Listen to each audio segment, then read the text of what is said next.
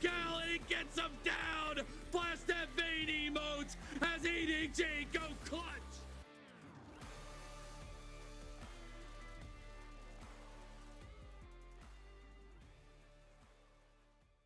The human body was built to move. Not trapped at a desk in one singular posture for 12 hours a day. It's time your chair evolved. This is Secret Lab Titan Evo. Ergonomically engineered for you, gamers, hybrid workers, artists, backing your every move.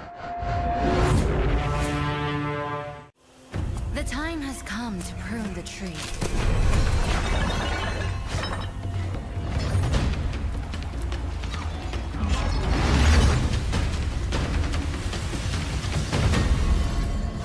Much has changed, and I do not understand why. Not truly.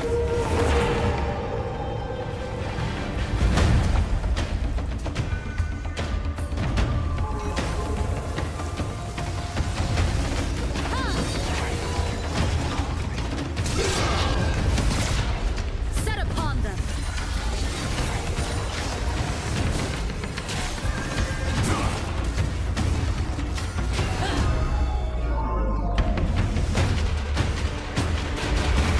The eye sees, the fist crushes.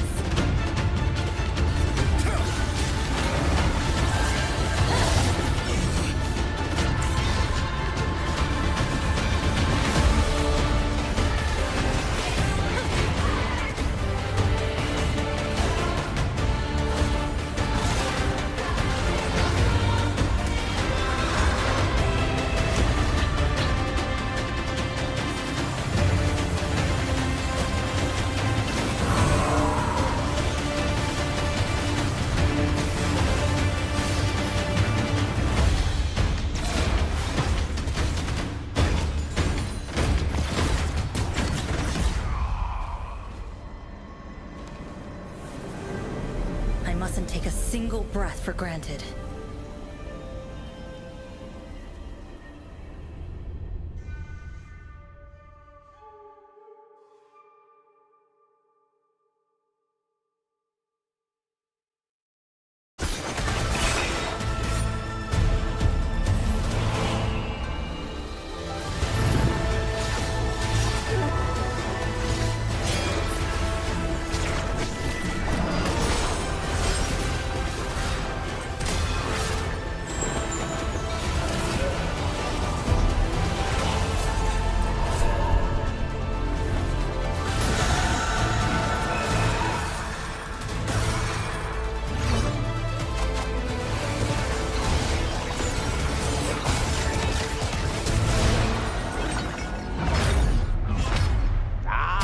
It's okay. Let's go. Goodbye, bro. No! Let's go.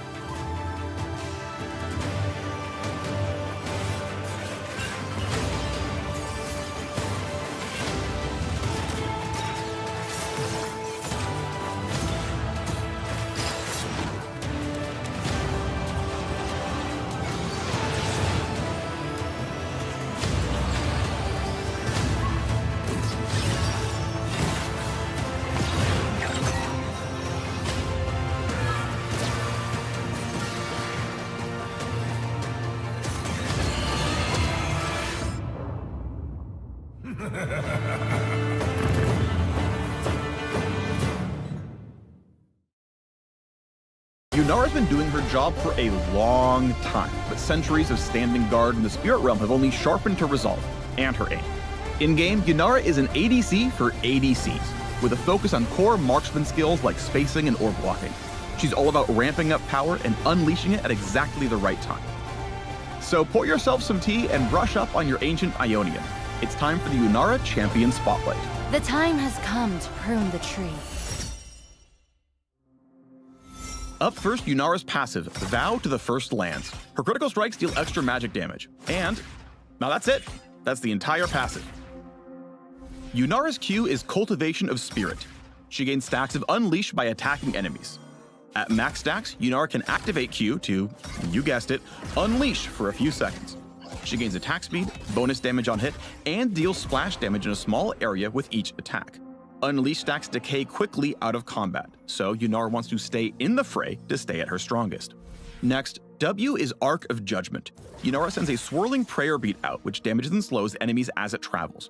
It slows down any time it hits a target, then lingers and expands at its terminus, continuing to damage enemies who don't get out of the way.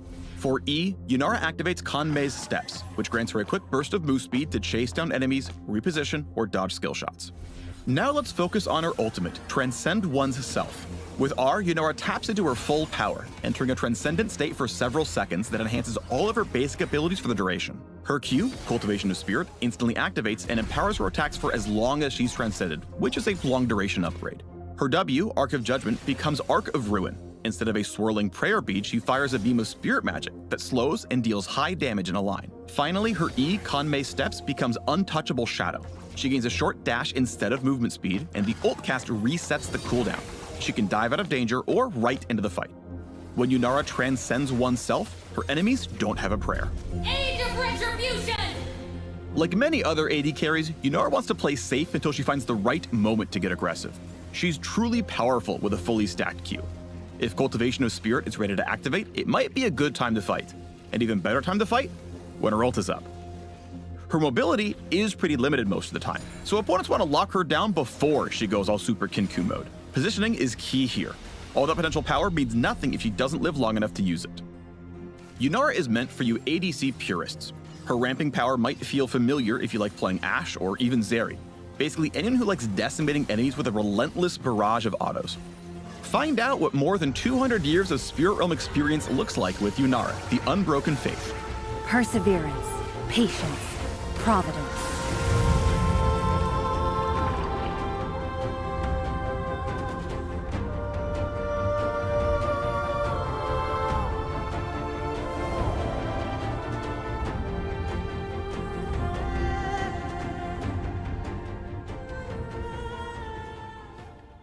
The human body was built to move. Not trapped at a desk in one singular posture for 12 hours a day. It's time your chair evolved. This is Secret Lab Titan Evo. Ergonomically engineered for you. Gamers, hybrid workers, artists. Backing your every move.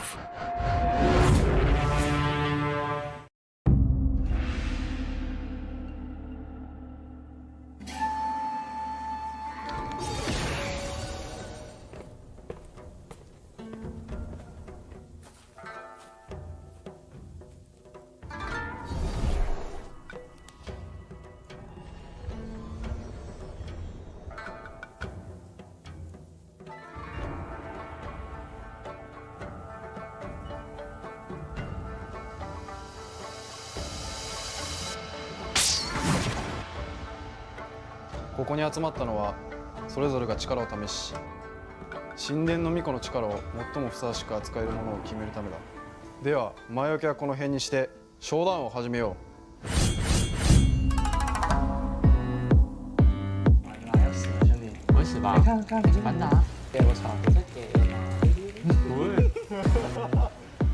ユナーラのパッシブがクリティカルダメージを出した時にこう追加ダメージで魔法ダメージを与えるっていうパッシブなんですけど、序盤はやっぱりクリティカルアイテムを詰めないので中盤とか2コア3コアあたりの後半中盤後半あたりに影響力が出てくるかなというふうに思います。ユナーラのメインスキルがQでスタックを8個貯めないと発動できないっていうスキルなので、ちょっと連戦とかはすごく難しい印象を受けました。Theo em thấy ấn tượng đầu tiên của em về con tướng Yunaga này thì lối chơi cơ động và 我觉得他的 Q 在对线上应该会占蛮大的优势吧，因为他可以透过扩散来抢兵线。那在下路其实抢线权是下路最重要的工作。W やばいよ。いかれてるダメージしてる。なんかゼリーの強化版みたいな感じ。em nghĩ là chiêu W của Yunaga thì nếu mà ở trạng thái thường thì sẽ phù hợp với ở vị trí ở lane, còn vị trí ở W ở siêu việt, ở trạng thái siêu việt thì sẽ phù hợp ở giao tranh。比较长，好像在放龟外虚攻的感觉。ユナーラの E が思ったよりも早く動けるし、クールダウンも短いので結構連戦でも積極的に使っていいんじゃないかなっていうふうに感じました。ブッシュ近く在睡觉啊？对啊。哦，这不是来了。啊，这第一个走了吧？啊！哎呦！W。可以直接杀他吗？ウルトのダッシュの挙動もすごく速いので、相手からしたらすごいやりづらいだろうなっていうふうには感じます。我觉得他的大招有点像，就是他把他的3招都强化了。個人的に感じたのは、ゼリのウルト中かなっていうふうに感じました。W や E のクールダウンも解消されて、Q が15秒間持続で発動するので，他就是开了大来配合他的 QWE 的。Thì cảm nhận của em khi mà khi mà chơi Yunaga là kiểu cảm giác con tướng này đánh tay khá là nhiều, nên là đầu game hơi bị khó để đi lane. Còn về giữa game và cuối game thì tướng khá là mạnh.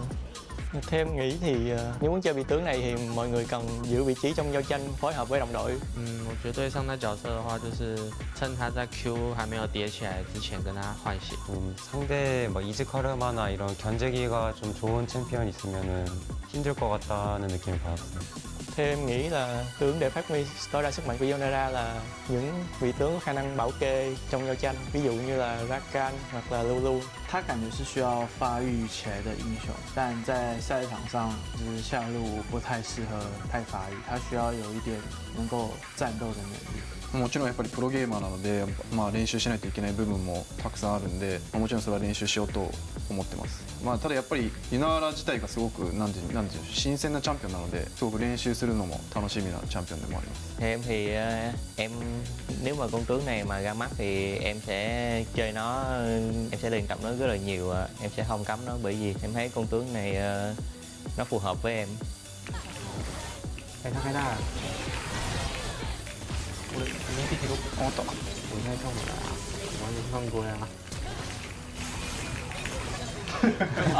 ロックじゃねえし。哇，安真 OP。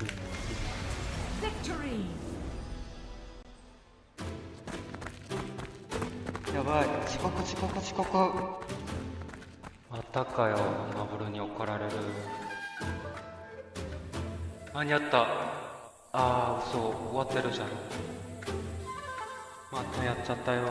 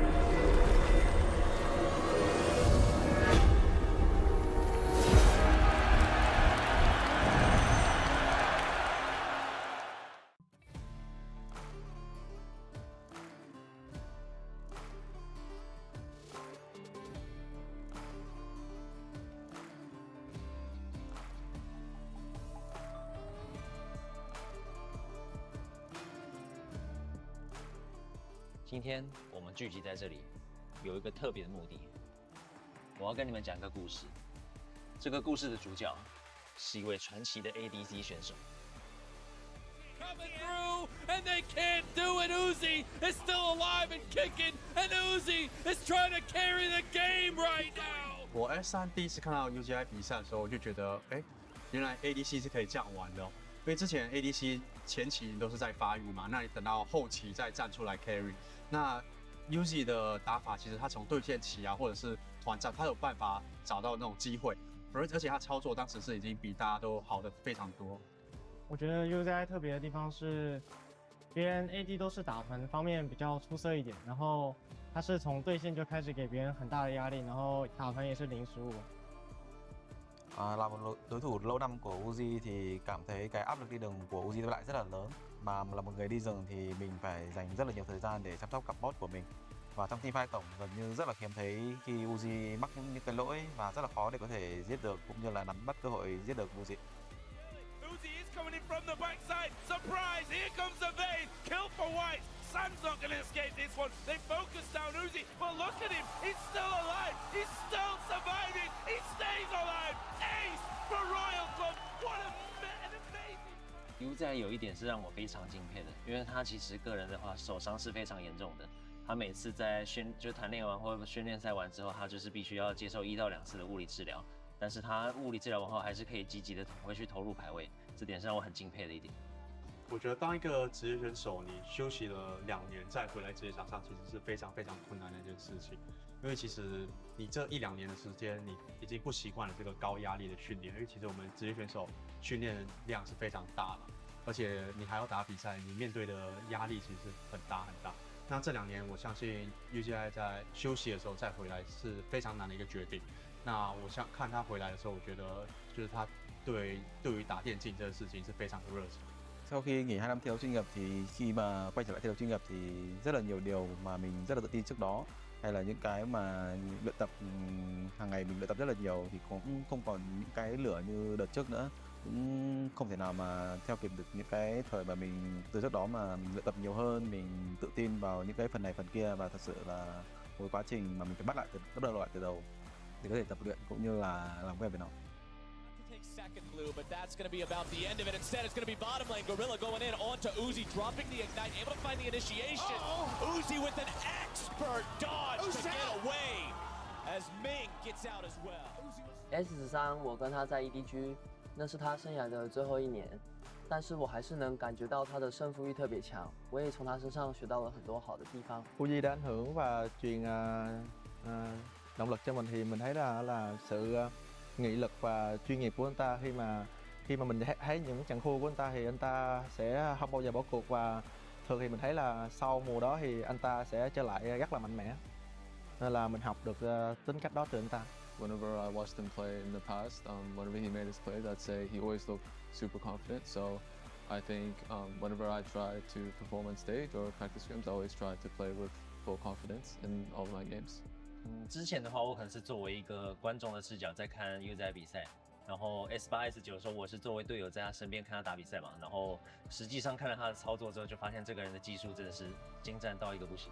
EDG are backing away. Uzi is still looking for it, can't get it. He's going in now. You've got to watch those Prey Seekers as 1x in all by himself will get hit down by Allah. And UCal, can he do it? Uzi, the flash away was huge, and Allah now wants to chase down UCal, and he gets him down. Flash that Vayne emotes as EDG go clutch.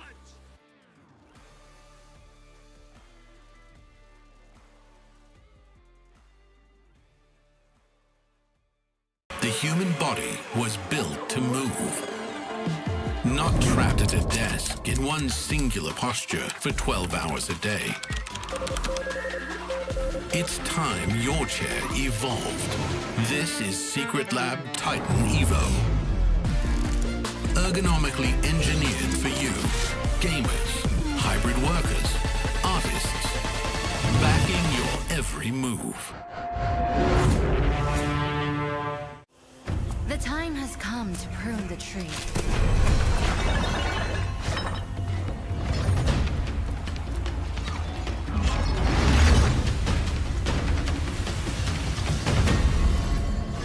Much has changed, and I do not understand why. Not truly.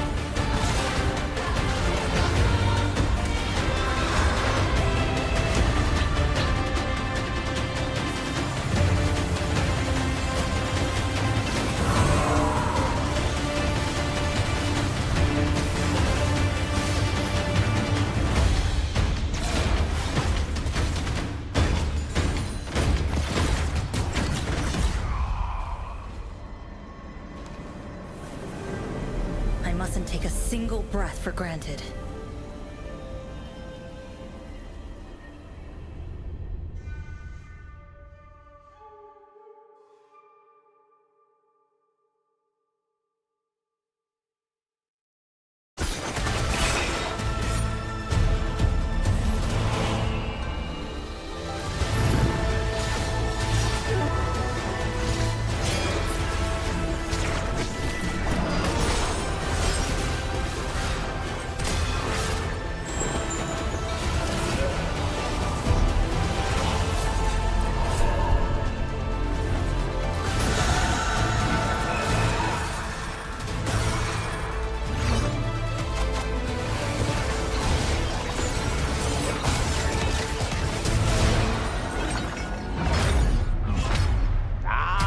It's okay. Let's go. Goodbye, bro. No! Let's go.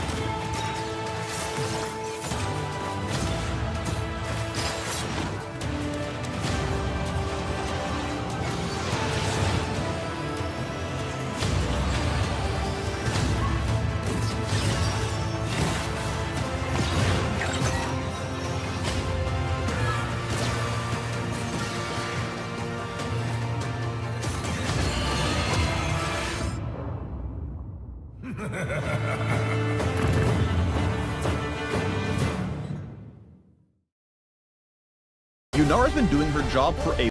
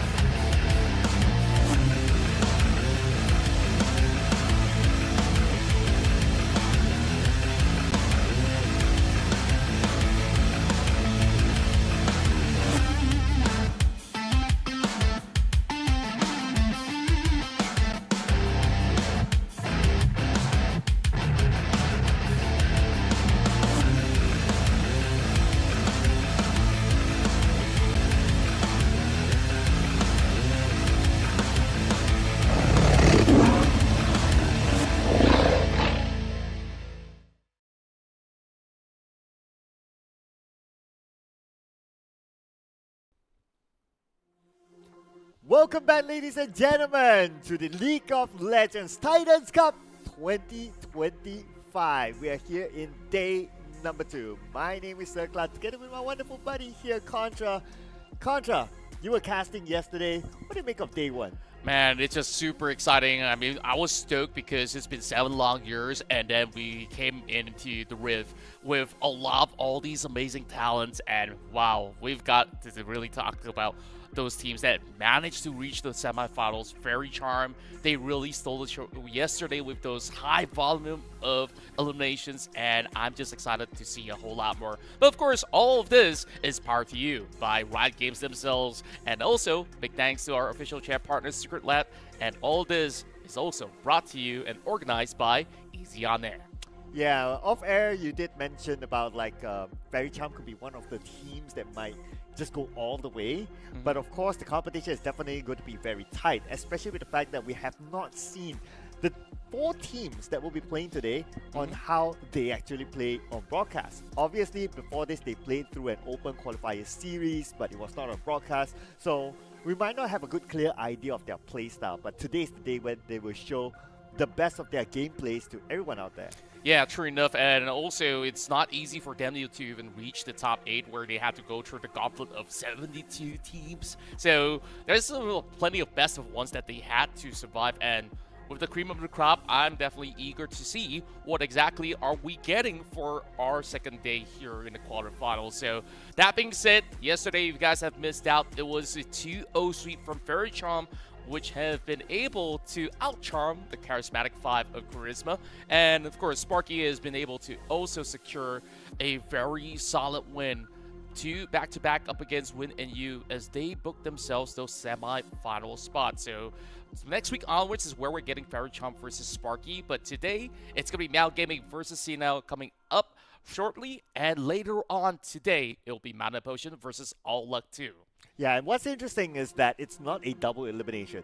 It's a single elimination. So you cannot make mistakes. Every round has to be played very, very well. And also to note that it is a fearless draft. So whatever draft that they pick in the first round, they cannot reuse it in the second round. Whatever they gave them the win, they have to change their strategy. And all they're going for is not only total prize pool of 5,000 ringgit, but also the champion will advance to the LCP Wildcard Playoffs. Yeah, I think that's the most important, securing that golden ticket to play in the LCP. I mean, in the wildcards itself is already great where you're fending off against some of the very best across Southeast Asia and beyond. And I'm just really hoping that we're getting a great representation once we conclude the Titans Cup final. So that being said, we will have our schedule for today. It's Meow Gaming to take on CNL, as this will be our first best of 3.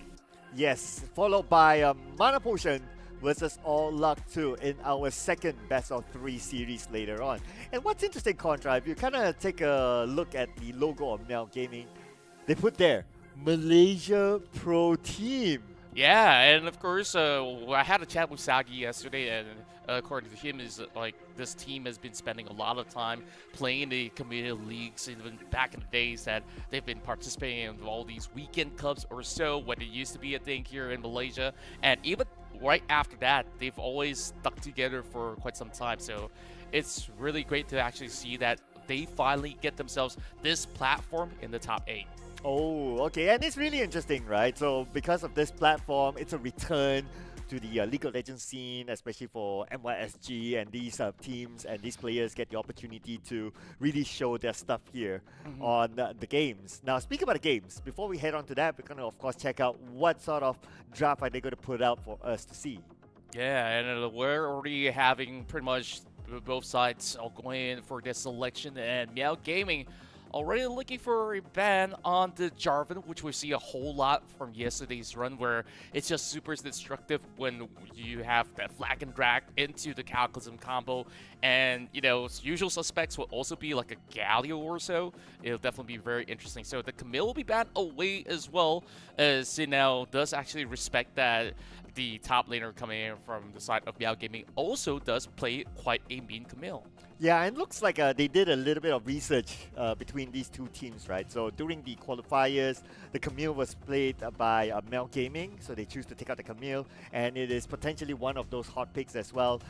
Jarvan, also an interesting one, also played by KND Timmy during the qualifiers, also taken out by Mel Gaming. So again, it's just showing that these two teams, they have done their homework against each other. Yeah, I really do love it, and also a very swift ban overall to the Karma. Despite us not really seeing Karma all too much, all these shields that she does provide in those team fight is going to be very huge disruptions that can actually cause you from, barely securing those kills. So that being said, though, sometimes you also see Karma being flexed in certain lanes as well. Like, me being a solo top player, I have been being abused by some Karma, but in competitive play, you're still expecting it to be a support most of the case. And also, we're getting another ban coming in from Sinao, where they're going for the Azir, which is a very high skill cap champ, but once you see a great Azir, it is really hard to control the game against him. I mean, it's called Karma for a reason, right? So if you've been abusing Karma, expect to be abused again, right? But also to point out... I wanted to point out the fact that because of the Camille ban, because during the qualifiers, Sina played a Camille Galio combo. So now with the Camille out, so potentially we might not see that combo at least in game 1. But we're going to see the Wukong being picked up by Mel Gaming. It's something that they have also played during the qualifiers. They got them that 1-0 win to step into this stage of the top 8. Yeah, it just goes to show that they have been preparing themselves for this kind of best of 3 as well, where if you have that banned away, you got to look for all these other alternatives. From Ham7, he managed to get hold of the Wukong, where generally you'd like it as a flex pick, but it is definitely seen a whole lot more in the jungle, whereas when you see an Ahri as well as Vi, it already tells you that they're going to go in for those pickoffs. They're just going to slide in and out of the battle and just quickly assassinate at least one of the players coming from Meow Gaming. And I just want to see what the rest of the field brings for C now. Ooh, and looks like we're going to see the Ahri pick here by Sinao. So we did talk about like Ahri being picked up potentially here today and during the off broadcast, and with the fact that the Ahri is being picked up, it just shows the type of playstyle that they want to play. They probably want to try to run at their enemies and try to burst them down as quickly as possible. Now, the counter pick here could be the Orianna that's being picked up by Mel Gaming, and Orianna will provide a decent amount of control and also starting off a team fight. Yeah, I really do love that they are already showing some of their big cards on the table for Meow Gaming. So the grand idea is that you attach the ball onto the Wukong, he goes in with the big Cyclone, and if he manages to hit multiple targets, you could just pull them in and really cause a stir with the shockwave. So it just absolutely vacuums everybody all together for this Wukong to have that beautiful setup. Also for the fact that that Poppy was being banned away, so it's gonna be pretty hard to stop this Wukong. So later on, Citadel's got to find answers to that. And the Orianna has been picked twice by Mel Gaming during the qualifiers, and obviously they won both of their games, so they're pretty comfortable with this kind of pick here. And the Xayah been picked up, so potentially a Rakan pickup as well. This could still happen for Mel Gaming. Yeah, I think that actually sounds pretty solid for you to really ensure a little bit more of that safety net of the Wukongs. But to also prepare for that, they do have a Rel that could always answer back. So both sides are looking super combative today, because they're telling us, okay, you want to fight, we're going to go for those pickoffs. You want to 5v5, we still have the Rel to actually go in with the Magnet Storm to really pull everyone into a clump. But then again, it is definitely a little bit of a risk, so I am very curious to see how does Dog on the support, on this Rel, actually pilots this Rel to its perfection, because there's just so many conditions that needs to be met. But the next ban by Sinao is actually Renekton, and if we look at the composition of Mel Gaming right now, they kind of lack durability, and Wukong might not be the most durable sort of champion, so they might need something big. So if they still go for the Rakan Xayah combo, maybe it's going to be a tank Rakan that they could go for as well, but not really my favorite. I'll probably like an Alista sort of tank engager. I think that would be more. It's a good call, valid. Especially when you're going up against a Rel. Like you could easily just go for the hit butt to just prevent this Rel from really going on top of your own teammates. So this could also be a decent answer as to what the options are for the members of Meow Gaming. But without Kaisa as well as Varus, we're going to go a little bit deeper into the marksman pool, and instead, they're falling back into Misfortune. So what's really interesting about this Misfortune pick is that this is also telling you that, hey, if you dare to come anywhere close and you get clipped by my Rel, this is going to be bullet time that will be unleashing upon those members of Meow Gaming. So they got to pay attention to that, and like you read it truly, it's going to be an Alistar. Yeah, so C-Now played Misfortune twice during the qualifiers, but then when they played Misfortune, they had Rel together with it. Now this time, they need someone else to be able to engage for them. So I would say that with the Vi pick, that's probably going to be the single engager. But then again, the Vi is a single target sort of champion, so that might be a little bit of a downside. They could use another form of a bigger type of CC in order to allow Misfortune to be fully activated. Yeah, that's the thing. Like, it really feels like you need a little bit more of a tankiness over on the side of the members of C-Now. But no, they double down. They say, we want to actually draw you into those battles, and what better way to bring that Gwen, since yesterday Gwen was almost perma-banned from every single match. And to also counter that, this is going to be the beefy Born that's going to be able to just hold down the line. You can stack all these MR, but also keep in mind that he has to build a lot of armor as well to also have some answers for the Vi as well as the Misfortune in that case.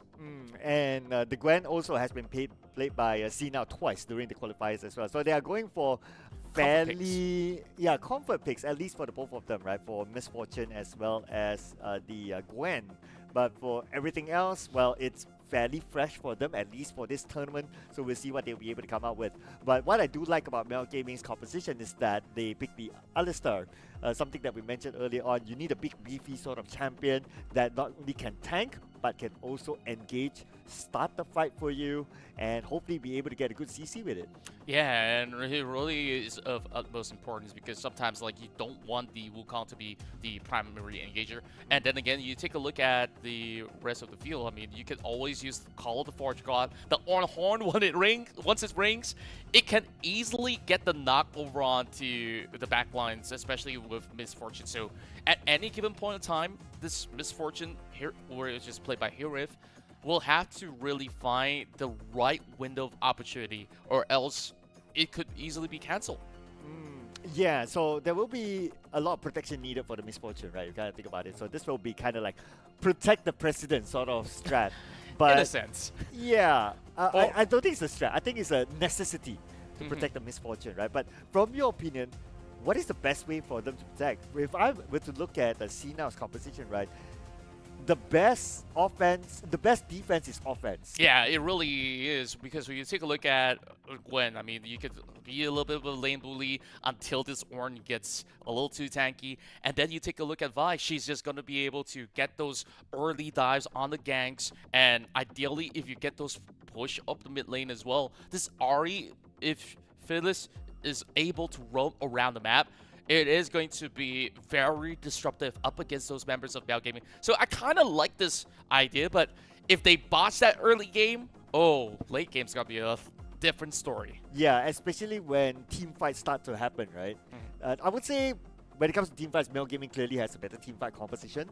But C-Now, like what you say, right? They have to win like early pickups. Like Vi has to be able to go around, try to get disease and deceit, and try to get a single target pickoff, and of course with the combination of the RE as well, who's able to also roam around the map and also try to burst down an opponent. Now the key one that they might want to try to stop is definitely going to be the Wukong, because you don't want to allow the Wukong to scale into the late game, because it can be very, very dangerous with the damage output. I mean, overall, Wukong is super elusive. He could always bring like clones to really decoy all these other players as well. So it is easier said than done. So it's really about which jungler actually gets ahead of the other first and foremost. So the more tempo that they gain is going to be propelling their own team to succeed in this very first game that they are playing in this best of 3. So I'm excited. I mean, in this best of 3, we're already getting 2 teams that just really want to go for that duke out. So what do you think? Like, who exactly are you favoring? Well, I mean, early predictions for me, I'm a fan of if a team has a good, big, chunky, tanky CC. So I'm voting for the Alistar. So my vote goes to Mel Gaming. How about yours? Now, I kind of think about it for a little bit. I mean, surely, I think that they definitely do have a very solid draft, but if they could just abuse that early game power that they have, this kind of iteration coming in from C now could actually be very, very lethal, and I'm hoping that we actually get to see that come true. All right, so it's one for each, right? Are we going to put something on the table now? Well, I give you a drink just before the show. Okay, so Yeah. so that means if your prediction is right, I need to buy you back that drink? Probably. Okay, or maybe 2 drinks to top it back off? Yeah, just get me coffee. They'll be fine. Okay, if I get my prediction right, I keep the drink. Yeah, I mean, you already drank it. You can finish it. Okay, that's a fair deal. That's a fair deal, I would say. But what again is interesting is the tagline here, up here, Malaysia Pro Team. I mean, if you put that on your logo, you gotta prove it. That's right. We will have to put them to the test as we load right into the Riv, as this will be day 2 of the Titans Cup. All right, so what's going to be interesting that we want to observe, we did talk about that, is that for CNOW to be able to get early game pickoffs. If they are able to just get those early game pickoffs, get the momentum in, then maybe they might just go all the way. That's true, and I would say that they do have decent mid-game advantages. If there's going to be a champion that actually scales very well in the late game, you got to keep your eyes onto Amprax on that Gwen, because she's going to be an absolute menace. She could just go for split pushes, and when she could just teleport into the crucial team fights for you to just really go for those deep flanks, then she could definitely pack a whole lot of snip, and those health bars will just melt all the way down like butter.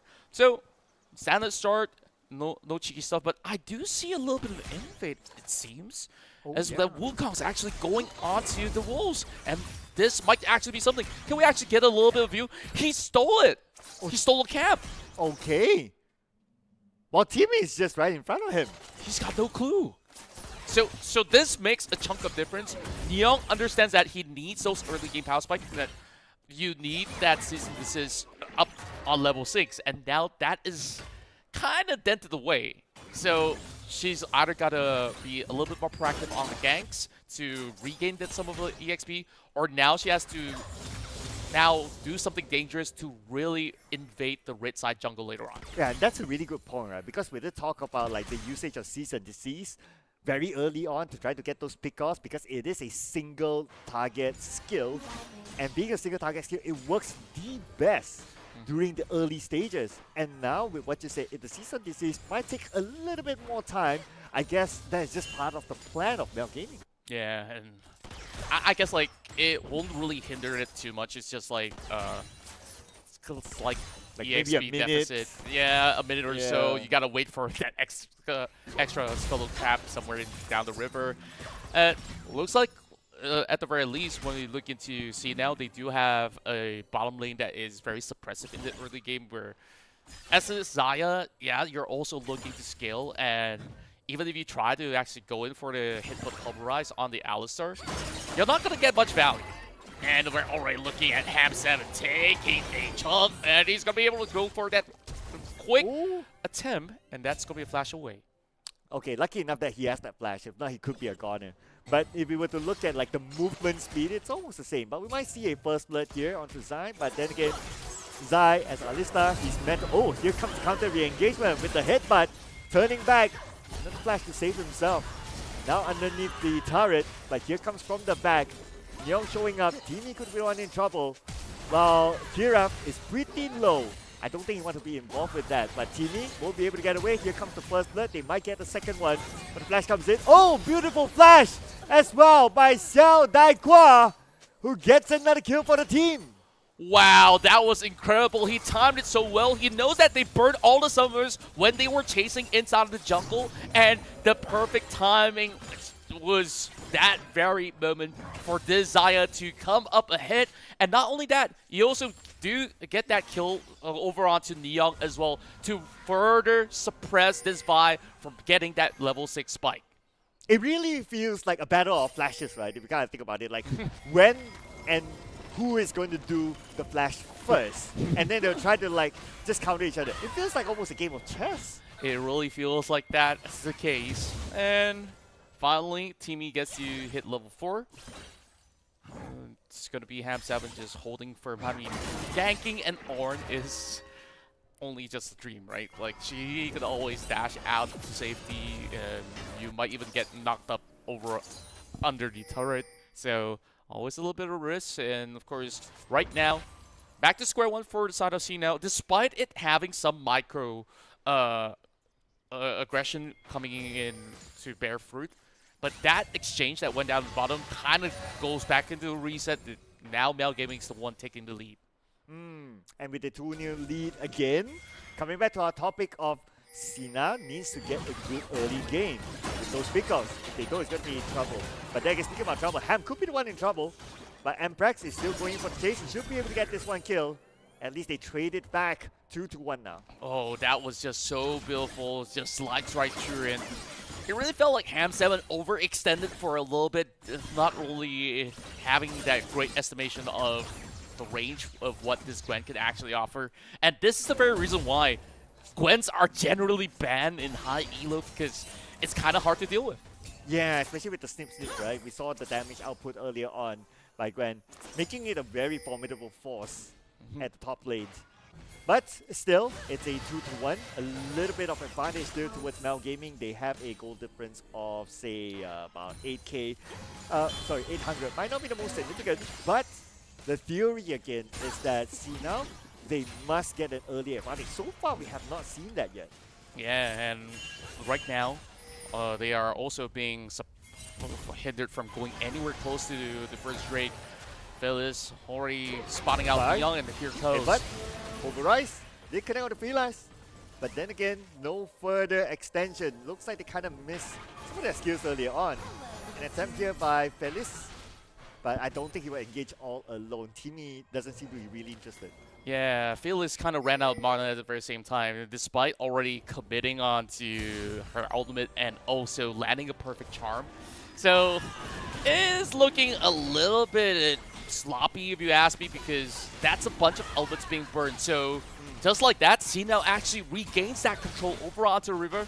Despite Z having a little bit of a hunch of trying to go in for the engage, there's no follow-up. It's kind of hard for this Alistar to even consider contesting for that dragon. Yeah, his teammates are nowhere near, so very unlikely for him to go on for it. So the Mountain Drake being taken by the red side, which is Sina. So that's the start that they would want, but they need to find that little bit more edge there. But by getting that, they can play a little bit more aggressive. But we're still kind of waiting for the Cease and Desist move around the map, sort of solo pickoff to happen.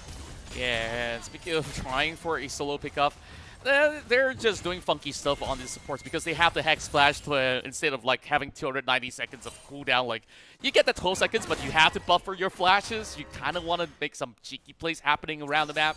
But so far, bottom lane is always going to be a little bit more of a stalemate, despite now the lead happening and already go for the invade. Okay, is Timmy going to steal it away? Okay, a Flash Meteors. Oh, here comes the Cyclone. Where is Timmy going to go? The answer is nowhere, but back to his base.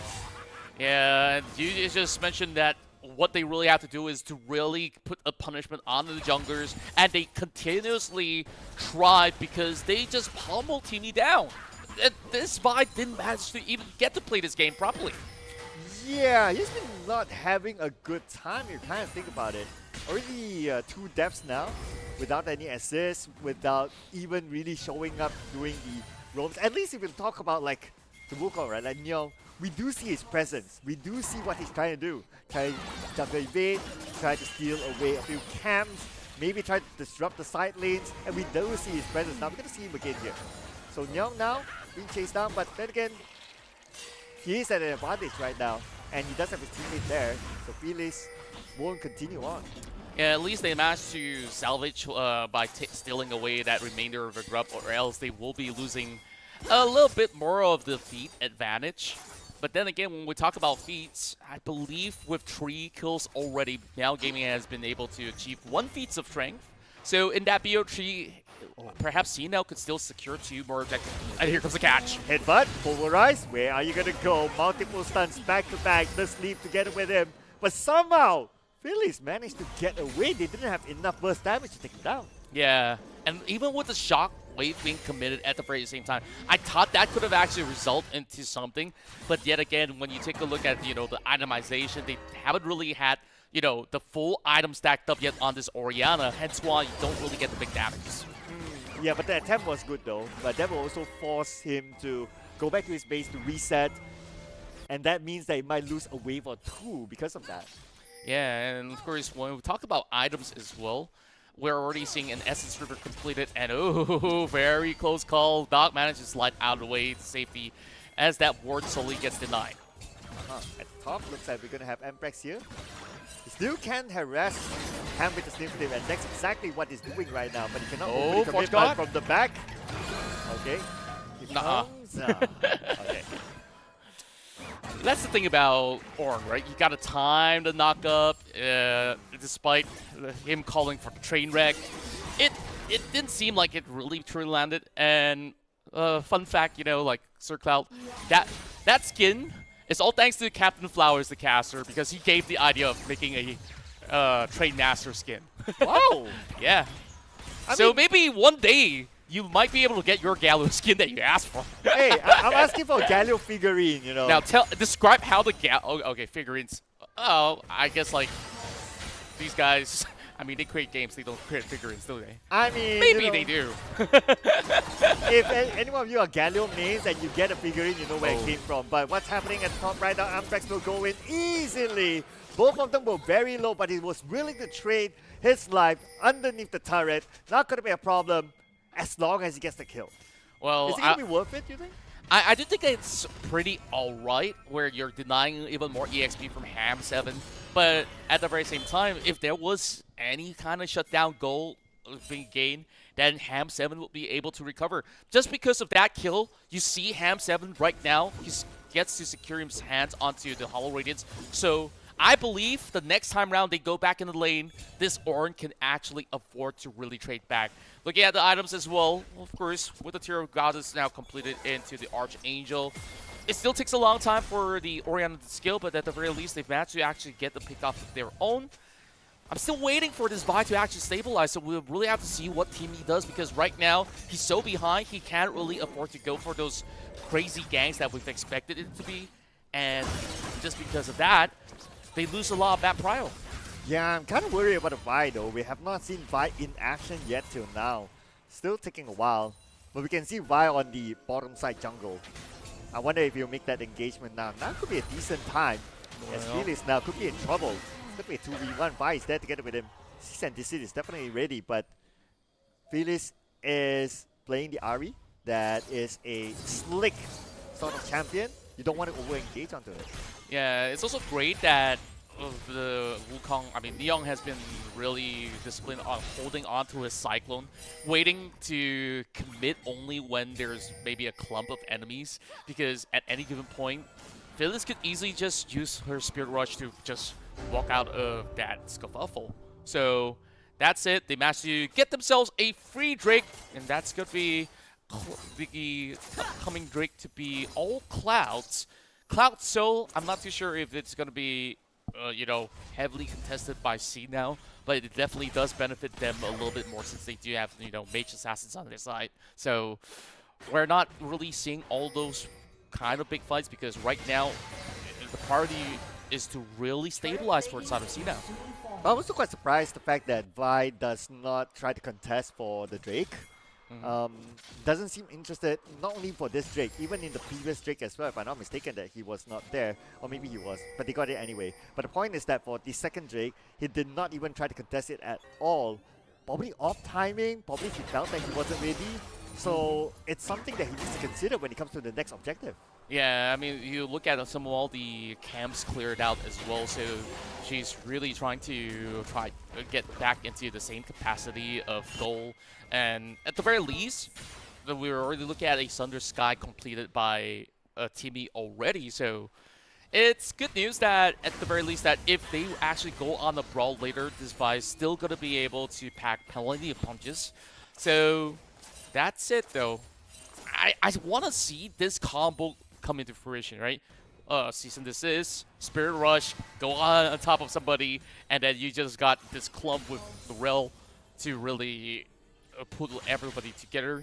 So right now, still not many of all these wide rotations, but we're already seeing a trade of lanes as the Misfortune, played by Hero, will be leading the charge over on the top side to match up to the tempo that's been played out by Xiao Dagues. Okay, let's see what sort of tempo that Sina will bring here. So they might be interested to try to invade the jungle side. Anyong is there. Zaidago shows up. Zai behind. Oh, here comes the polarized headbutt combo. And they'll focus on the dog. Dog is going to be the easy target for them. But they cannot overcommit on the dog. Flash shows up by the side. And they will not overcommit yet. But Flash tries to know. There comes the flash. And here comes Zai as the forefront sort of champion, trying to stop them from coming in. But they'll still go all in. Look at behind. Look at what's happening there. It's going to be Timmy. He's kind of low as well. So they will get Timmy down first. He's going to be the first one to go down. Looks like Mel Gaming, they have the man advantage right now. Flash forward. Here is Felice, the next target. That will fall to the hands of Neo. And that was absolutely beautiful. Despite having a TP online, Aprex was not present in that fight. So that's 4 kills. Absolutely without a single member dropping coming from Mel Gaming. And they managed to also secure themselves a free Herald on top of it. So 8-2. They are now having the ball on the court. I mean, just look at this, right? What I really like is Zai and his position. He knows that he needs to protect his teammates, so he went back to the front. And it was sort of like a counter engager with the polarized headbutt. And then he kept the next polarized headbutt. He sees a single target that is right in front of his other teammates, stopped him from dealing the damage, and the rest was history. Yeah, Hirif had an idea with the flank on that bullet time as well, hoping to clip low members coming in from the side of Mel Gaming, but she's kind of stranded over onto the river when the rest of them have been brought down already, so it wasn't really planned to the best of effect, despite that idea to try to engage in their jungle was actually decent. It's just a little bit more of a quick fix on how they really want to manage some of their resources in those team fights. And once again, Zai just looks so great on this Alistair. 4 assists already, getting your carries all up ahead. Right now, that's 3 kills on the Orianna, and she's already working on to her second item. Yeah, but 3 deaths on the fight though. Kind of worry about Timmy. I mean, for most of game at this point, he hasn't really been showing up, but the moment he shows up, he gives away a kill to the opponent. And the Vi is not necessarily the best champion to scale onto the late game as well. Yeah, they're just falling so far behind. And can I also commend that Nyang on his Wukong, those Cyclones with those gigantic knock-up onto all these targets was also so beautifully pulled out in those thick of time that it combos so well with the sleeves, Shockwave on the out. So you got that pull in, knock-up, and everyone, it just gets drawn right through. So see now, even if they want to team fight, they can't afford to. Yeah, that's right, that's right. And he has scaled to the point that he is one of the most farmed up champions so far. And it's going to be hard to even take him down. And here comes the next engagement potentially happen in the middle. This is trying to lure the players of Sina out. But Sina, are they going to still stay there? It's going to be risky if they continue to be there in mid lane. Yeah, they're just going to allow this Reef-Herald to crash, and after that, we'll just look to perhaps secure the Cloud Drake. Cloud Soul is going to be pretty interesting if more falls under the hands of Meow Gaming. Already working on it, as you can already tell that. See now, they're not actually going for any form of contest at all. They're all the way up towards the top side, and they kind of know that, okay, we're unable to really fight for objectives, so might as well we soak in whatever EXP, whatever gold that we actually get. Not the worst decision, not the greatest either. Okay, let's try to look at the bright side for Sina, right? when do you think is the best time for them to start engaging and try to tip the net worth balance towards their side? Well, I think for starters, you kind of want to find a way to really hop on board and quickly eliminate this Orianna. It's not going to be easy because she completed the Seraph Embrace where you still have one quick shield to go through after you take her down low. But if you actually secure that shutdown, that's a bonus of 400 gold, either on the Xayah or even the Orianna. So it's tempting, but then again, there definitely will be resistance. Yeah, but if they don't find a way to try to get the sort of advantage, maybe by taking out the Orianna, like what you said, the gap is going to be even bigger. At this point, it's going to be a 4k gold difference, with obviously a few level difference between these two teams. Like at least I'm looking at like what, 1 or 2 levels difference depending on which champion that you're looking at. So if they continue for the opponents to scale, Mel Gaming might just be too much for them to handle by this point. Yeah. And I felt like all these small little nuances really led up to what happens right now with the lead going over on the Mel Gaming. Started with that steal on that level 1 camp, and right after that, like, this Vi gets so behind to the point that you really need this Vi to really help those each respective lanes to really get ahead, and they don't get those assistants, means that they never got themselves a chance to really get up ahead. Atakan's up though. But is Xayah going to continue to stay here? Okay, he's making himself a bit of a bait, try to open up the map as well. But for Sina, they might want to contest this. They are around the area, including Timmy as well. But nobody's making the big moves yet. But Xayah might be looking for an opportunity. Indeed, and I think that Mel Gaming can just play to their own tempo right now. They're the ones that dictate the pace. If they really want to play a very slow chokehold up against C, they could do so, because end of the day, Mel Gaming skills so much better than they do. So if we're playing long term, I think by default, Mel Gaming could easily just really crash everything by the 30th minute mark. So no pressure on them for the Atakan. Of course, this is rather risky for C to also draw in the challenge, but a very good bullet time from Hirif could actually turn the course around. But I really like what Mel Gaming is doing, right? They're being respectful to their opponents. They know they have the advantage, but they are not going all in, especially with the Atakan here. They're still trying to scout things out. They're still trying to gather as much information as possible before making the right decision for themselves. And while they are not doing Atakan, they are also pushing onto other lanes. They have the advantage on the mid lane especially, and that's where they will pressure. Yeah, and at the very same time, you also got to keep your eyes onto the Gwen. She's been putting a lot of split push over on the bottom side, crashing that wave. So she can now actually either TP into the fight with all these wards already being set in place. Well, I said set in place, they managed to deny it. So right now, this is going to be pretty tough, but the TP is already coming through. So Amprex is going to arrive over to the top side. Oh, it's actually Ori instead, so Flu's going to burn that TP. Meanwhile, it's a little bit of a split decision, so a lot of all these macro decisions need to be a little bit more cleaner, because Mel Gaming, technically, they can call the shots. You could just have Neon or even CZ to actually lead the fray on the Alistar, and speaking of it, they're on the hunt, going for the chase. Oh, and they must catch. Okay, here comes the headbutt, but it did not connect on the dog.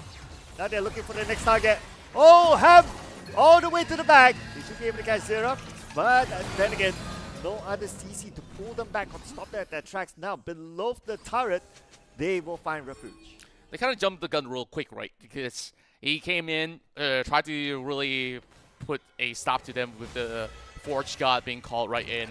Or, in short, we like to call it the Ore Horn. You always make the sound. And they're already under the turret. There's just no point in really fully committing, but at the very least, they expended a couple of flashes, and they're willing to now contest for this Atakan. Okay, Cena going for it. They might not. There's still a chance, but it looks like the answer is not going to be the case. Mel Gaming locks away the Atakan, but they try to take back a trade here. Going to put their focus on the Xayah, but Xayah is the tank. That's not the focus that you want to put in. Though they got Xayah, but they took so much time to take him out. Hey, I gotta say, that's at least a little bit of a fair trade going on. A support for Atakan is always gonna be worth it in the form of value any given point of time. And because of the tempo that they've got, they also might look to actually see something over mid side, getting a chunk down over onto Ham 7 already. And with the Drake spawn up, now C now gets to turn it all around and regain a little bit more glimpse. Since they're only 3k in the form of deficit, this dragon definitely helps them to really regain a little bit something in return. Okay, so they get the dragon, but they potentially might lose the top turret.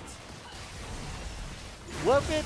I guess it's it's like a 50-50 trade. But what I'd like to see now do more is to be able to engage more. But for them to engage, they have to find a way around Zai, because what I do like about Zai is that his positioning is always on point. He's always putting himself in front, in between the two teams, making himself that brick wall that divides them when it comes to a team fight. Yeah, he also decided to also make a sacrificial play as well, so that they could create a little bit more space for the rest of them to really bail out. Neong as well, I mean, so far looking super clean on this Wukong. 205, Thunder Scott complete, Trinity Force check. So this Wukong can actually dish damage and also sustain some of the brunt of it at the very same time. Meanwhile, of course, the Mass is already up online. Malignants coming in from the Ari. I think that at the very least, for what it's worth, the mid laners from both ends are actually doing a great job. I just really want to see more pickoffs happen, because a lot of plays needs to be made by the Ari as well. Now that the Vi is behind, it's really down to the Ari to decide who do you want to pick off. Yeah, it's kind of hard as well, right? If your theory, like what you said earlier, is to try to get the Orianna always puts herself or himself to sleep in a hard-to-reach position. And especially when you have a tank that can be in front, you have a good amount of position, especially with the range of the sleep. So how are you going to even catch Orianna in first place? Exactly the case, right? Because you got about 3 frontliners coming in from Meow Gaming, and that's the value of having bruisers as well as multi-tanks over onto, you know, the entire draft in particular. Now, it's about time that Amprex got this power spike so he can just ignore the Ornn altogether, just focus on the turret, but it's really actually soaking all the damage. There's nothing stopping him from taking down this T2, so this is where the Gwen is just gonna go do some crazy stuff. Solo play, okay? Looks like Cena might find their answer. It's like, we don't need to engage. As long as we can do those sort of pushes, we can win, because at the end of the day, the objective is to get the Nexus. And if they can do that, so be it. Even though if they don't get many kills. Yeah, and that's why Gwen is so annoying to deal with. And Meow Gaming decides, let's just ignore this Gwen altogether. We can now focus on the Baron, but there's a 2-prong flank coming right in. Okay, they're going to try to protect the right side. Doc could be the one in trouble, but Doc is able to tank. Not going to be a problem for him. He's going to chase onto Doc, but let's not overcommit. Full time. Here comes the bullet time. Lots of damage, but not enough damage. The Cyclone comes in, getting 2 of them. The sleep is on the rampage, thanks to the beautiful Cyclone. But it's not over yet. Here comes the headbutt pulverized on Fearless. And Fearless can still potentially get away. Zai receives a lot of damage down to the last hit, but because he's a tank, and Fearless countered by Xiao Daigua, and he will get another kill together with his teammate Hem from behind. And now they're looking for Amprex, the final player that's still alive on the side of C-Now. Where is he gonna go? Where is he gonna hide? But at the end of the day, it's not about getting the ace, it's about getting the objective. It's so disjointed. They kind of have an angle for the fight. At a certain point, you have 2 of these members flanking, but they decided back all the way, and the other members with Ari and Vi going the other direction, that allowed that full chase to go right through. Watch this again, because this kind of play was enabled by the Orianna with the Shockwave into the Cyclone, and there's just no escape. This is just the power of this mid-jungle duo. Yeah, Shockwave, Cyclone combo, and then you have the Trample as well. Especially if you're caught in that kind of alley, there's no way you're going to escape that sort of situation. And that became an easy 2 kills. But what was funny is that after that, the others, they tried to get the trade-off, but I guess they could have just left that fight. Yeah, it just really seemed very disjointed coming from the side of C-Now. I was really hoping that Vi could just go a little bit deeper. They needed her really to be involved in that situation where you need to take that pressure off of that misfortune. And that play, they kind of bail out. And I don't know if it's miscommunication. I mean, Flash as well as Barrow was available, if I'm not mistaken. That could actually be pulled out as well. So, We'll have to, of course, see if they do a little bit better on to the next fight, though.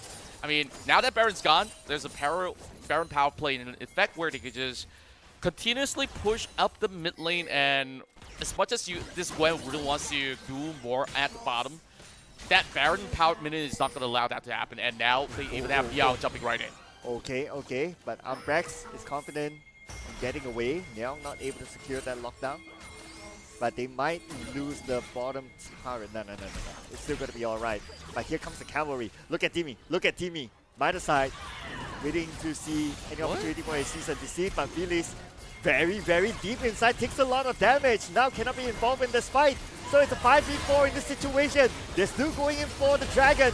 But from the back, it's going to be Hub. Look at Hub coming in. Sao Daigua will lock in the kill onto Misfortune. Double kill for Sao Daigua. And they will continue to get more kills in this fight. And here comes the shockwave as well. Where are you going to go? Timmy has no way to get back into the fight. He has to escape right now. Wow, that was just perfect execution. That flank with the Forge God. This Horde on Ham 7 is just absolutely brutal with what he's trying to pull up. And there's just so many avenues of play that it allowed the Xayah to really walk all over them. Let's see that again. Look at this. First and foremost, what is the Ahri doing all the way back? Nothing at all. They burned all the ults and they saw the TP angle, and because of this Horde ultimate, they got themselves pretty much bunched in, bullet time got cancelled, and everything just fully collapsed for CNAP. Oh yeah, if only Ahri was not too deep and didn't receive that damage and wasn't forced to push back, then they could somewhat be involved in the fight, making it a 5v5. But because of that situation, although they didn't get the kill on the Ahri, but the whole team fight became a 4v5, and it was an obvious decision for Mel Gaming to just go at it. Yeah, it has been pretty rough so far, and every time they try to team fight. I guess, like, on the bright side, see now, they did manage to actually secure 3 dragons in return, so was it really worth it? I mean, they are being put on the back foot again, despite, you know, getting all these couple of these takes. And on top of that, I mean, Cloud Drake just gives you just those bonus mobility. Sure, you can basically make good use of this avenue, but then again, if you're not going to be constantly looking for some of all these plays to happen, then you're just trying to flee from all these situations, just like what the Ahri kind of did. So I'm not really fancying it so far, and right now, Meow Gaming, they can actually play as slow as they want to, because once you hit that critical mass, and I believe they're about to be getting there, look at the items coming in from the Xayah. You already got Guardian Angel up online at the very same time. So this Xayah's not going to die this whole game. I mean, it's like, what, 8:06 at this moment? If you compare to the Misfortune, it's 0:43. It's way, way ahead, dude. I mean, I don't know how this Misfortune is going to be able to scale. Even though it's able to scale, you don't have enough protection for the Misfortune when it comes to team fights. That's the reason why when you look at competitive play, Misfortune hasn't always seen the light of day unless you actually get, like, really, really great setups for the Misfortune. And, well, do we need to talk about that Legendary? I mean, right now, this is Xayah that's just off the charts already. She's just got all these items pretty much stacked up to just really secure that solo. Now with Timmy's presence down there, I'm not sure if you want to do a cease and desist onto Ham. So I don't think it will be good value. Okay, they will try anyway, but underneath the turret, big risk there. Ham survives, they lost the turret however, so Ham solo 1v2 try to defend the bottom lane. The rest might need to come to help unless they can do a base race here against them. Oh, but speaking of base race, it could happen here, Contra! But there's only 2 minutes. Can they actually afford to do so? I mean, this is a very risky attempt coming from Sado C now, and is willing to actually tank out the damage. Meanwhile, they're actually distracting them. Now it's only going to be his Amprex left. And just like that, I mean, the fight goes down. They still have to wait. And this is definitely going to be a full base race, but the Orianna has already arrived. Oh no, not like this, Contra. Not like this. And obviously they're not done yet. They want to end the game. They will get penalized in the process for sure. And now, this is time for Mel Gaming to just end it all with an ace to bring together with them. Game number 1 for sure. Nothing is going to stop them. A solid performance by Mel Gaming. 23-7 just goes to show you how well Meow Gaming understands what their game plan is, and they managed to brawl their way out in those 5v5 scuffle and just outrighteously won all of it. Okay, I want to be fair to the Vi, right? Would it make a difference if the Vi survived at the bottom? I don't think so. Nah. Right? So that was a last-ditch moment. It's like, okay, guys, let's just throw all the cards in. If we get lucky, we destroy the Nexus, was cool. It really felt like there was like this superhero called the Gwen, and it was like sidekick next to it, where okay, you're causing a little bit of distraction, you're trying to deny them from having that space to really take out more minions, but even so, I mean, that's a valid attempt, but it's a little bit too bold. I think that they gotta stick to something a little bit more easy on the execution, right? Because since that Vi got behind, it really felt like we don't have that impact coming in. But you know, the best moment for me at that play was actually our observers. Oh yeah, zoomed in onto the Vi towards the end. Oh man, our observers savage today. A little bit. Was on duty there. I mean, like, I give credit where credit is due, where she managed to actually bounce back up into stabilizing, but even so, it's too little too late. Like we saw how many times they were drawn into certain team fights that really weren't actually favoring them. Despite that, still managing to get 3 Drakes overall is still pretty much respectable work coming from the side of Sino. Yeah, but now if we were to look at the overall stats here, right? To me, the most glaring one is the Vi. Frankly speaking, I guess besides the final moment where it was a boo-boo or not a boo-boo, depending on how you look at it, we didn't see much function for the Vi. Yeah, I think that definitely there could be a little bit more of that value, where I'm also hoping to actually see maybe a little bit more of a proactive approach coming from the Rel to be able to impact the map to further assist this Vi onto ensuring that these gangs continuously put pressure onto Meow Gaming, but that didn't exactly happen. They had problems with their own over on bottom lane. You saw that was that first gank that was quickly countered by the Wukong. Neon, I think his presence have definitely been felt. Whew. And because of everyone's hard work, Xiao Dai Gua, I believe that's how you pronounce it, right? Like big, small, big watermelon is that what it means? Small, 11 kills onto the Xayah. Okay, I'm trying to make it out. Like small, big watermelon. Small, big fruits? Yeah, it could be fruits. Yeah, small, big fruits. Okay, he's definitely the big fruit here. I mean, look at his KDA, like 1107. Perfect. And even without like the whole Xayah Rakan sort of combo sort of buff, he's still able to come up with 11 kills by himself. Now we're going to check out some of the best moments here. It all started from Nyong, who played the Wukong. Jungle invaded, and we don't see a response by Timmy at all. Yeah, and it's a rinse and repeat, right? Everywhere that Neon goes, there's always going to be the Sleep to also follow suit, because Shockwave as well as Cyclone really secure something in return. And because of this team fight, you can see that they were kind of split apart. They kind of want to fully commit onto Xiao Daigua, but she could just use the Feather Storm, and you won't be able to target the Xayah. So it all was laid to waste. And this was another really good fight here. Just look at Zai and his positioning. Like, he's always in front. He's always trying to protect his teammate, just like how Alistar should be. Not like the Alistars that I frequently play with. They just run away. But he knows how to U-turn as well with the Pulverized Saber. But this was a brilliant moment here. Shockwave, you have the Cyclone combo, and you trample in that lane. You're not going to get away. Yeah, it was so difficult. You saw Flash Barrier was available the whole time as well. In that situation, perhaps that bullet time was not necessary. You just really have to reach back into the turret. But the play was already being called, so they tried to actually formulate the response, but despite so, I mean, it became a 4 versus 2 situation that it's just simply overwhelming. Yeah, and this was one of the moments where, see, now they tried to respond back, but the positioning of the Ahri was quite questionable, I must say. He was too deep in and he was forced out. That became a 5v4 sort of fight. And because they have the numbers, they know that Meow Gaming have the advantage. They just went for it. Yeah, I think like this is the cause of concern, because you can clearly tell what's the better mid duo jungle.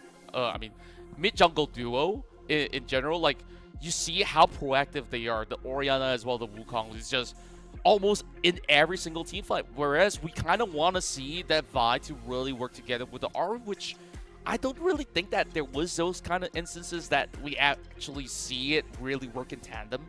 And I really hope that if there's anything to fix, it's actually maybe some comps, some of all these decision making needs to be a little bit cleaner, and maybe a little bit more of those early wards into your jungle entrances could have actually allowed you to have a smooth time jungle. Yeah, so it want to be fair to the Vi, right? Like maybe it doesn't have the vision in the enemy jungle as well.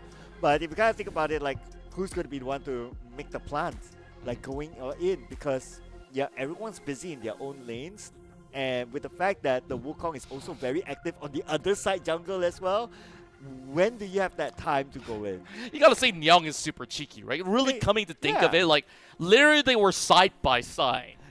Yeah. But they had no clue whatsoever. Like, this is never gonna be allowed in, like, I don't know, LCK or anywhere else in pro play, but these are why, like, we all learn together that sometimes maybe some of all the jungle pathing could also be improvised. And, like, if you start on Wolves instead, you get to spot the Wukong, you get the contest for it, and it's a fair game in that sense, where if you lose it, then okay, sure, at least I know where you are. I could actually path the other way around and steal your camps back.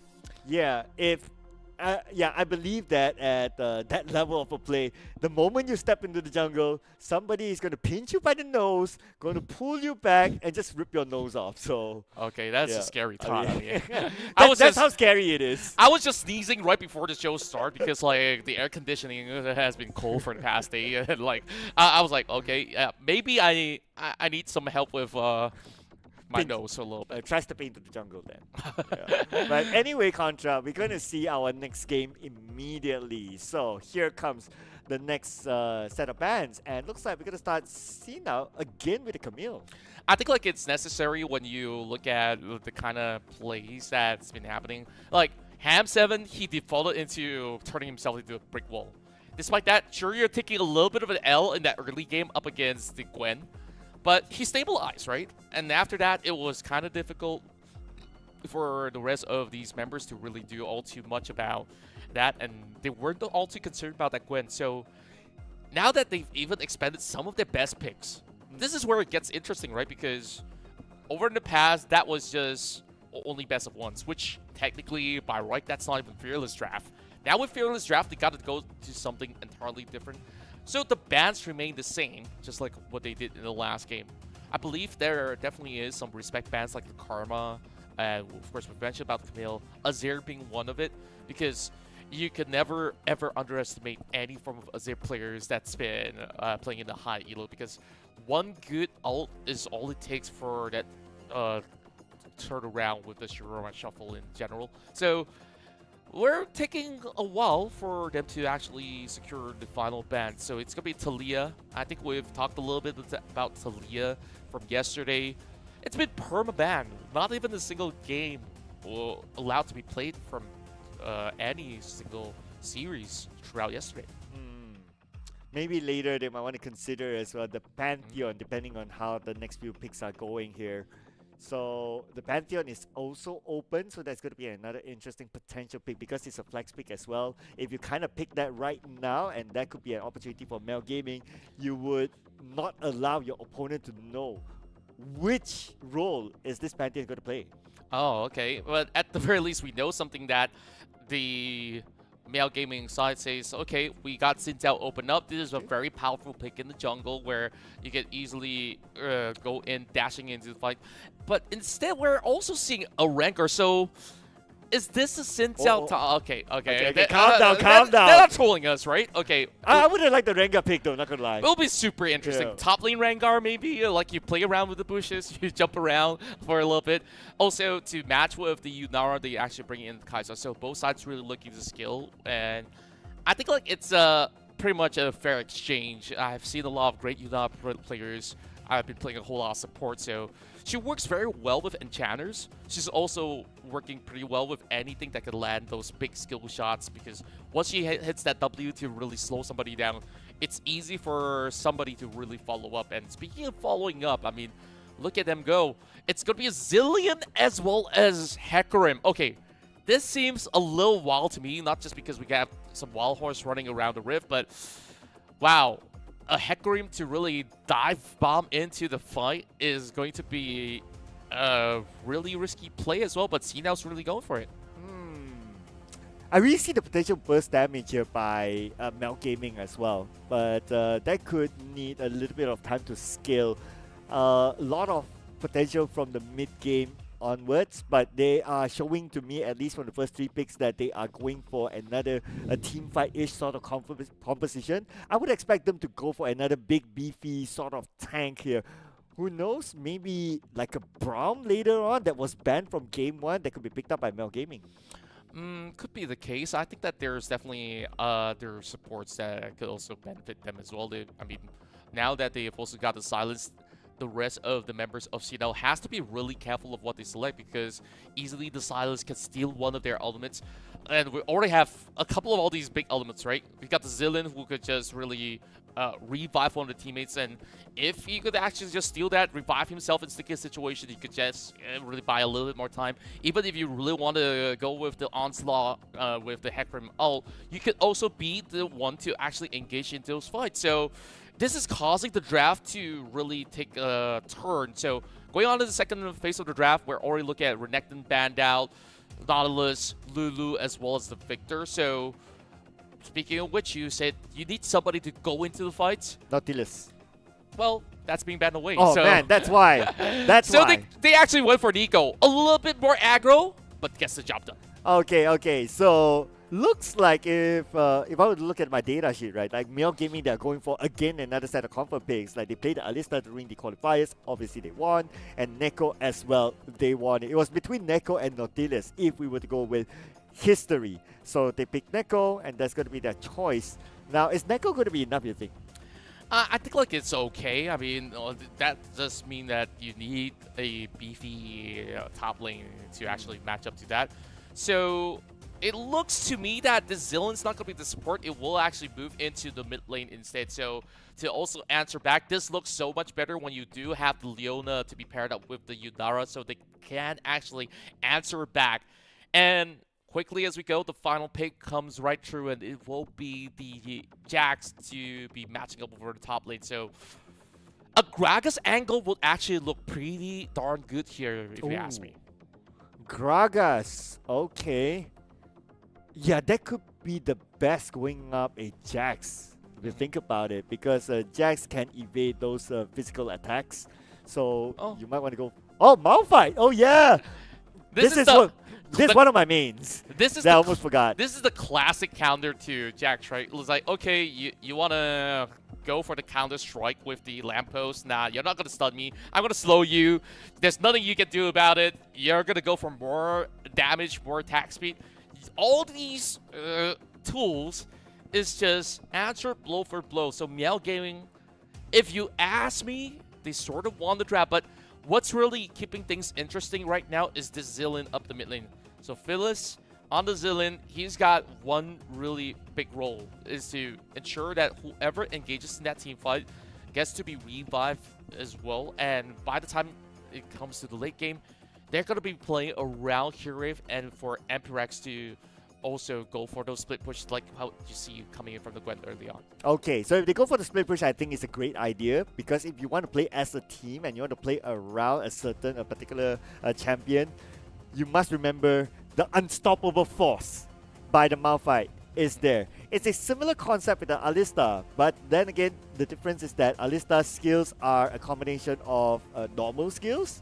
This is an ult, so you need to really time the unstoppable force. But if you're able to land the unstoppable force on, say, 2 or 3 champions, it's good enough. You can easily turn the fight. Yeah, then again, like if you imagine this, I mean, one decides to split push, another decides to team fight. And if the Malphite is going to be away, who's going to be the one manning this Jack? So there is very specific win conditions for both ends to be met, but it really requires a lot of different kind of execution.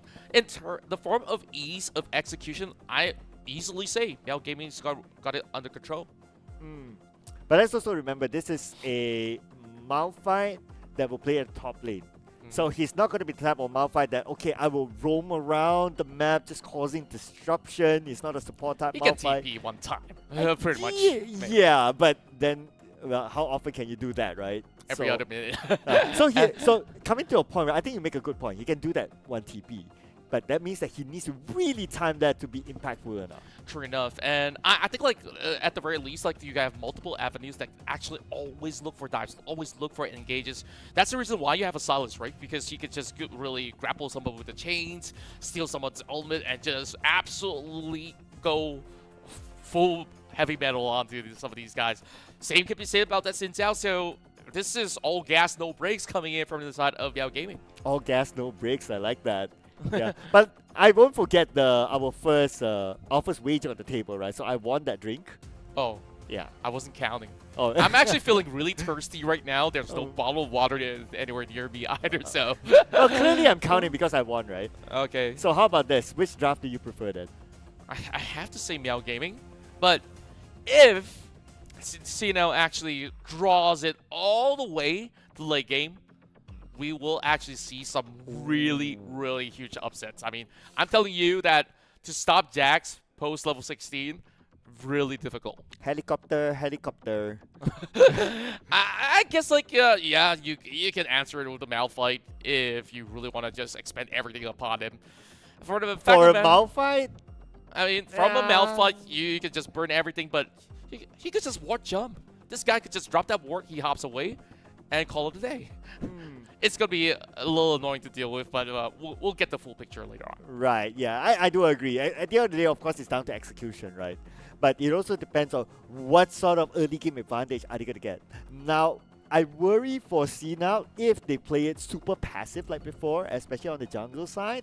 But if they are able to play it actively, then maybe it will give them a better chance. Yeah, true enough. And that also is something that they need to be adapting to, you know, the kind of tempo that they're playing. And the way that Young has efficiently jungled in the last game was just really reading every single move the Vi makes, because he kind of knew, like, okay, if I'm going to steal this one and you have not cleared your bombs out of jungle, you can only be in a few places. So that being said, we're already moving into game 2. Right now on the lead is Meow Gaming as they're looking to claw their way to the semifinals. Wait a second. They're looking for an early pickoff?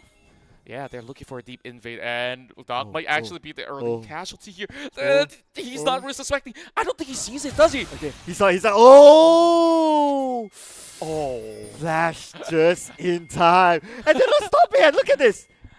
Okay, this is where you sing a nursery rhyme. Which one?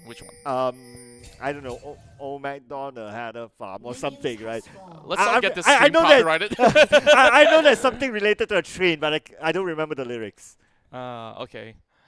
I don't know, like, if we're gonna be bringing Thomas and friends over here, but there's no Thomas. There's Nyang. And maybe we could have actually brought that up, because last game we had an Ornn. That would be a good time for a train song. Oh yeah. And right now, this kind of forces them into playing vertical jungle, since they're actually starting on each other's camps. This time, it's gonna be Timmy saying, "Hey, you know, you stole my raptors. I'm gonna steal yours." Right. But it's the same pattern, right? With Meow Gaming, they are not afraid to jungle invade very, very early on and steal away a few camps and all that. But of course, this time Timmy learned from whatever happened in the previous round, and now he's doing his own jungle invasion on the other side. So it's still a 50-50 trade for now, that is. Yeah, also consider the fact that Doc actually burned the flash early on. So there could be a potential that once this Xin Zhao actually clears out some of these portion of the red buff camp, right? He could just immediately go down to the bottom lane and look for a deep dive, and he's already looking for one, it seems. So I really want to take a look at the bottom lane right now. And here we go, Nyang. Is he really going to find the angles? The waves are not perfectly crashing, so they need to clear off those couple of minutes. Nyang is still waiting, so this could be a very pivotal moment. Okay. The flash is still on the cooldown, but they're not going to commit onto it yet. I guess maybe it's because there's like 2 of them down there. If it's only 1, which is Dog, then maybe they might just go in for it. And I guess this is definitely a little bit too risky. I mean, you are only level 2, and to really trade bodies this early, you're not going to be able to even tank 2 turret shots without being dropped down to 10%, if that's the case, right? So they are going to be at least moving back to square one. So now that both junglers really read the room right, we're going to focus over onto our top lane where, yeah, you're as a Malphite, generally, you're not going to be able to really take out Jax unless he kind of oversteps into the turret range.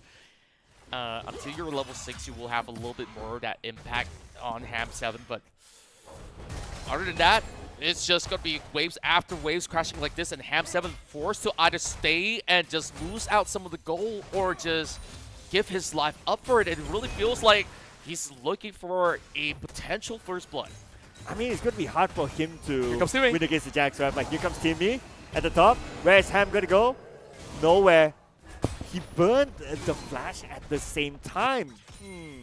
Not too sure about that. Maybe he could have just given himself up and kept the flash. Yeah, I think there was really no way that Ham 7 could actually go. So burning that flash is going to be costing him for quite a bit, but at the very least, once he does come back in shape, he's going to be able to TP to catch the remainder of the wave. So great first blood, at least right now. CNOW's really getting back on track, and that actually further amplifies what Teamy could actually offer, because the power of the Hecarim is to continuously put pressure with those ganks. Couldn't do it with the Vi. I think Hecarim is definitely a little bit more easier to manage, where you have insane wave clear in the jungle at the very same time. So perhaps if it's going to be some same overextension coming from Mel Gaming over the bottom lane, this Hecarim can actually come in for the punish. Okay, I'm just going to be out there, right? The bottom lane has to win hard, because the top lane is going to be very, very difficult for the Malphite to win because of the counter strike. I mean, he only can poke with what? The Granite Shield? If he moves forward, if he moves near, he will get countered, he will receive damage, poking damage, and he might not even be able to land a single hit. So it's going to be difficult for him to win the 1v1 at the top. So the bottom lane of Mel Gaming, they have to do very, very well. Yeah, I guess until he has the Torn Mill or even the Sunfire Cape, then you can still go trading with the Jax overall. And most often than not, it will still end up as a stalemate. Because if you look at the Jax build, he's already looking for that Hex Drinker, having some MR onto his build. So even if you continuously burn the mana on the Malphite to poke him with a Q, to even slow him down, he's like, yeah, waste your mana on me. I welcome it any day, because I can still kind of tank it out. Yeah, if we were to look at this, they have always been keeping a 1 level difference between the two of them. But you take a look at the CS difference. That's 44 CS to 28. And that's already telling you, after that death, it is kind of hard to really recover. That's like equivalent of like 3-4 waves almost. Yeah, and also, as compared to a Jax, right, Malphite is not the best of blast hitting. Yeah, you can use the Seismic Shard to try to get that last hit, but it's only like 1 at a time, and then you have to consider the cooldown as well. That, it's about 8 seconds, so for you to land the Seismic Shard for the second one, sometimes you might miss it because of that 8 seconds. Yeah, I mean, overall, it's going to be a very competitive play. But what interests me is on what the mid lane impact is. Because Zilean, you're relying on really connecting that double time bomb to actually get the stun off.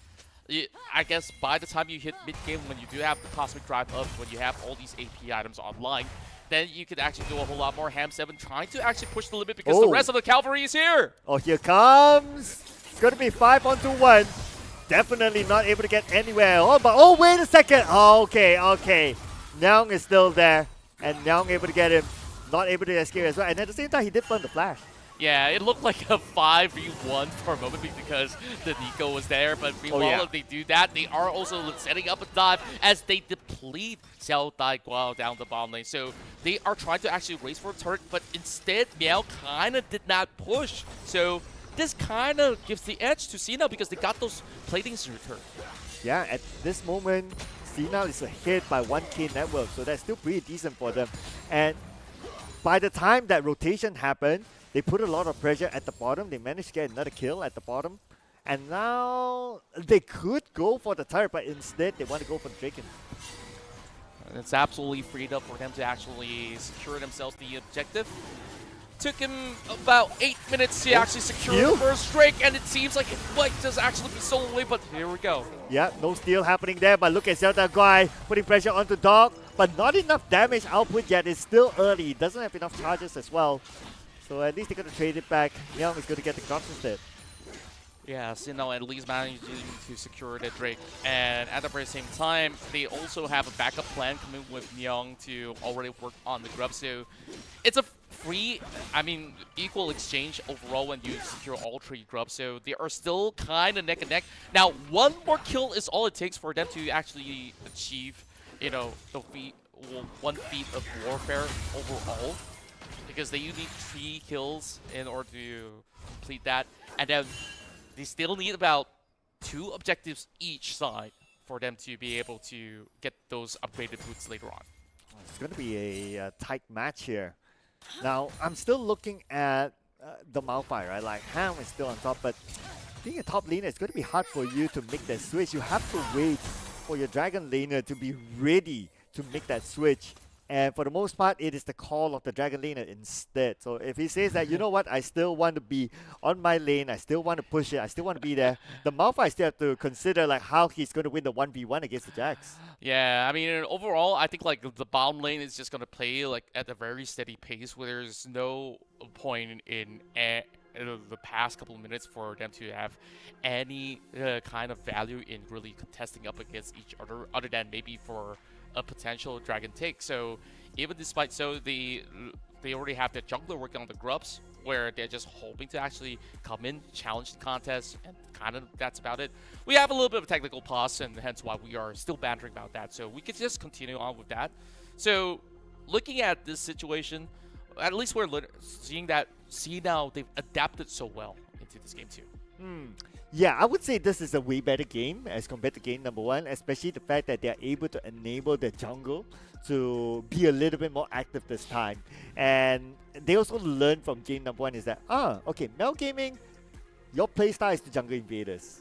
And we're not going to repeat the same mistake. If you jungle invaders, we're going to jungle invade you back, and that keeps the pace of goal between the 2 junglers. It keeps the balance overall, and as a matter of fact, like, it really was a better value because Sinnoh has been able to get that dive over the top lane, securing the first blood, and after that, it just kind of has this ripple effect where you could just get more being done, despite, another couple of trades, one over top lane as well as bottom lane. So now the question remains is that where do we actually go from here? Because right now, you got the Hecarim having a little bit more of that power.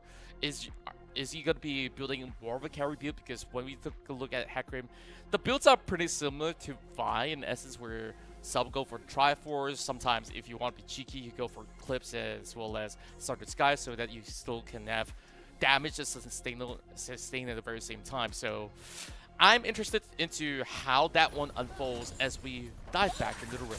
Alright, lots of theories from us, but of course it's down to practicality for all these teams. And looks like we might go for another pause. Okay, no. Okay. So all chill.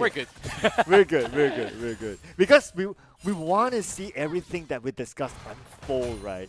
So that's why we want to keep the game going here. Okay. So looking at the top again, it's going to be hard unless a swap happens, unless like a whole team fight happens at the top. If not, we're not going to see much action from Ham. But at the bottom, we could potentially see this continue on and on with the poking until a rotation from the jungle to try to keep the balance. So, in summary, I must say, the winning condition here for both sides is how good the jungle is able to find the opportunity. Yeah.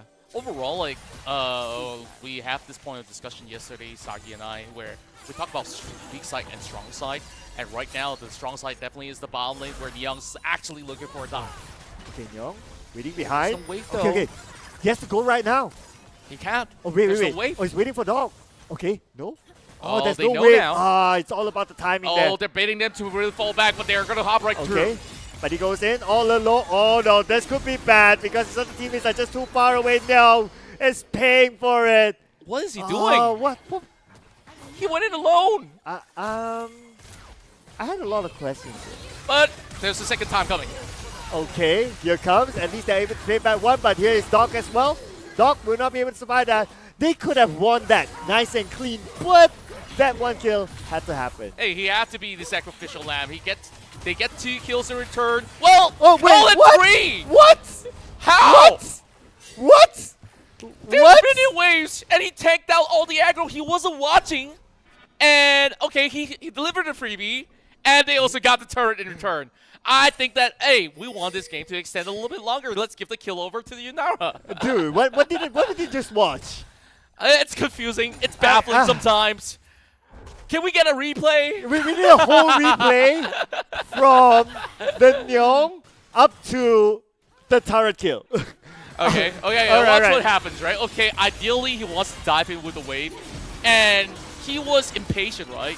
He gives his life up, and it's like, no, wait, my mid laner is here, so we will recommit. I like that zoom in. So he's gonna run for a little while longer, and then, yep, finally we actually see the Silence jumping right in, solar flare, connect, and then, yeah, he was walking all the way back. So let's watch closely. Okay, look at. Okay. Yeah, okay.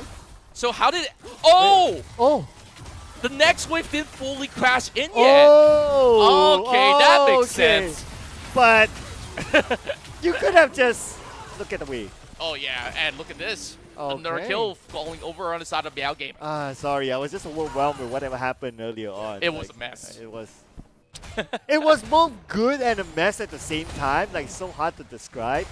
You know, it's just like trying to ask my girlfriend. Your girlfriend? You have one? Yeah, my imaginary girlfriend at least.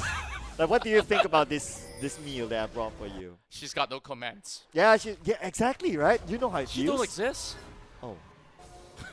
She can't comment.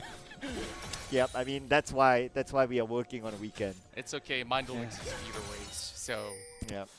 All's fair. So that's why we're here casting League of Legends all together, spending the weekend with you guys. Well, you guys maybe are a little bit more fortunate than the two of us, but of course, never mind that because we got a grab. I mean, not grab. I mean, we got Dragon up for grabs. Drake. Okay. So see now. Oh, wait a second. The sleep? Oh no. This is going to be bad news. Okay, no one's coming in behind, but it's going to be too late. The sleep as well. I mean, what? They read that like a book. Somebody's got to manage some of all these vision. It's all about the vision game control, and see now right now is taking over. Okay, and are they going to expect everything from Nyong? I doubt so because the objective is up. Might as well focus onto that. But again, I still have questions on the sleep and his move earlier. Yeah, maybe a little bit too early on that TP, and right now they just have to give this Drake away. I believe that will be the feat of warfare to be completed, so they might be able to actually get those extra power on the boots. And here comes the TP to once again match up over on the top side. Well, with the Malphite back in way, I'm thinking that they can actually go for a lane swap already. So we're starting to see both the bottom laners now converge up towards the mid side without the presence of the mid lane turret. So in firm control, it's still going to be Meow Gaming, who's still pretty much 2k up ahead. Okay, so within the span of like, what, 5 minutes, we see a lot of interesting moves, I must say, but this could be another interesting move here. Here comes Nell. On the top, it's going to be a 2v1, but before the Empress could potentially get one kill onto the sheet. But, that's a beautiful flash there, just at the nick of time. Yeah, he managed to leap away using that ward, going into safety, and that was a big play coming from Amprex. You gotta give credit to that, but once again, Flash being blown out, and he's got no TP to also join in for this Herald takedown. So it's all down to Timmy all alone, accompanied by Doc. So this could be something cooking because Z as well as Xiao Daihua is already in position. You smell something? What's that? What Mel is cooking? I can't smell. I mean, my nose is blocked. Oh yeah, true. True. Send your nose into the jungle to be taken away. But they also took away the Rift Herald for themselves, so that's an objective that they must secure because they've been losing the dragons to Sina.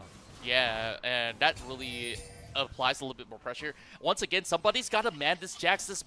Jax is getting that free push. They're going to be able to also answer back with another turret. So see now, despite being 2k behind, they're not really falling too far off, despite, of course, having all these small little instances where they're getting picked off. Because of these turrets to be secured by the Jax, they're just going to cause mayhem around the side lane. So right now, this is something that Meow Gaming has to manage. Okay, I'm looking at the potential rotation at the top right, but it's sniffed out by the sleep. So he's not staying in that lane too long, but they're just waiting for a potential opportunity. Now, if we were to look at the overall, right, although see now they don't have as many kills as compared to Meow Gaming, but when it comes to objective taking, they have a slightly more advantage. Yeah, just a little bit more in the form of their prowess in some of all these team fights because of, you know, the Pop Blossom coming in from the Nico. And, you know, I'm waiting for one play to happen. I want that Nico to mimic maybe a minion or be a very vulnerable target coming in and then just surprise them by just decoying them into a fight. Right, speaking about decoy, looks like in the middle, we can see that dog is waiting by the side, but they're not in an engagement position. So this is going to allow the wave to be shoved in, and they will continue to farm from the wave, not making the big moves. Both sides playing this very, very safe this round. I think that C now knows very well that these members of Meow Gaming really wants those team fights to happen, and they're not allowing that to happen. Like, continuously you're looking at lane shells, but this is going to be a very vulnerable Zillion. I think that he knows that the jungler is very nearby, which is why he quickly backs away. And Xiao Daigua, he's already looking for that flank angle, looking for that dive. Herald now being popped. There's no other option but for Phyllis to actually fall all the way back. Okay, and there goes down the turret. Nothing's going to be able to stop that turret from going down. Well, Teeny tries though. Will he be able to save it? Oh yes, he will. But will they continue on? Looks like the sleep underneath the turret! Underneath the turret is still active, but still they're able to get the kill! TV gets high! Here comes the resurrection, the sleep, 50% of health, and TV comes in from the side, but TV's the one absorbing all the damage right now, taken out by the sleep. Yo, now being the one at the forefront. They take down now they want to focus onto the sleep. Oh! The sleep goes down. Xiao Daigua is going to be the final player, and who is going to stop the triple kill from the hands of Amprex, given to him. Cena with a big win at the top. And that's the big win condition we talked about. We need this Jax to be a monster, and that TP coming in the nick of time as well. We gotta look back into the team fight to break it all down. Seeing this once again, and look at that timely upcoming from Fells, dropping it onto the Hacker, allowing him to go in for the revive, and they actually turn it around. Silas actually stole the ultimate just to keep himself alive for a little bit longer, but because they got overwhelmed with the TP coming in, so it allowed Amprex to just jump in on all these weakened targets, and there's just nobody healthy enough to even tank the brunt for this Kai'Sa to even do more. Yeah, it's the leap strike, it's the counter strike that actually gave him the win in that fight there. I mean, let's not forget about the Jax, right? He won his lane very, very strongly. So he's well scaled up right now. But looks like both sides is going to challenge for this dragon. Who's going to get it? Look at Hum7 from the back. Hum7 is going to do it. Here comes the Malphite from the back. Big engagement here. But who's going to ultimately win this fight? Still Hum7 taking it on at the forefront, but he's going to go down right now. Triple kill will still be given to Meow Gaming. And at the end of the day, Penta! They get a Penta! They get a Penta! They get a Penta, and this is a Penta ace for Sinnoh! Timmy, that was that golden angle with the onslaught. Let's take a look at it once again.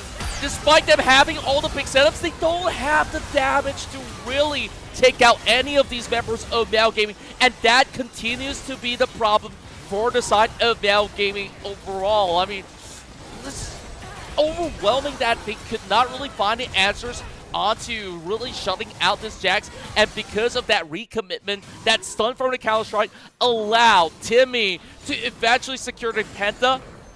This was phenomenal. despite him being behind because of those 5 kills, now he gets to be online. He's already got the Shojin. He's going to go back. He's going to bring the Eclipse in as well. Oh man, so early into this tournament, but yet we're already seeing a Penta. Beautifully executed.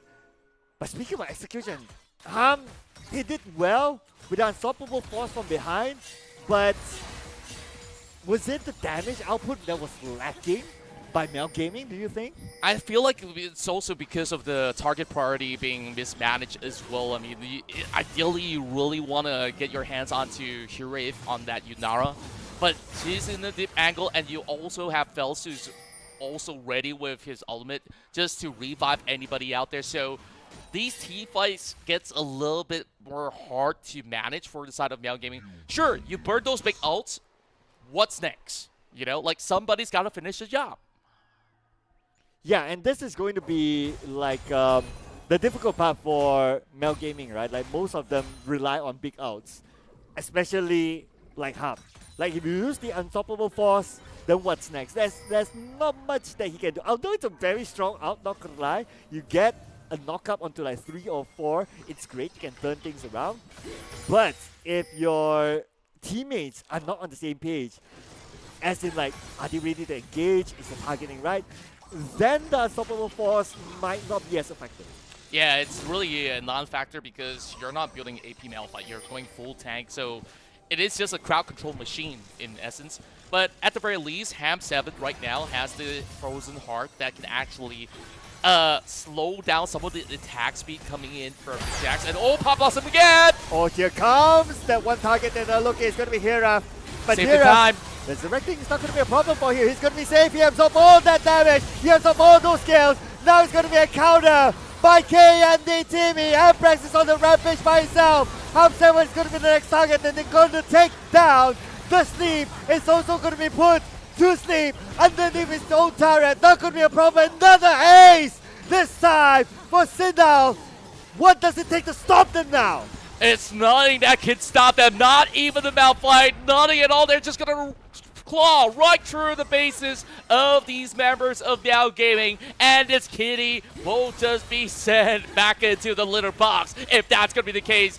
You gotta say that Zilean pick was absolutely clutch. Every single team fight, the Zilean gets to save out all these crucial members. Hirave did not go down.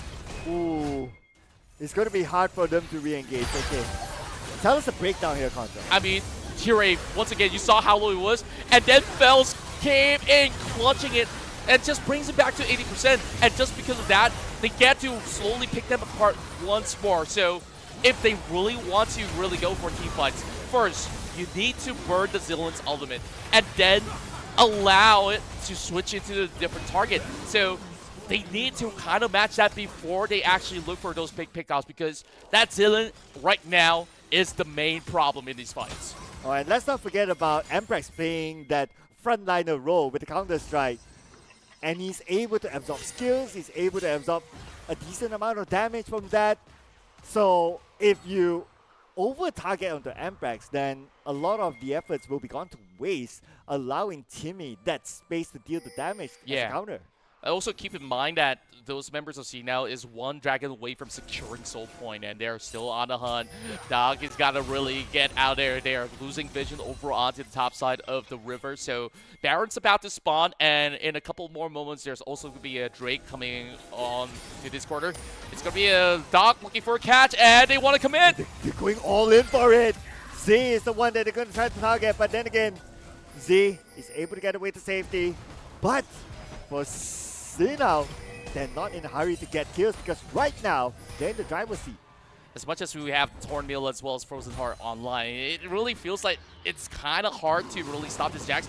And the Jax has already got the Hourglass available that Zanya could also buy a little bit more time for the Jax. So there's no point hopping on the Jax as well. So ideally, the kind of targets that you really want to get is either Hirave, Fels, or even Timmy. But it's easier said than done. It's always going to be those big clutch revivals coming in from Fels. Yeah, it's going to be super difficult, right? And let's not forget that Timmy is able to deal a lot of damage by his own. So he has skill to the point that, hey, you know what? If you want to try to run at me, let's see who gets the damage output. is going to be a big break point on to either one of all these objectives, and that is going to be Eye on the prize for the Baron. Already soul achieved by CNOW taking out the other dragon, so there's going to be a couple of conditions. Maybe if they buy a few more minutes, there's going to be an Elder for a big coin flip by Male Gaming. But in terms of team fight prowess right now, with the ball on the court of CNOW, 7K up in the lead at this moment, it is kind of hard to really lose out. I mean, right at this moment, when you're also looking at big power spikes coming in from the Yunara, having the Fountain Dancer, having the Blade of the Ruin King, she could just melt out to all these frontline tanks. It does not matter whatever armor you actually bring to the table, because Ham7 right now is almost irrelevant. Yeah, you made a good point, right? Like, he's not able to tank as much damage as he would have liked. So even though... Can't stop this. Yeah, even though he tries to like build like more tankiness, it's not going to be enough. Look at this Amprax just by himself. 1v2 is not going to be a problem. The stun onto the sleep.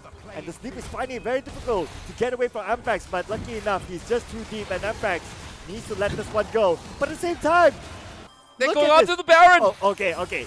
Here it comes. He's definitely going to go down. But he's going to commit all four of them. But no, not yet. Amprax! What? He's still alive! Oh not man, but long. finally the shutdown. But that took them forever. And they got themselves the Baron. It's absolutely worth it. So they not only lose that inhibitor turret down bottom lane, T2 up top is also being crushed to smithereens at this moment. See now, playing the perfect macro game because you got no answers to the Jax, and right now, no answers to this push. Okay, no Jax, no problem for them, as they still have Timmy. Keeping Timmy alive is going to be a good thing. But here comes Ham7! Ham7 is very low, but look at the back. Timmy right now, they're trying to get Timmy, but they can't! All of them are very low right now. Ham7 down to the last takeoff now. He cannot rejoin the fight. Oh, little Dagwa, can he actually make a big comeback here? But no! Says Timmy, comes in with a double kill. There's hope. The 1v1 between Timmy and the sleep. Last hit, shut down by the sleep. They finally aced him, and just by taking down the Hecarim, that's 1,100 gold going over on the Silas. So right now, they very well have found that window of opportunity. That Baron power play was botched, and this is now Gaming's turn to turn the script around. Okay, they have to really shove in the waves, but then again now, the big problem for them is that Amprax is back up, and Amprax is pushing the mid lane. And that became a problem for them to stop just by himself. They had to send 4 players onto him. So it's still going to be quite difficult for them to push back. I like the fact that you mentioned you got to send 4 players to him, right? Like, yeah, that's what it takes to really go on the Jax. And for the fact of the matter that he still has the Zanya back online as well. So we go back into what went on. We got the Baron that was easily secured, because they all decided, okay, it's not worthwhile because we were already late to the Baron, so why not we go on the Jax? But this was a perfect play. It's all thanks to Z with the Pop Blossom knocking onto all 4 members, and then Xiao Daiguan. He's just pushing and pushing himself to the limit. Got the Zanya in return, so he is able to also flash into safety, eventually taking out those 3 members, and that's what it took for them to set up this 1v1 between the Silas and the Hecarim. Oh man, just think about this, right? In 5 minutes, so much happened. From the whole Jax Amprax thing happening at the bottom, to the Baron, to the top lane. Oh man, the fight is starting to be insane right now. But of course, it's not over yet for either side. Even though Sinao, they lost that, well, I wouldn't say they lost that push. It was a decent push for them, but it wasn't the best outcome. Even though it wasn't the best outcome for Sinao, but still, they are ahead and they have control of the map. Yeah, overall, we're already looking at the critical mass. Both sides, they have all the power spikes. And especially looking at the current build coming in from Silas, he's got the Void Staff in case if there is going to be any kind of MR that they're planning to build at the very same time. And interesting enough, looking at the build for Fels, he's also getting the Shurilia so that they can actually pop that Shurilia for them to get that bonus movement speed to really chase onto the targets that they desire. Speaking of a chase, he speeds up Timmy, looking to secure themselves that inhibitor, and this might just be a big fight that they want to call for, so it's all down to Niao. Yeah, they're trying to bait them to make that engagement. But for Mel Gaming, they are not ready. They're clearly not ready, but They send something. Okay, Harm. They're setting up for the Elder Dragon. This could be pretty huge. They also spot out the Malphite by the corner. Okay. Oh, this could be bad for Ham 7. Oh, they saw it. They saw. Oh, it's and now actually it's going to be Z. But Z is definitely not going to survive this. Teamy, the moment he arrives, that's it. Z is down. Oh, now it's going to be a 5 versus 4. So they are confident to call the shots right now. Amprex leading the charge. Okay, Amprex with chase. Looks like they're looking for more kills because right now they know they have the numbers. Dog. They caught him. Managed against Hum. And Hum is in trouble. But Hum is kind of tanky though. Might take them a while for them to take down Hum. But now they have Hum all for themselves. And here is the unstoppable force just to try to escape. But then again, you're not going to be able to escape and use the unstoppable force where Teamy is at. Yeah, pickoffs after pickoffs. It's easily said that these members of CDAO have done the right thing in order to secure themselves a free Elder Dragon. Now, the rest of the gaming members have no other option but to defend this. But there is still a little bit of attempt coming from Young trying to get his way into the jungle to see if he can actually get his hands on the Elder, but he chooses to back away as well. So right now, they need to burn at least 3 minutes of doing nothing but clearing waves because they cannot afford to fight. It's true damage and execution whenever you're low when you have the Elder Dragon. So this is going to be make it or break it. Can they defend this perfectly? It's going to be all in right now from Now Gaming trying to defend their base. They're going to lose the mid turrets, unfortunately, to the hands of Sinao. And Sinao now have the upper hand. They're just waiting for an engagement. If now they decide to come in, maybe with an unstoppable force, it will be easy for Sinao to try to counter back. And speaking about counter, they found one. It's going to be Z. Currently down 4v5. They don't have the numbers. Ham 7 might be in trouble, but Ham 7 with unstoppable force coming in. But the moment he went in by himself, it's just a matter of time before he goes back down. And now it's going to be only one player left, which is Xiao Tai Guai. Xiao Tai Guai, nowhere to go, nowhere to hide. This time it's going to be Sinao ramping up the game.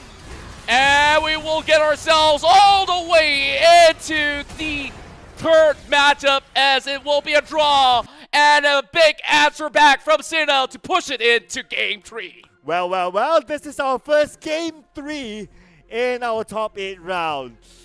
It's going to be really tight. I mean, okay, this is where, if I kind of look at it, right, because we are playing Fearless Draft, it's down to your champion pool. It's just so crazy, right? I mean, Game 1, they kind of have an idea to play around Amprex, and then that didn't work out. This time, with the Jax, they feel a little bit more confident. And once you get that activation, that first gank really amplified and really put that Malphite behind. And from that point onwards, and then you had that big fight by the Dragon that secured the pentakill for the Hecarim. And after that, all hell broke loose in this matchup. Okay, I think the one clear thing, right, is the top lane. The Jax versus the Malphite. Malphite stood no chance against the Jax. And he was not able to at least get a 50-50. And Jax just went all onto him. And because of that, he was able to scale to the point of like, you need like 4 players to try to take down the Jax. So I think putting Malphite to try to hold down the Jax is not a great idea. This is where I worry because of the Fearless Draft rule. Is it because of that they don't have enough hero pool at the top to try to counter the Jax? I think like they're sticking to what they're comfortable with, because like they kind of have the same idea back in Game 1 for both Now Gaming as well as CNOW. It's just that CNOW really improve it into a different level.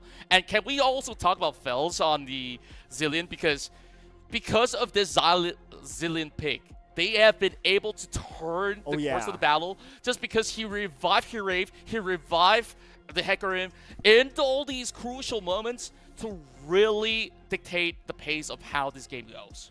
Yeah, even if we look at the KDA, right, like 13, 4, 11 is definitely solid there. But if we also look at like the leveling, right, so this is where we want to compare like how far the gap is. We are talking about Jax, Hecarim, and Zilean.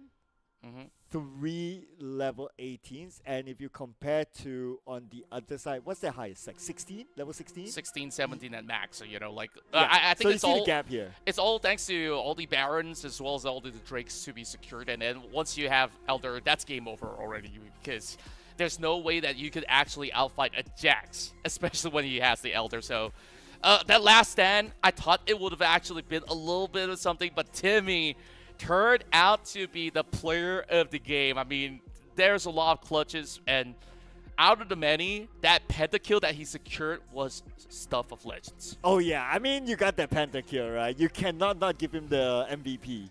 And he Just also like that. played super well. Like, this time, he's the one really leading the charge. A lot of the times, he actually calls for a gank. It was successful. Whereas, you know, it was very questionable when we look back into the Xin Zhao. I mean, Young, game 1 was great, but this questionable move onto the dive onto Hero, he thought he could actually secure it, but you got a Leona. There's just no way that you could get the free dive on the Yunara. Okay, this is where from one moment to a good moment, which is this one where the sleep came in from behind to continue on what was unfinished.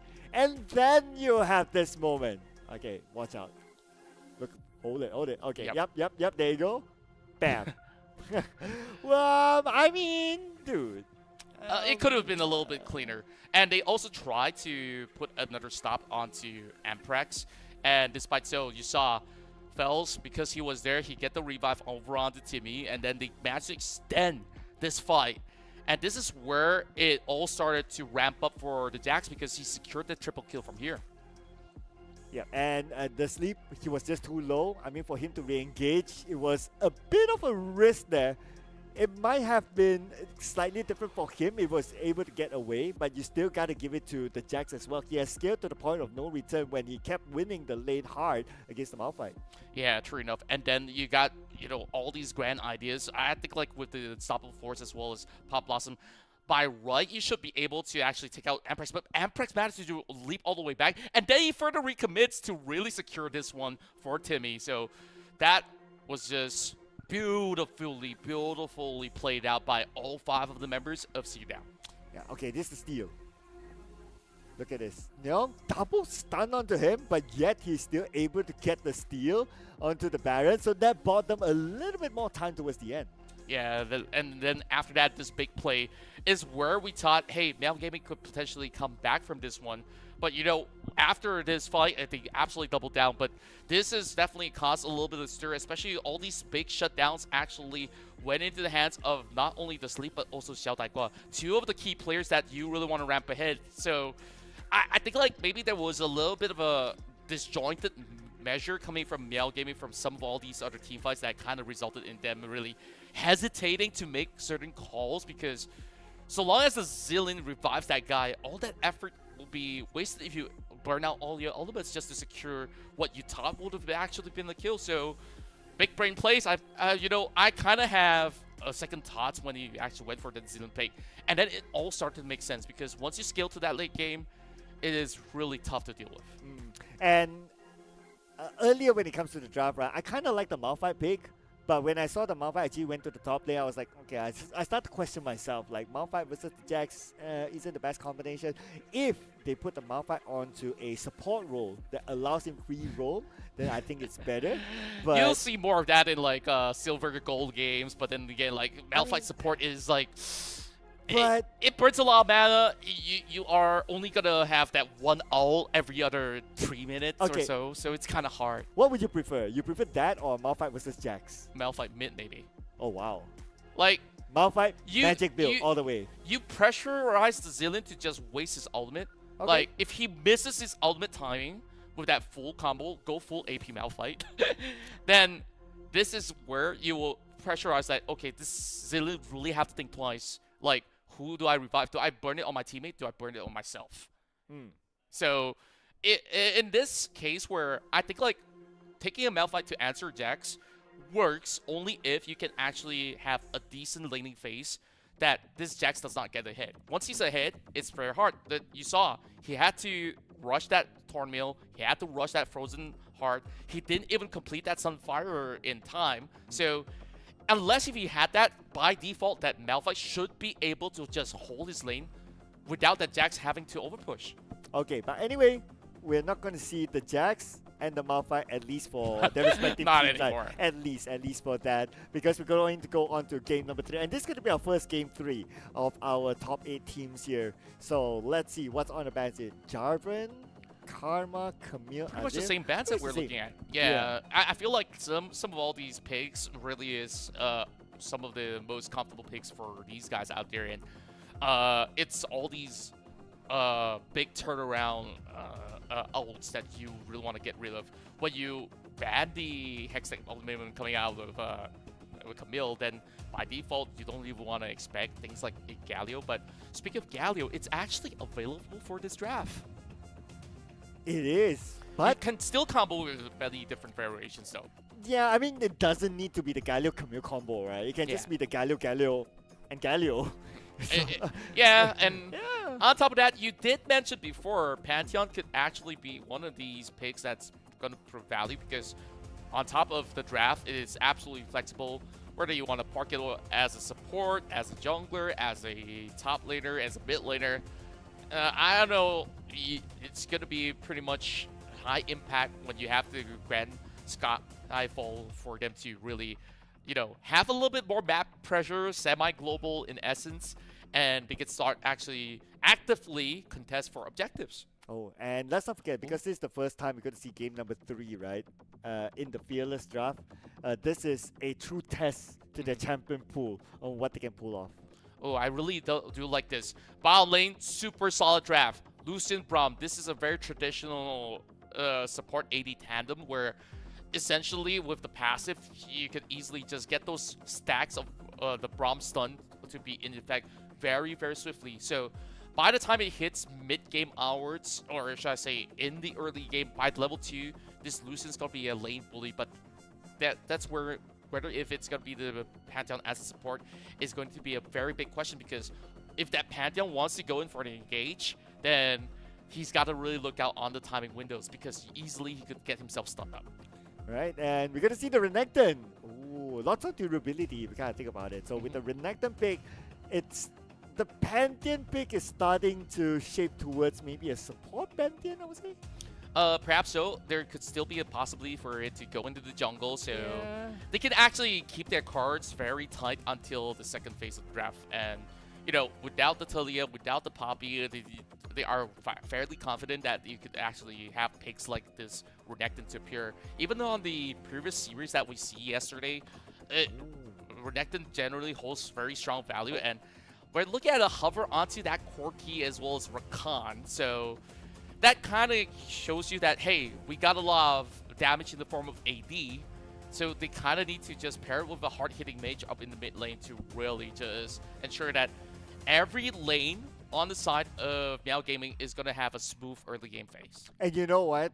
By Meow Gaming having these 3 picks, it feels like they've been saving it for round 3. Kinda. Yeah. If you kind of think about it, like, these are power picks, and they're also like flex picks in their own way, especially with the Pantheon. So they are ready for game number 3. You know what? If we go game 3, we're just going to put all in our power picks, including the Corki as well. And you don't need to protect the president with the Corki, because the Corki is kind of mobile-ish with the dashes. So you just need to enable the Corki to farm, and when it comes to the late game, Corki is going to punish your opponent's. He's just going to absolutely shred, especially like poking with the cannon barrage as well. Like it is. The rockets. Yeah, all these rockets is definitely going to hurt. But what I really do like is that there is a switch of pace, because Ham 7, I do believe, is going. I mean, it's not Ham 7. Look at the top lane, Amprex. He's gonna go on an Aatrox, so it is gonna be a blow for blow matchup. So top lane is gonna be super exciting, because we've been seeing Ham 7 playing on those tanks. So whether if it's gonna be Pantheon, whether if it's gonna be the Renekton, this is gonna be a skill matchup. Like, it's all about punishing those timing windows on which ability goes onto cooldown, and then looking at Dominus versus the World Ender, it is going to be pretty exciting. So second phase, we are having a lot of bans on the supports. There's not going to be the Rakan, there's not going to be the Milio, and they're also respecting for the fact that they could still bring Trundle into the jungle, and Trundle generally is just having so much power in those gangs, which he puts in the Ice Pillar, and even on the late game, there's a potential for a split push that we've seen coming from Sin now that has worked so effectively. I'm trying to think like a few steps ahead, right? Has Mel Gaming locked in their support? Like Pantheon is actually going to be playing the support role. and they wasted 2 bans from Cena by banning out the supports. It could very well be the case if you ask me. I mean, but then again, it also tells you that if they actually were to park the Pantheon into the support role, then they will be playing the weak side, because that Lucian can actually punish this Pantheon, where this Pantheon could not easily set the stun up. Anivia, though, is an interesting answer, but it's going up against a Syndra. Okay, mid lane's exciting, but oh, wait. Galio? Rise, Galio. Okay, Galio? What are we getting here? Galio is great, because Galio can combo with the Pantheon. Oh Pantheon no, I do you one better. Victor. Okay. Victor's the answer here. Okay, tell me. Because if you're going to be a Galio, whenever the Anivia opens up her ult that generally has the AoE slow, right? This Galio's not going to be able to slide in. If he's underneath it, there's still going to be that wall that could actually block things off. So right now, C now says, if you want to go into the team fight, I'm going to force you to a choke point with my Anivia walls. And this Victor says, yeah, you can do that. I can also zone you out, having the force field to really stun people in the corner. And oh my, it is Pantheon in the jungle and Bard as a support, so this will actually even things out. And keep in mind, that Bard, if he could actually put a perfect ultimate, he could really freeze C-Now into a very, very tough place in those battles. All right, so everyone's locked in right now. So now that we get to take a big overview snapshot of both sides, right? Like, which draft do you prefer? Now, remember, this is the decider game, and this is basically now a best of 1. The team that loses gets eliminated. This is all in now. Okay, we really gotta see a few conditions, right? Okay. I'm assuming that Timmy's Kane is gonna be the rate variation, where we're gonna see him be a little bit more of a bruiser. So generally, in essence, if we're looking at scalability, a super late game, Mel Gaming actually takes the cake, because you got a Victor, you got a Corki, and that could actually do a whole lot. Whereas early to mid game, see now, if they get any form of those great pickoffs, this is just going to be them rampaging through either one of these lanes, whether it's Lucian or so. And then the backup plan, the late game plan, this Anivia is going to be able to really just have a lot of control. You could even stop waves crashing in. You could even really set some of all these big plays.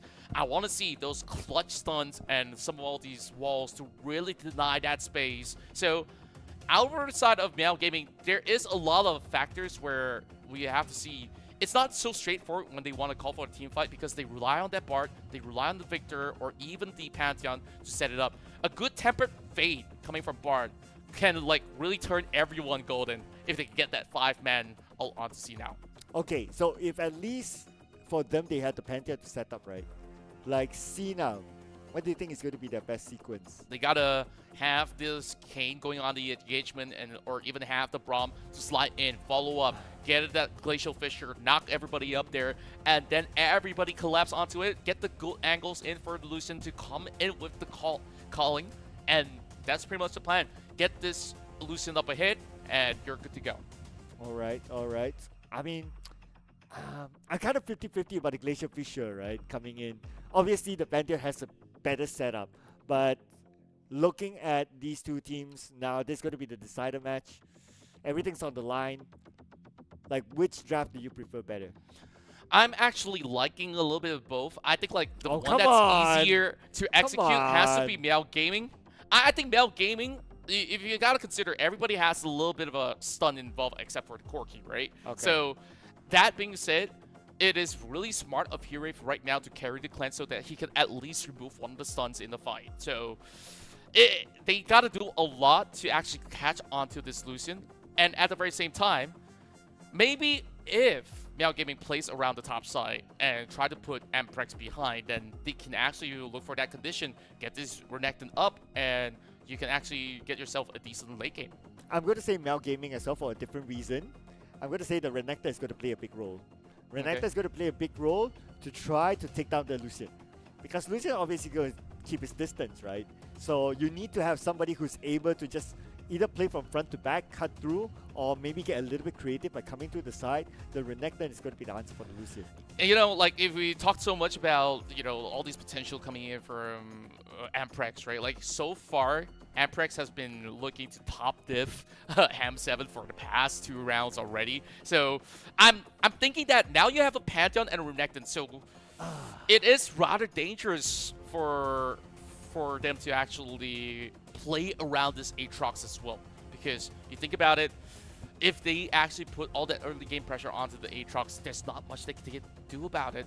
But then again, last game was very convincing that now they have a lot of tricks up their sleeves and their team fights are multi-layered. They can actually do a lot. So I think like the secret sauce right now is not on the top lane. The secret sauce is the mid lane. This is Anivia. Where does this fall into place? Because in the grand scheme of these fights, Anivia, one downside to her is that she doesn't have mobility. She's one of the slowest mages in the game, but she provides a lot of utility, right? You got stuns, you got slow, you got a brick wall to really put upon your enemies. So it's really about finding the right angles for Vels to create a choke point for them to really pick off those players. And Timmy, you saw that pentakill in the last game. I think like if he's really good in the Kayn, he will have a lot more gangs compared to what these members of Mount Gaming can actually offer. I'm not trying to be biased onto either side. I know that they put our predictions up for some reason, but I think it's gonna be super close. Pick one. Well, I think they say that I picked Mel Gaming, Mel so Gaming. I know you're a fan of going to cats. go for Mel Gaming. Yeah. all right, but it's like super close, right? Yeah. Well, you haven't been winning any of your drinks back. Nah. Even in game number 2. I'm really getting very thirsty, to be honest. And I don't know if I could give you a drink if I need so much more for myself. Yeah, likewise. I wouldn't mind a drink as well, especially when it comes from you. Yep, and of course, as much as you guys are hoping that we stop yapping for a little bit, we are about to actually get into our final matchup between these two. I mean, it's been exciting looking at all these variations of draft that they've been able to concoct for the past 2 rounds. Like back in game 1, I think like it wasn't the most convincing win coming from Male Gaming, but at the very least they ramped up. Game 2, you start to see them being very sloppy. So could this be their downfall? Because like as much as you have the perfect game plan, if you don't execute right, just like how they did last game, then it may not matter. So this is why I'm kind of hesitant as well coming into this pick. You mean the whole thing that happened at the bottom? Yeah. Okay. Yeah. Very questionable. Yeah, I mean, that will go down in history books for sure. Yeah, and I'm sorry, guys. You guys look back into the VODs and you got that slow-mo clip going on the replays as well. It's like, yep, that definitely leaves a little bit of scar. Yeah. I mean, a lot of it goes down to how you actually execute stuff, and sometimes it doesn't need to be the sexy stuff. Sometimes it's, oh, why did you make the move first? Or why did you show yourself from the inside where you have the fog of war to your opponent, and then you're like all alone there? Like basically whatever happened at the bottom lane is the prime example of like a lot of like moves that we don't really get it. Yep. But you know what move that we will get is a quick break, ladies and gentlemen. So when we're back, it's going to be the decider game between these two teams. We'll see you guys after this break. Be right back. Backing your every move. The time has come to prune the tree.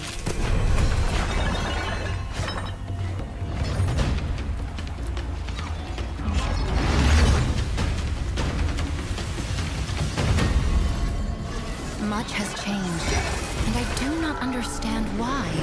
Not truly.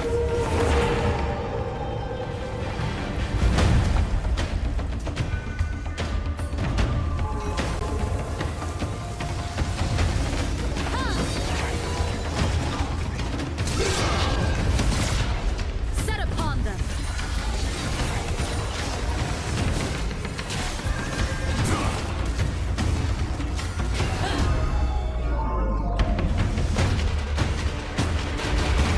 The eye sees, the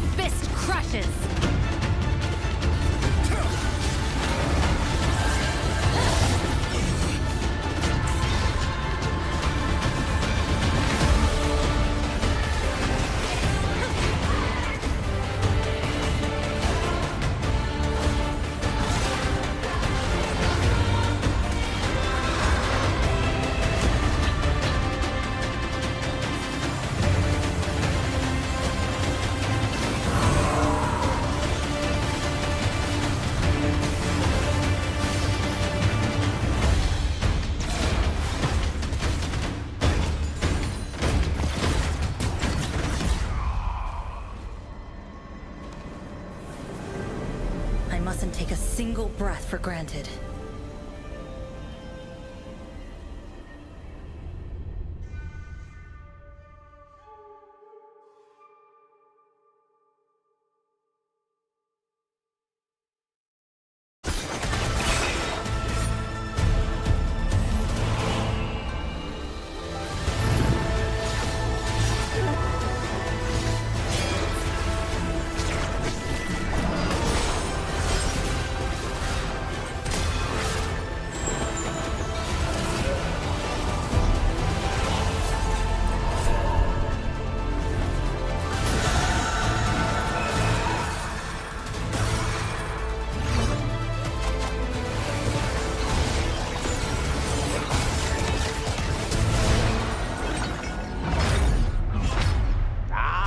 It's okay. Let's go.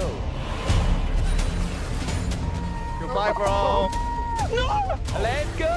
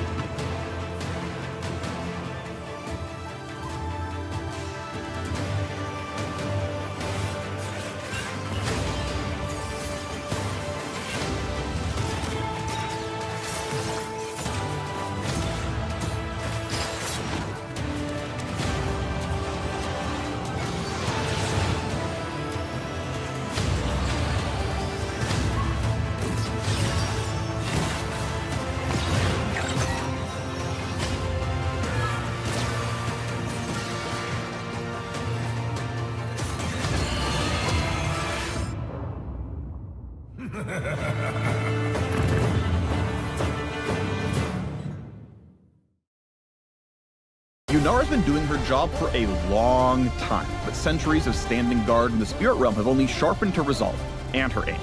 In-game, Yunara is an ADC for ADCs, with a focus on core marksman skills like spacing and orb blocking.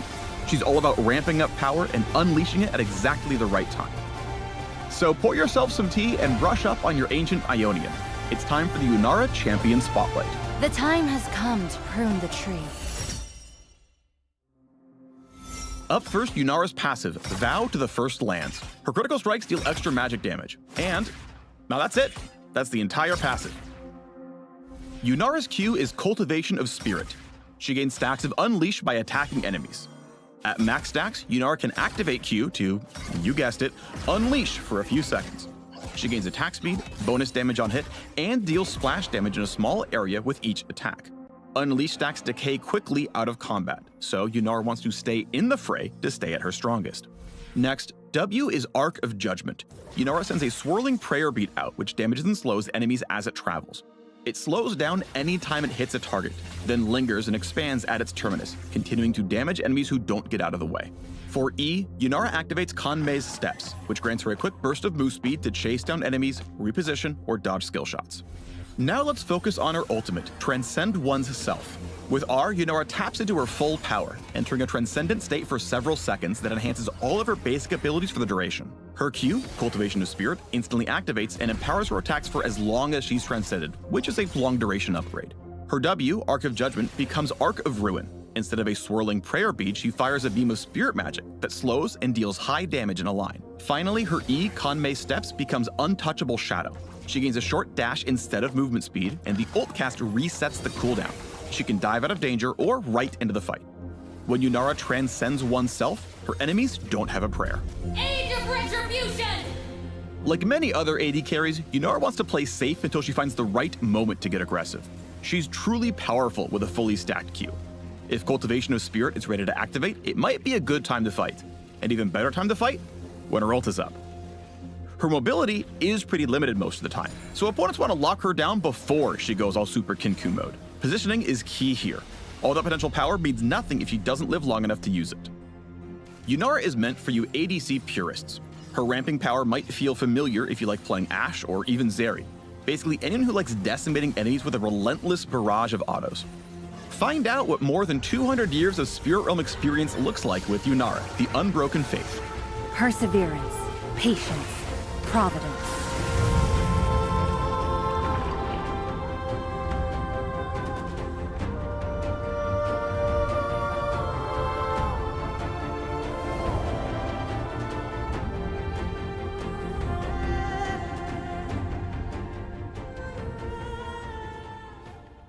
The human body was built to move.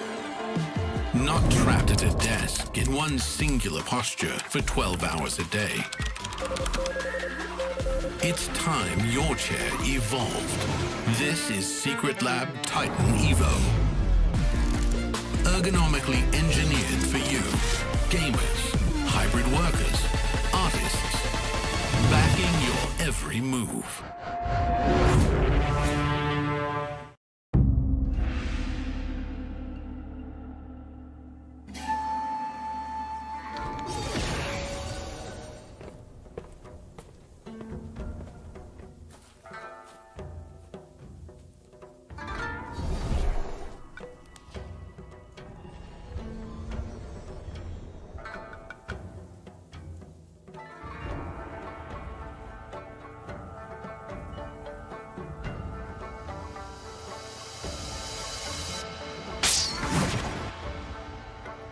ここに集まったのはそれぞれが力を試し神殿の巫女の力を最もふさわしく扱えるものを決めるためだ。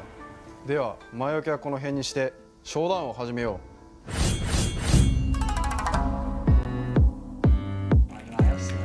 开始吧。看看，反打。给我操！再给嘛。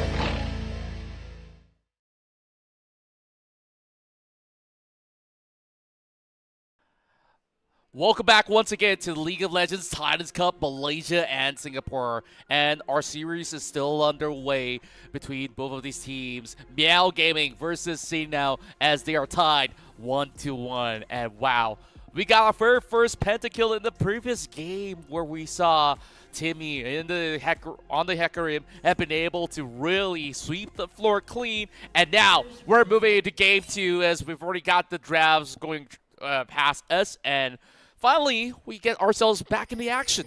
All right, so coming back to the prediction, right, just to remind everyone as well. So you predicted that it's going to be a tough one, but you're probably going to tip it to Meow Gaming. Yeah, I mean, Victor really has like a really strong power spike alongside with the Corki in the late game. That is if they hit the late game. Now, we talked a little bit about Timmy's performance last game. It was just sublime, right? What if they throw a little bit of curveball, because technically it can turn into two different forms. What if it went to the assassin route instead and then really cause a stir?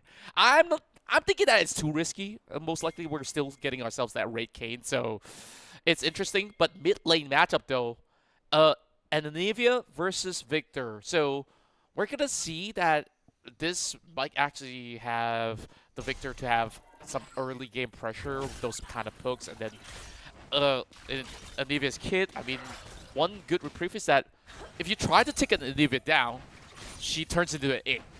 An egg that she could just hatch back up if you just give about 5 seconds or so, or even less. So that kind of caused Mel Gaming to maybe have less priority onto ganking onto Anivia. I like the point where you say about like if we go to the late game, right, and then Mel Gaming would have the upper hand.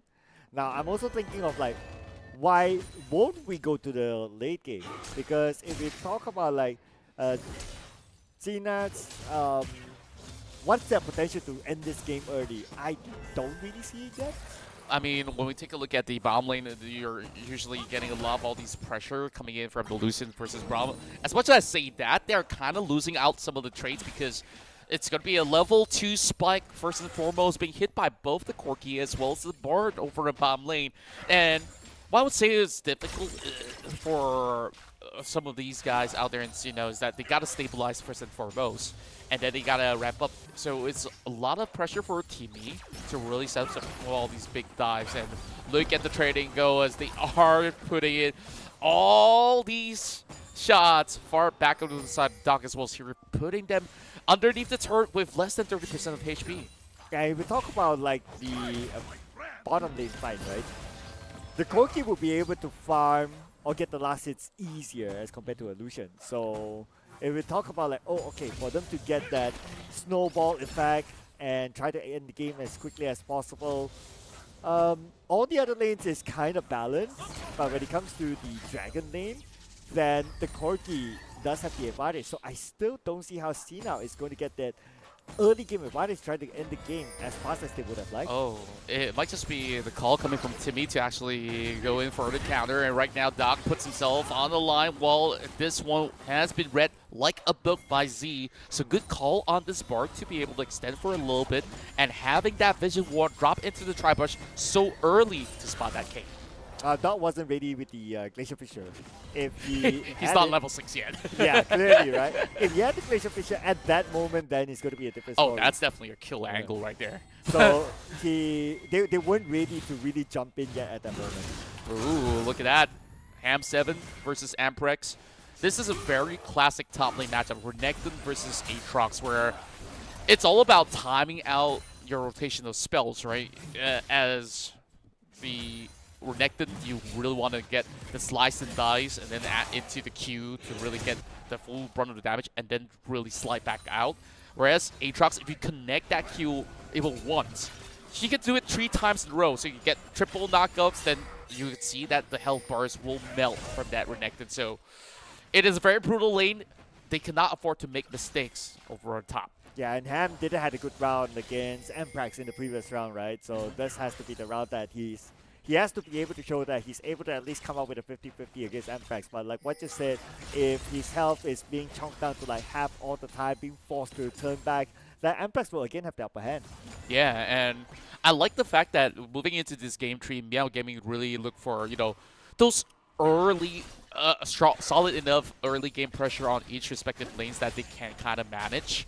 And at the same time, there's a lot of scalability as well. And look, checking over on vision control, we got a couple of all these deep wards being placed right there, and the same could also be said about Cena at this very moment. So after that recall, we're also looking at the refillable potion now stocked up, and Terror the Goddess for this Corki to eventually work on to that Muramana. So it definitely is showing you that, hey, we're going to be cooking for the long term. So both ADCs can abuse that Essence Reaver build where every single auto tactic can just regain those mana. So it's something that they are considering rushing in the early expanded match. So it looks like both sides playing this round very safely. I guess that's also because it's a decider match for the two. So they aren't really committing onto each other as of now. But Phyllis is taking a lot of damage at the mid side. So I wonder...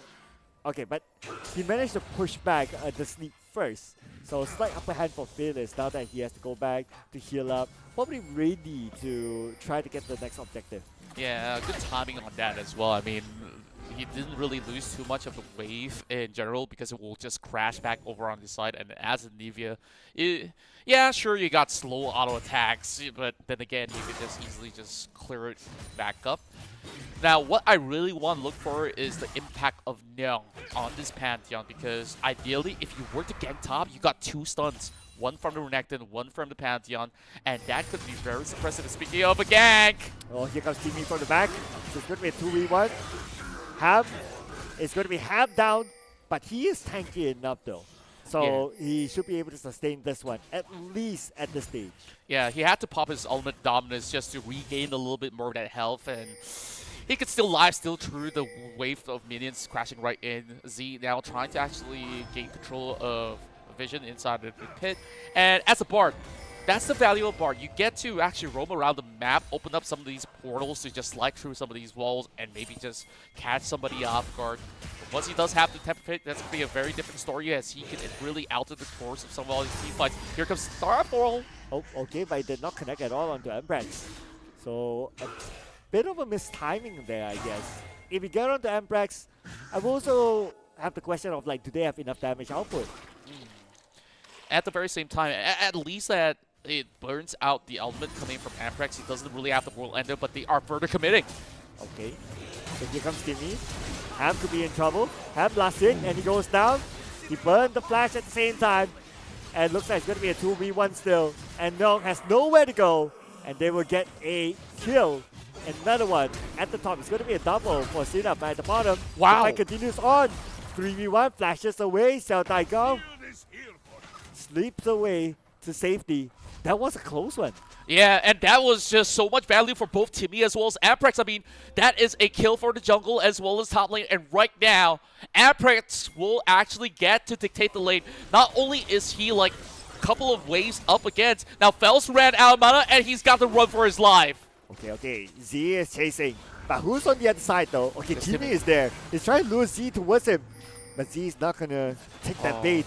He is alone, however. He's going to go in by himself. He's going to challenge it. Teammates, no, not there yet. Okay, Victor's on his way. But no, not even Victor. This is going to be a big trap. I mean, Timmy could actually turn the tides around on this bar, but they don't really have any clue where exactly they're at. So Z's just going to cause a little bit of disruption to delay this grub takedown. It will still fall in the hands of Sinel while what they're doing. Mel Gaming is working on the dragon with the Pantheon, currently soloing it all by himself. Inside though. Okay, just buy a little bit more time.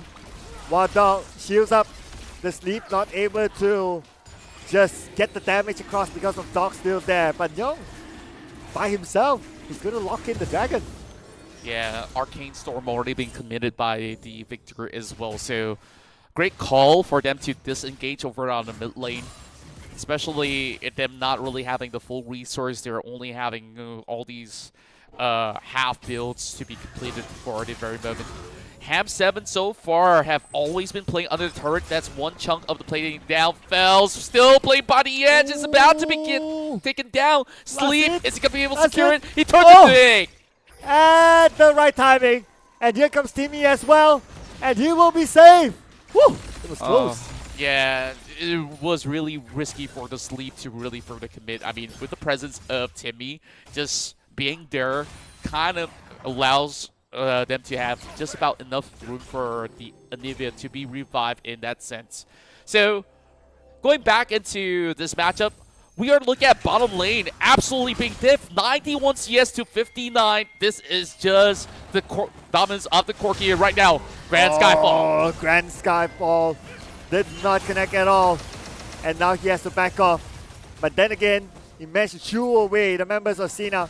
And that's good enough for them, opening up again the space for the Corki to farm. And even on top of that, they also burned out the culling coming in from the Lucian.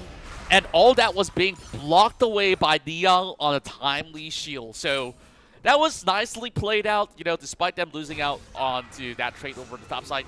I'm thinking that should try again, but here comes the Temp of Fate. He's got him locked and loaded. That's it. He won't be able to get away for sure. They should be able to come up with enough damage to take down Fearless. It's going to be the Sleep getting it across. But Ambrax is now going to be in trouble. 50% of health left by Ambrax. He is tanky enough underneath the turret. They will not commit onto him. They got that one kill. That's good enough. they managed to burn the flash coming in from Amprex, so that is good value on top of the kill that they managed to secure. They just abused the fact that there's no flash on the Nivea, and she's already turning an egg previously. The passive is already down. So that call for a gang was perfect from Z, and that is the value of the Bard that brings into this game. Okay, Xiao Daigua, not really alone. Z is together with him, but he continues to wreak havoc at the bottom. The Lucia is going to find it difficult to even farm for himself.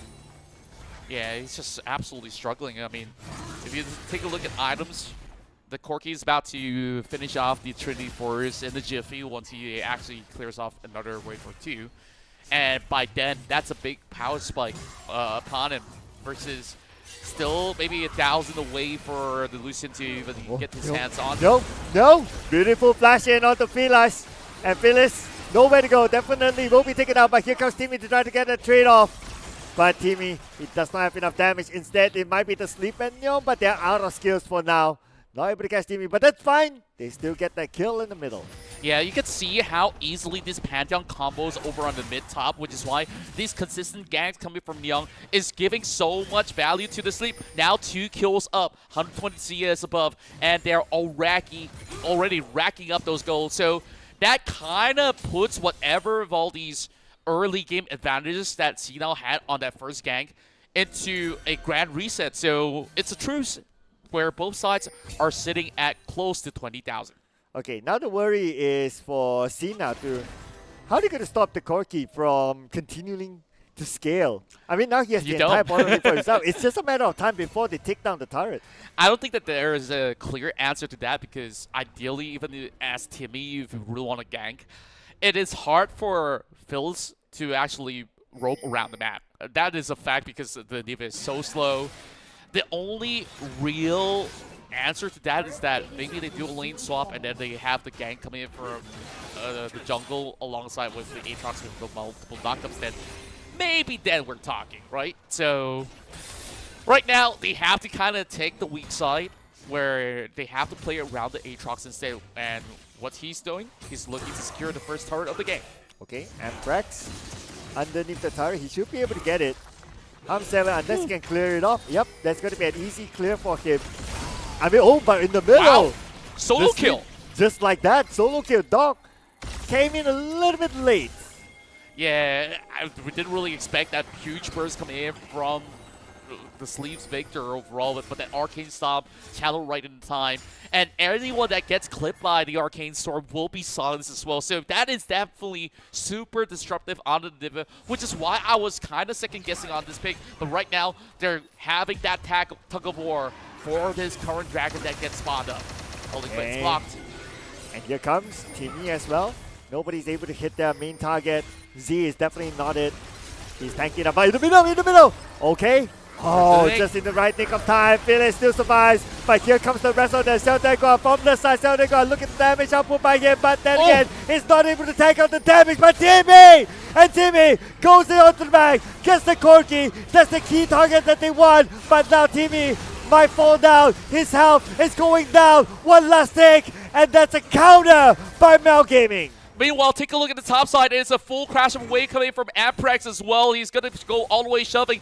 That was a big fight won by Mel Gaming, but they still have a side lane problem. Ham7 cannot afford to leave the lane. We got to take a look at this fight again. 3 times in a row, this Anivia has been punished, and it's all thanks to the position of the sleep and that stun coming in from the Pantheon. And after that, they managed to go all the way deep. Gets the back line sorted. Takes Xiao Daigua out of the picture, but because of that, they have to fall into the opposite side of the jungle, and that's not a great place to be because Sinal doesn't really get to walk out alive. Yeah, and Xiao Daigua, he was very close to the turret as well, so even if they want to go all in onto it, they have to be careful of like the turret assisting Xiao Daigua. So it was a very risky play, but still necessary for them to try to zone off the Corki. Yeah, I mean, it was like a full burst coming from Timmy, right? Like, he just basically went inside him with his ultimate, and it was not much that the rest of Now Gaming can do for them to actually save that Corki in that instance. But instead, they get that full ace, which is even higher value, if you ask me. And here comes another gank coming from Z. Okay, see, trying to catch Amprex. Amprex is going to be a 2v1, but Amprex, he is kind of tanky as well. Let's see how far he can go, how far he can save himself. Now underneath the turret, he should be safe with the minion wave coming. He went back into third range, so it's going to be a tough hassle to dive. So it could be safe about Timmy right now, just trying to deal some pokes, and Neon's looking so good on this Pantheon so far. Ham7 have decided we're going to have to switch up the lanes right now where we're having the sleep right now putting the pressure over the top side. And with that kind of rotation, this is going to be sending Hirave over onto the top lane at the very same time. Through that fight, as much as you're looking at a 7-3 scoreline, Meow Gaming only has like 1,000 goal lead. Okay, Z is here to protect Meow from Timmy. But Timmy's waiting for the right moment. He doesn't dock with it, but looks like they're not going to go for the engagement. They know it's kind of risky. It's not going to be worth it at this point. Yeah, they just really have to let this one slide. After all, this has been 3 Drakes that's been secured alongside with all those kills. I believe very well that Meow Gaming has been able to actually win the trade to actually get those boot upgrades. So that being said, it is going to be a little bit of a challenge over on the mid side once again as they try to establish a little bit more of control. Ham7 once again getting assaulted by Amprex right underneath the turret, and so far this Aatrox is just going to be playing so disrespectfully, just trying to trade under the numbers until Z arrives. Yep, here comes Z, and not only Z, it's going to be the Grand Starfall coming in, and no, secures the kill. Yep, that was a really timely gank, as these members are just busy trying to keep the mid lane turret alive. I think like he kind of saw that coming as well, and there's just not much you could do in a 1 versus 3 scenario when you're so overextended without any form of backing. But with that extension coming from Ham7, it's going to be a reply for Timmy. Commits with the smite, and it's just a slice and dice for him to exit. Yeah, not too hard for him to just step away, right, with the slice and dice. So that's why he still keeps himself as a 50-50. But when it's starting to be a 70-30, that's where we see the rotation by Z to come in to get that kill and just to tip the balance back. Now on top, the sleep. He's having the game of his life here. 5-0-3 so far. Yep, it seems like Victor is the end game weapon that they've kept for the entire draft. I mean, just like in Arcane, like this guy is just unleashing his maximum potential, right? Like just absolutely stomping out this Anivia, almost leaving no chance. I mean, the builds as well, you just have a lot of all these burns coming in from the items that's going to be very troublesome to work with. And I guess later those kind of burns will be very helpful to actually fight against this Aatrox that relies so much on all these lifesteal. Yeah, even in Arcane, like Victor's like the final boss, right? In a way. So but he's a good friend. Yeah. Is he a good friend? And let's not spoil it for our viewers, right? Maybe some of them have not watched it. I mean, by now, you have not watched it since its release for a year. Like, is it my fault that I spoil it? Oh, well, at least it's not my fault. Nobody's at fault, okay. I guess. Yeah. But the ones that fault is the ones that have not watched it. Yeah.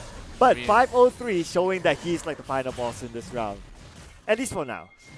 Yeah, I mean, there's still a couple of conditions to be met right now. For the Nivea to stabilize into the late game, I believe that once she hits a couple of item power spike, it is going to be hard for the Victor to really go on to that full punish once again. Voltic Saber only for the Kayn, so good enough for a good gank. Damage output maybe decent for the time being.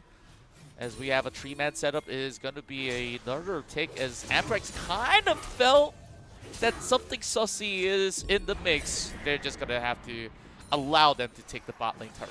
Yeah, because there's a ward there, so he saw that coming. But not only like the bot lane wave, but also the Drake as well. It's not going to be contested at all. But Amprex, yeah, he has his hands full anyway. But Timmy on the other side now against the sleep. But look at the amount of damage on the Timmy. Wow, that hurts. That's just within 2 spells that's being churned out, and Timmy's brought down to that health bar. Could you imagine? The full brunt of it is just going to be absolute execution. So, that being said, we're also looking at the Sleep working on a Morello as well. So this is the reason why I feel like in the MYSG circuit here in Titans Cup, Victor is such an underrated pick. I mean, you've seen it in pro play so many times. There's a very good reason why the pros are picking it up.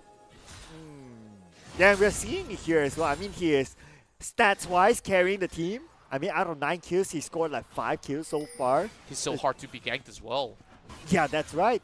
And he's able to do like a 1v1, like how we saw earlier on with his damage output.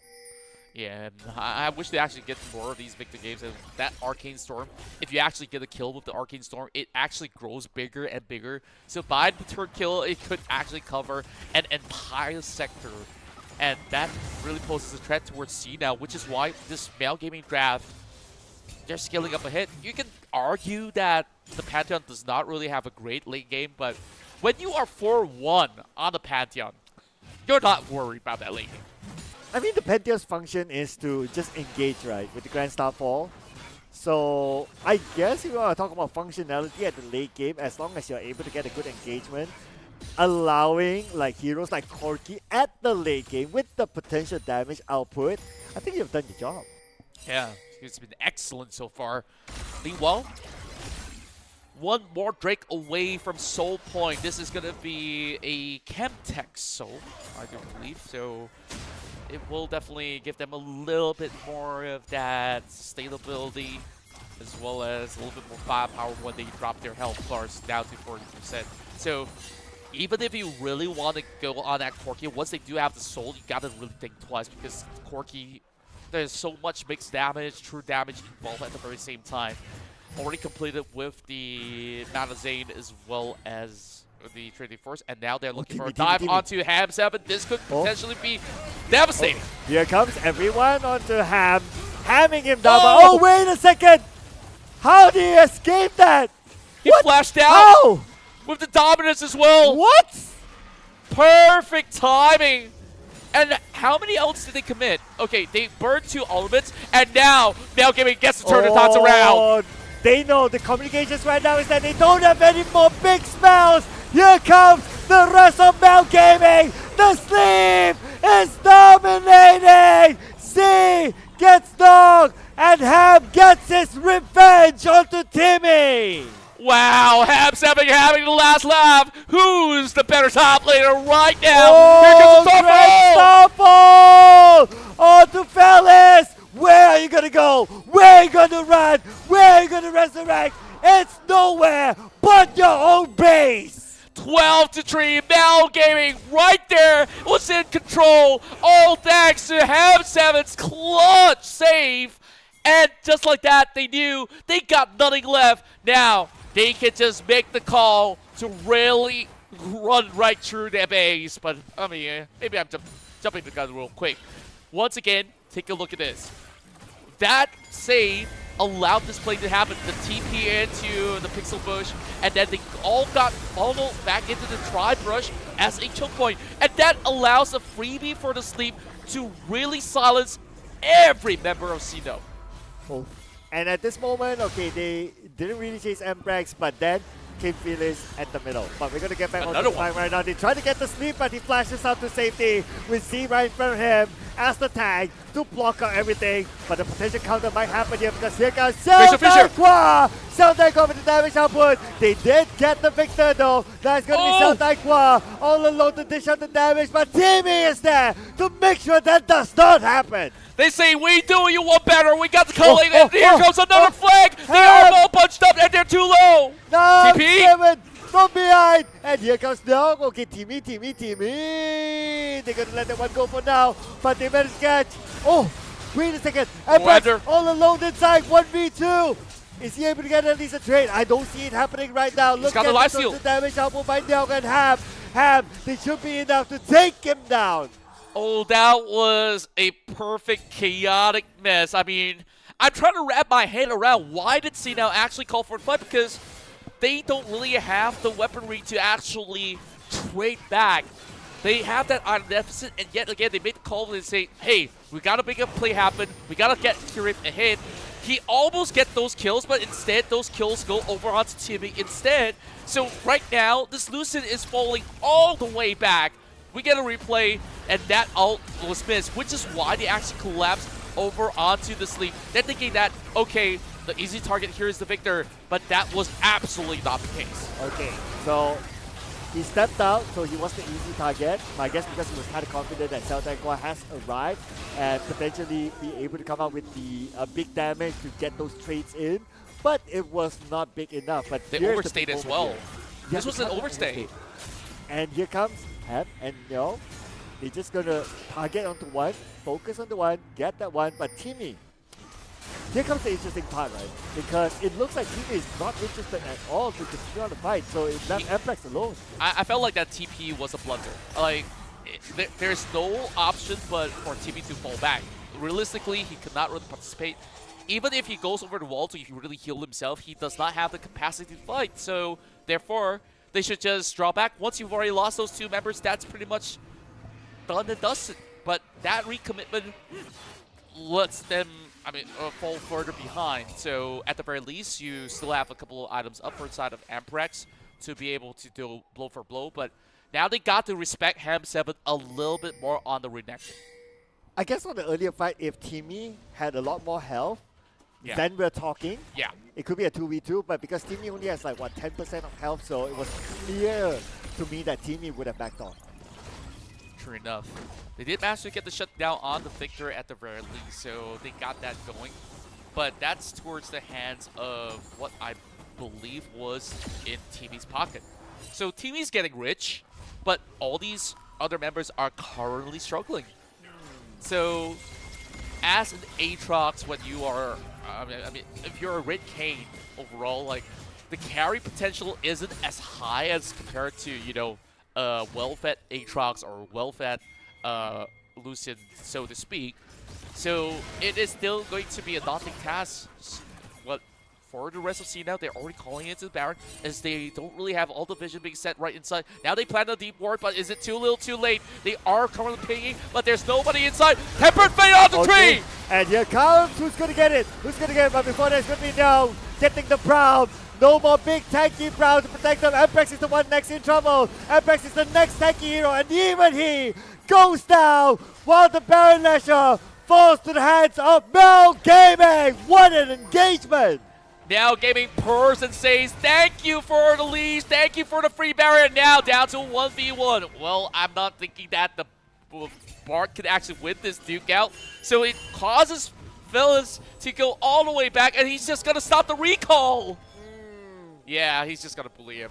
Yep. He's just going to be a nuisance. Is anyone else going to come? Oh. Okay, what? He had too much fun. He poked and prodded. You need to respect the burst damage, but okay. Miss! The final boss is here.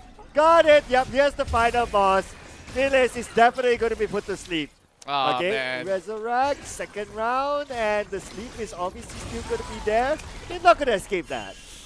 What am I watching, to be honest? I know, right? A little bit of blunder from both ends. I mean, Phyllis has got no business being there. He got no other option but to really run very deep into the jungle. Understandable. That Bart, though, yeah, you want to stop the recall. He bought just about enough time for the kill to still go back to the sleep, but costed his own life. So, yeah, still, we're seeing, as much as Meow Gaming was dominating, there's a little signs of sloppiness as well, which can kind of be abused in some of the team fights. But this Anivia's 1-7, I mean, the fact that you can turn into the egg and revive and you're still dying 7 times is a blasphemy. Yeah, that's right. But a lot of times that he actually died like in the middle of a fight. But here we go. And Brax, stun. And here comes the cavalry. Timmy's going to be at the forefront. They try to turn things around. They try to get Neo. But from the back, it's going to be Timmy. But now Timmy's being called out. And here comes the rest of it, especially Ham7. Ham now on the chase, looking for Hira. Hira flashes away to safety. Phyllis underneath the turret will be in a safe position for now, that is. But then again, for Meow Gaming, the objective is to take down the mid turret instead. Yeah, easily done. it's already brittle enough for them to actually secure it. They also still have the Baron power play to look for that integrated turret, and this is where they have already burned out so many resources. Can they even afford to defend this? They might have to let this one slide while they're receiving a chunk. Have someone on the push as well, so they will have that resurrection with the GA being popped, and right now it is a big mess in their base. Oh, and even Ham at the bottom managed to take down the turret. But then again, there is a small trade. Okay. Z goes down. It's a support. Respect the supports, but then again, it's kind of expendable. Yeah, in that essence, like, they lost so much more than they actually gained in that essence, where that's 2 turrets, including the inhibitor up mid. So it's free reign of control. And up next, we have the Elder spawning up in a moment as well. So CNL is going to have to really fend off for this. The moment that they lose this Elder, it is game over. Oh. So this is the one that they really need to challenge for it. But do you see them able to win it even if they choose to challenge it? It's going to be really difficult, to be honest. They have to take out Sleep, first and foremost. And even if they do, what's next? You know, like, you still have Ham7, Young, and so long as Corki is untouched on the backline, they're going to have so much damage output that they can really control. Okay, here comes potential. Glacier Fisher is still there, but they're waiting for their opponents to really line up. Dog is in a good position. His Glacier Fisher managed to catch 2, but nobody is there to follow up. Instead, they try to save Phyllis, and Phyllis still will go down to the SOC. And now it's all in for Bell Gaming, giving South Taekwa a triple kill in the process. It's a full ace that they're looking for. They don't really need Timmy because now they get to go for the base rush. The waves now crashing right in, and we will secure our semifinalists. Now Gaming is storming into the Nexus. Yeah, nothing is going to stop them from ending this game. It's going to be a last-ditch defense here by Timmy, but nothing that Timmy can do. And Timmy, he can just watch. He tries to pull them all the way to the back. He gets a kill, that's cool, but then they get all in focus onto the Nexus, and it's going to be a win and move forward for Mel Gaming. And the biggest upset right now was that trade over the mid lane, where we just saw an absolutely monstrous Victor just crushing the mid lane overall. The Sleep was just having so much getting done in every single team fight when he drops that Arcane Storm, and you saw that catch. The moment that he pops, even his W trying to stun those members of this CNL who's currently hiding inside that brush, they force a couple of flashes. The moment those flashes were burned, that they just go all in. And that's why they are the Malaysia Pro team. Just gotta mention it again. Yeah, it's written on their logo. I mean, it's them claiming it for themselves, which is fine, right? I mean, if you come up with a win, sure, you can definitely say that. Meow Gaming will be our semifinalists after a hot-fought victory 2-1. We had that answer back coming from CNL. They tried to go with a similar game plan, but I really felt like it's too difficult to really execute because I don't really see how well does the Anivia really fit into the picture, right? Because surely you want that AoE damage coming from the ultimate for them to be fighting under, but there wasn't exactly a scenario where you ensure the safety net for the Anivia, because realistically, as a Braum, your main role is to protect the Lucian. You don't really have any other front line that is not all the way chasing towards the enemy lines to really peel back to allow this Anivia to get those big catches, and because of that, I felt like they don't really have those kind of avenues, so it kind of hindered them to really play at a slower tempo. But yet again, their call was to fight. You saw how many fights over the bottom lane that they tried to go in for the trade, but was unsuccessful. It started with that dive onto Ham7, and then just like that, that game was blown wide open into the waters. Yeah, to illustrate what you just mentioned, right? Let's check out some of the numbers here and who are the key players in this round. So if we were to look at it, Corki actually got most of his kills towards the late game because he needed that early stage to really farm things up. And he was given the space by his teammates to really farm at the laning phase and later getting pickoffs.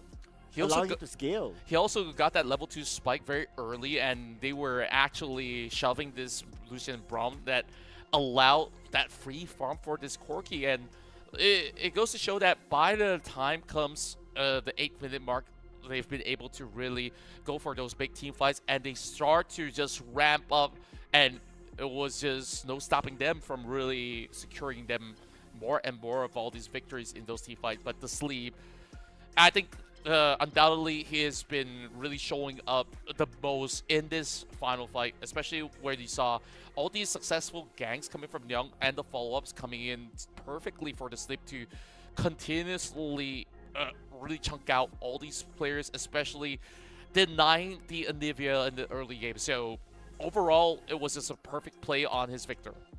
Yep, and I mean, like you did point out like how crucial was the Victor pick as well, right? When it was picked up, and it was the last pick as well. Yeah, so that would have been a crucial pick for them.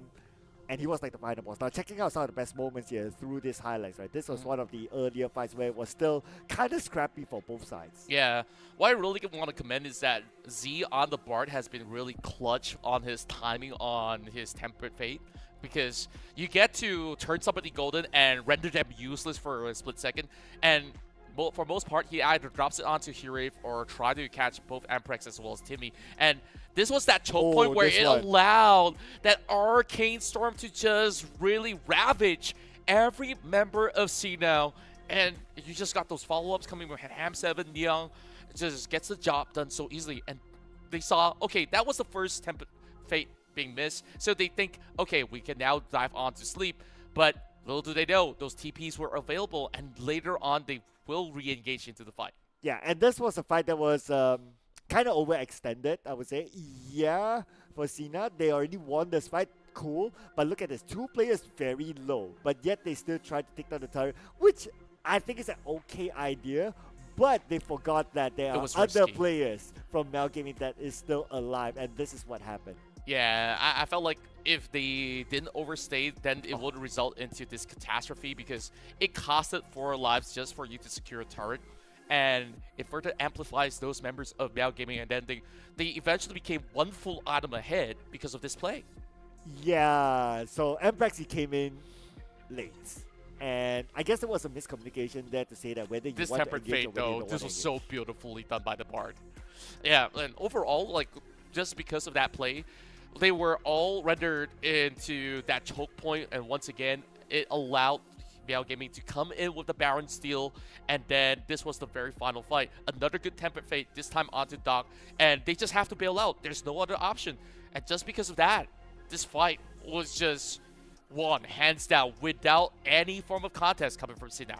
I wonder would it have been different if Doc actually landed the Glacier Fissure earlier, when most of their opponents from Mal Gaming was like in a 1 line. He could have probably got like 4 of them. But it also depends on whether his teammates are ready to re-engage or not. If you land the Glacier Fissure but everyone else is still running away, then it would have been a waste anyway.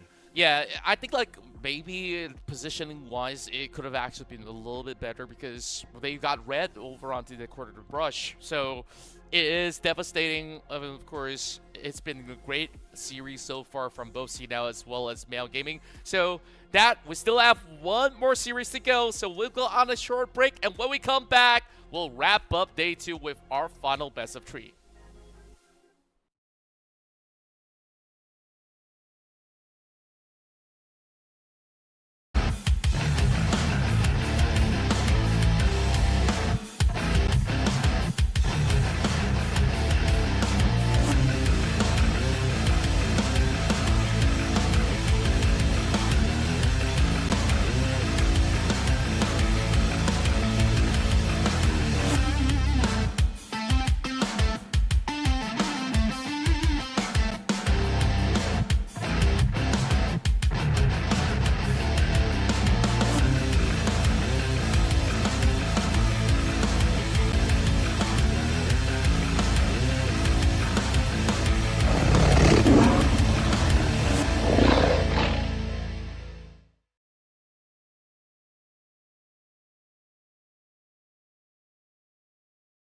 The human body was built to move. Not trapped at a desk in one singular posture for 12 hours a day. It's time your chair evolved. This is Secret Lab Titan Evo. Ergonomically engineered for you, gamers, hybrid workers, artists, backing your every move. The time has come to prune the tree.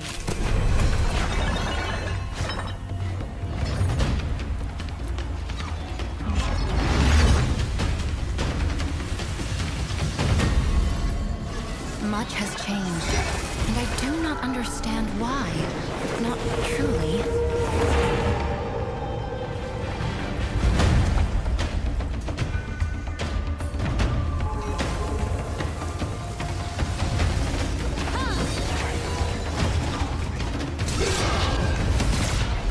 Set upon them!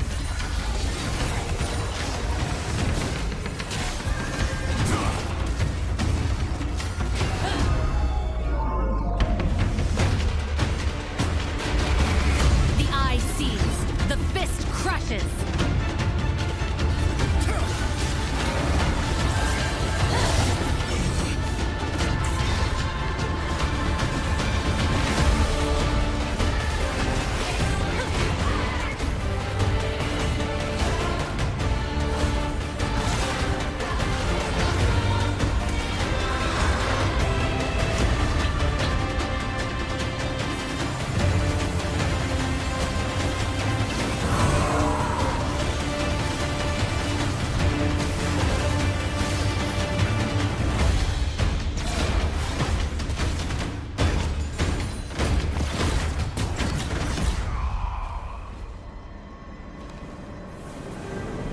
I mustn't take a single breath for granted.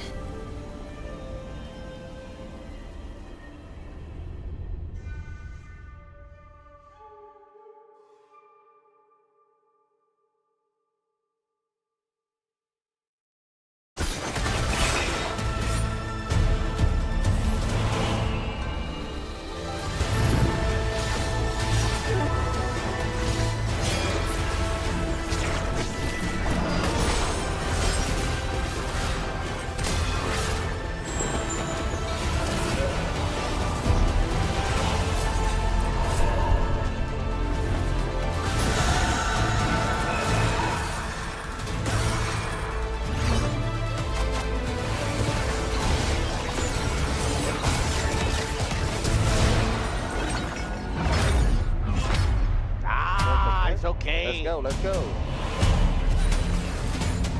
Goodbye, bro. No! Let's go.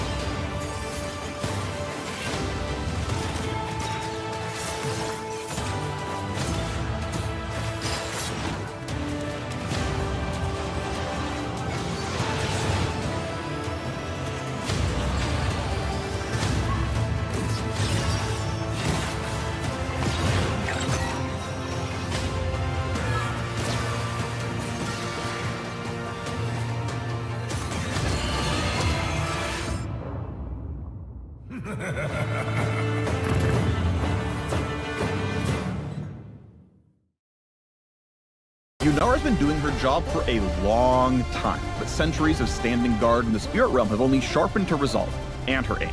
In-game, Yunara is an ADC for ADCs, with a focus on core marksman skills like spacing and orb blocking. She's all about ramping up power and unleashing it at exactly the right time. So pour yourself some tea and brush up on your ancient Ionian. It's time for the Yunara Champion Spotlight. The time has come to prune the tree. Up first, Yunara's passive, Vow to the First Lands. Her critical strikes deal extra magic damage. And now that's it. That's the entire passive. Yunara's Q is Cultivation of Spirit. She gains stacks of Unleash by attacking enemies. At max stacks, Yunara can activate Q to, you guessed it, Unleash for a few seconds. She gains attack speed, bonus damage on hit, and deals splash damage in a small area with each attack. Unleash stacks decay quickly out of combat, so Yunara wants to stay in the fray to stay at her strongest. Next, W is Arc of Judgment. Yunara sends a swirling prayer beat out, which damages and slows enemies as it travels. It slows down any time it hits a target, then lingers and expands at its terminus, continuing to damage enemies who don't get out of the way. For E, Yunara activates Kanmei's Steps, which grants her a quick burst of move speed to chase down enemies, reposition, or dodge skill shots. Now let's focus on her ultimate, Transcend One's Self. With R, Yunara taps into her full power, entering a transcendent state for several seconds that enhances all of her basic abilities for the duration. Her Q, Cultivation of Spirit, instantly activates and empowers her attacks for as long as she's transcended, which is a long duration upgrade. Her W, Arc of Judgment, becomes Arc of Ruin. Instead of a swirling prayer bead, she fires a beam of spirit magic that slows and deals high damage in a line. Finally, her E, Kanmei's Steps, becomes Untouchable Shadow. She gains a short dash instead of movement speed, and the ult cast resets the cooldown. She can dive out of danger or right into the fight. When Yunara transcends oneself, her enemies don't have a prayer. Age of Retribution! Like many other AD carries, Yunara wants to play safe until she finds the right moment to get aggressive. She's truly powerful with a fully stacked Q. If Cultivation of Spirit is ready to activate, it might be a good time to fight. An even better time to fight? When her ult is up. Her mobility is pretty limited most of the time, so opponents want to lock her down before she goes all Super Kinkou mode. Positioning is key here. All that potential power means nothing if she doesn't live long enough to use it. Yunara is meant for you ADC purists. Her ramping power might feel familiar if you like playing Ashe or even Zeri. Basically anyone who likes decimating enemies with a relentless barrage of autos. Find out what more than 200 years of Spirit Realm experience looks like with Yunara, the Unbroken Faith. Perseverance, patience, providence.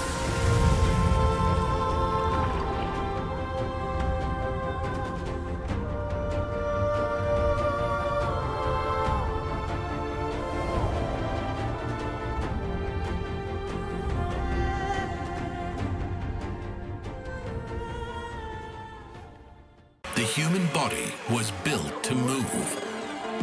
Not trapped at a desk in one singular posture for 12 hours a day. It's time your chair evolved. This is Secret Lab Titan Evo. Ergonomically engineered for you. Gamers, hybrid workers, artists. Backing your every move.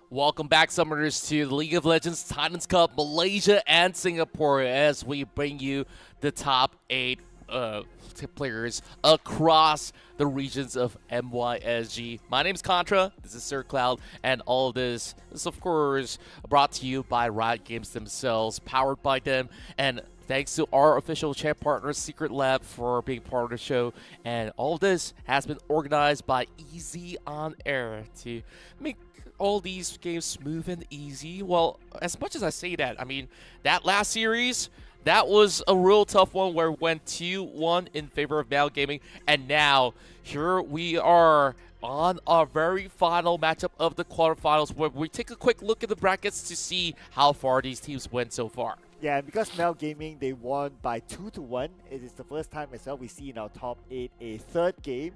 They move on to match number 6 in the semifinals, where they might meet with either Mana Potion or All Luck 2 in the best of 3 series that we will see after this. Yep, and it's really getting pretty exciting. I mean, we have no clue as to what are the kind of picks that they are absolutely comfortable with for some of these guys out there. And at least for Mal Gaming, for a team that's been around the community, they've been able to thrive, taking out CNL in our series that went all the way to 3 games. That's the only series that we actually get the full feast. Whereas, waiting on the wings over on the semifinals, we've already locked in 3 teams. Now this is down to the last team to secure the top 4. So there is, of course, Mana Potion, an item that we've not seen for a very long time in League of Legends since it got removed. I mean, you could always buy Mana Regen items to actually keep that one in place. And also, all luck to you, who will be starting on the blue side. So we move straight into the picks and bans,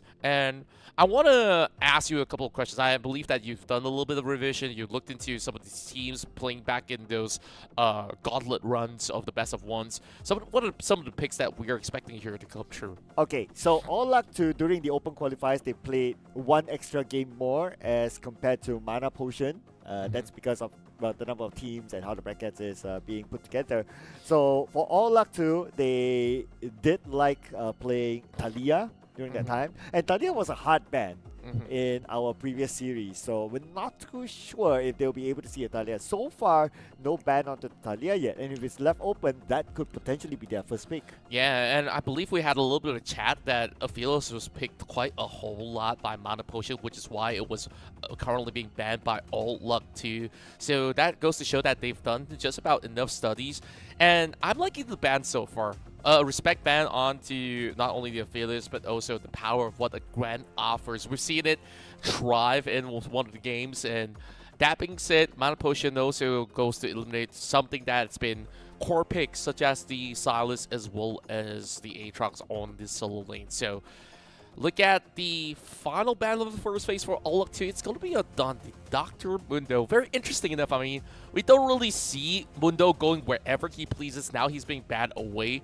But I believe there's also a lot of all these other grand scheme of tanks of a huge variety still left on the table on the top lane. Well, All Luck 2, they have definitely done their homework, right? Because Dr. Mundo is also one of those champions that was played in the qualifiers by Mana Potion. And obviously that same goes for Aphelios and Gwen as well. So they have clearly done their homework here. Now with Nocturne banned out as the last ban pick for Mana Potion, Talia is open now. So I believe that the first pick... Okay, hang on. All Luck 2? Surprisingly, they're not going for the Talia, but they go for the Pantheon, which is a flex pick for them. But the last time they played a Pantheon in the open qualifiers, they actually played it on the top lane. Oh, cool enough. I mean, it's still a flex pick, like you said. The last game, which was very successfully pulled out by Mal Gaming, they parked the Pantheon into the jungle role. So this will still be the kind of default where it's a little bit of a look and see before they actually confirm anything. And they want to start things a little bit safe, having a scaling AD carry in the form of Jinx to be played by Beta Tester later on. So I want to actually see what do they really pair the Jinx up with. Usually she will try very well with a tank support, engager support if you will. And even if they don't have an engager support, you also have now the Johnny to go in, lock somebody up with the Glacial Prison, and just cause havoc over on the Rift on those big team fights, and you gotta also respect those Super Mega Death Rockets as well to come into place. And we finally get the Vastayan couples, Xayah, Rakan, paired together here in our first game of the series. Okay, I'm going to call it first, right? This is based on data, right? Rakan, Pantheon, Xayah, Talia, Set. Okay, that could very well be the case. We'll have to see. I mean, we still got the bans later on. So they pair the Lulu up with the Jinx all together. So I kind of love a little bit more of this kind of safety net where whenever the Rakan wants to go diving in, he could actually get hexed easily by the Lulu if he's not careful enough by overextending. And at the very same time, there's also a lot of engaged tools coming in from All Luck 2. Of course, we talked about the Rakan on the potential of the grand entrance into the quickness. But if you pair it with the Pantheon, assumingly if it's going to be jungle, it is already a very high pressure on the bot lane. So we'll have to see about that. So second phase, Galio ban, Ambessa ban. So Mana Potion says, we hate global pressure. But there's another global pick that could actually go true. And that could actually be a Twisted Fate. Oh, yes. And Twisted Fate, yeah, it's open. Mana Potion actually played Twisted Fate, but not All Luck 2. But All Luck 2, they already have like Xayah and Rakan, so they don't really need to go for the Twisted Fate. I mean, it's for the mid lane overall when you play Twisted Fate. I mean, you go full AP, you just have the Destiny online, you just pay a visit, and you can just TP half the map, any location as you please, and you get full vision. And that is the value of having a Twisted Fate on the team, which we've seen played out a lot of times during the mid-season invitational. And look at the very final ban. It is going to be on a Talia instead. You mentioned that they love playing that Talia, but they know that this is a pick that will be too dangerous to open up, because you take a look at the big collateral output coming in from Mana Potion. It will be a little bit more disruptive if they allow that to go in the hands of Mana Potion. Okay, so interestingly, they ban out the Talia itself. And also the Orianna. And we're going to see a Jax this time. Okay, so potentially the Jax might go up against the Pantheon, because All Luck 2 played the Pantheon at the top lane instead of the jungle. So that could be a potential. So if we talk about like a matchup between the Pantheon and also the Jax, I would say it might go 50-50, but maybe they're going to switch up the Pantheon to like the jungle, like what you say, right? Because they did pick up the Renekton now. So Renekton versus the Jax, I think that's going to be pretty okay. Yeah, we last saw it in our previous game, right? Like when we covered with what this Pantheon could actually offer with any form of visit coming in from Fantasy to just go in, stun somebody up, you get double stun. And finally, I get to see Vladimir. Oh, okay. No. I got excited for a little bit because I'm a Vlad main myself, but I've not played for a while. Instead, they opted to pick up the Aurora. So I absolutely love this. So what it tells you coming from All Luck 2 that there is ultra mobility to make things happen. And to round out the pick, what do you think about this Mel pick so far? Ooh, I think overall it will allow them a lot more engagement. If you kind of think about it, like they have hard engagement and then they have hard follow-up with especially a lot of burst damage on the side of All Luck 2. So I do like the potential of team fights for All Luck 2. As for Mana Potion, they need to play a scaling game. They need to allow like the Jinx to be able to farm, and then maybe the Jax to buy a little bit more time to farm as well. So they might be looking at playing the late game. But All Luck 2, if they are able to go around the map and be very disruptive, in which they can, then I believe they'll be able to control the game. Yeah, and when we take a look at all these kind of abilities, right, I'm looking at the value of Mel right now. In terms of trading, mid lane is going to be super explosive, where we're seeing two mages that has huge burst potential to go up against each other, but Mel gets to reflect one ability. But you got to make it count, because you take a look at all the rest of the spells coming in from All Luck 2, most of it is almost unblockable because it only blocks projectile. So you're only targeting maybe a spear coming from a Pantheon to reflect, or maybe even anything that the Aurora actually offers. So All Luck 2, this is a very aggressive comp, and then of course the late game insurance has always got to be that Xayah with the Thunderstorm that can always allow her to peel all the way back. Do they have the answer to the Jax split pushes?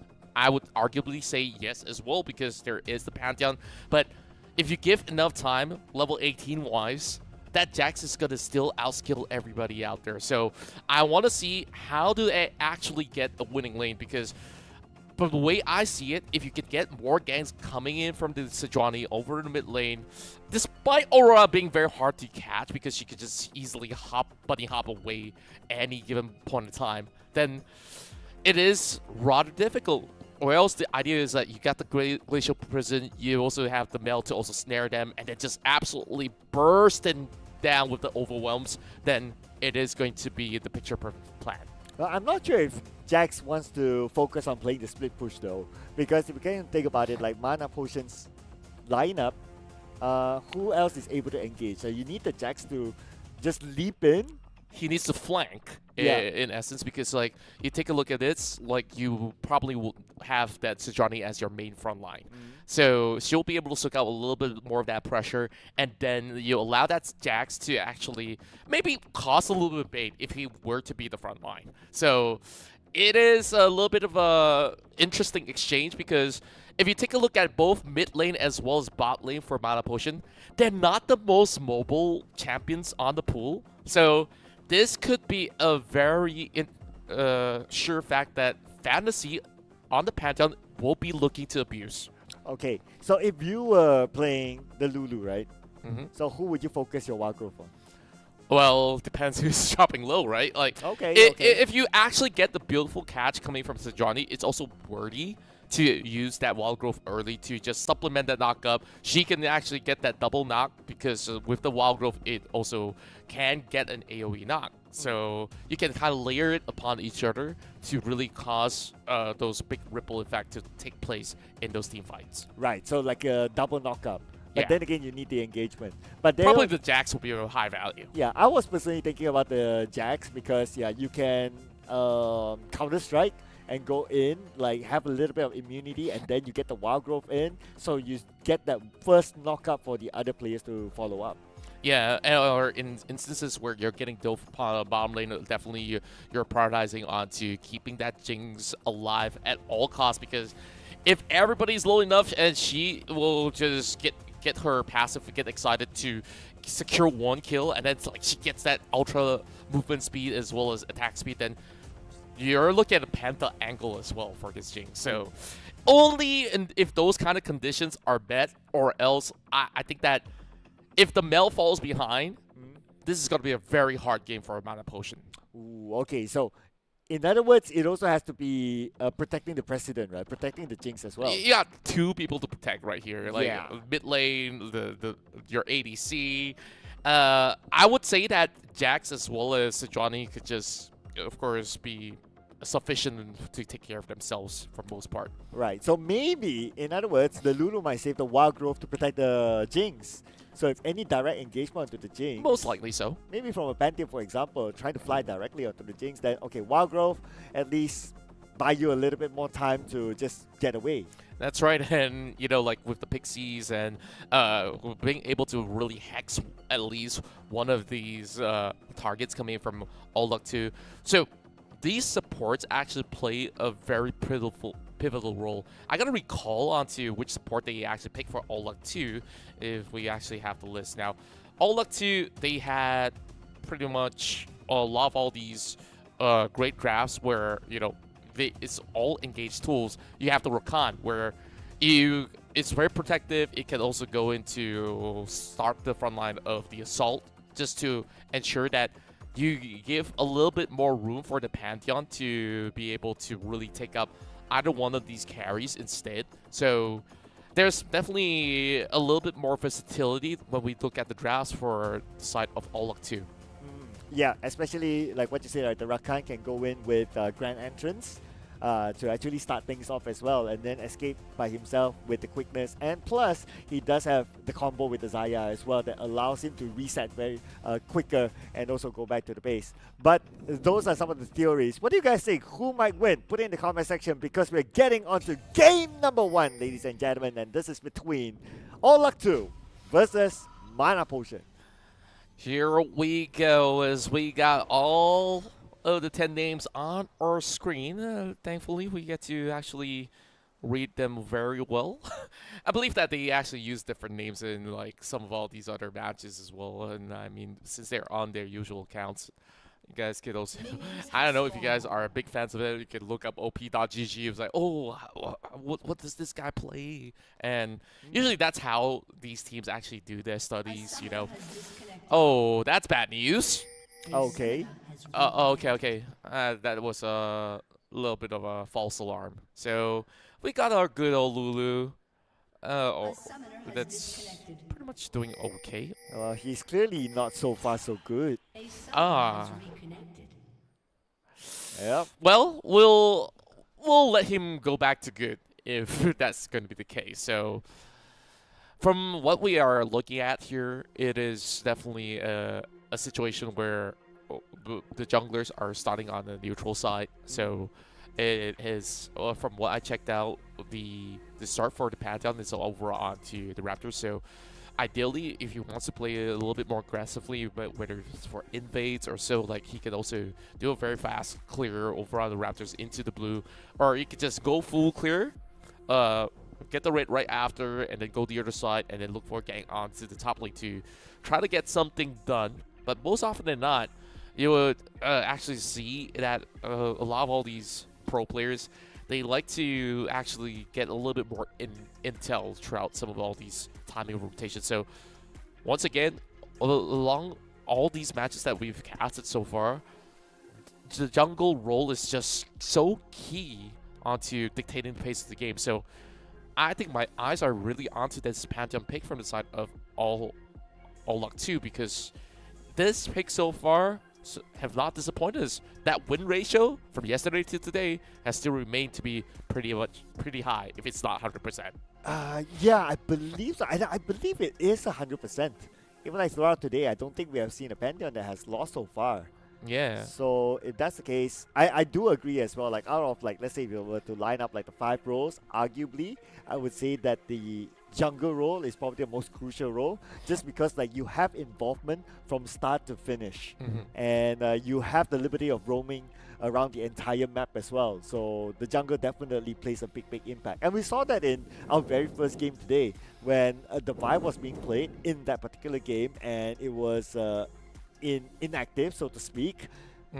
We saw that they struggled without the Vibe being able to do anything at all throughout the game. So that's how important jungle role is. Yeah, I mean, you also touch a little bit more on roaming, and it seems like we will have our dear sports back up, but it is a deep dive, and it's a tit for tat, 1 for 1, but the first blood goes over to Egoist. Okay, at least he got the first blood.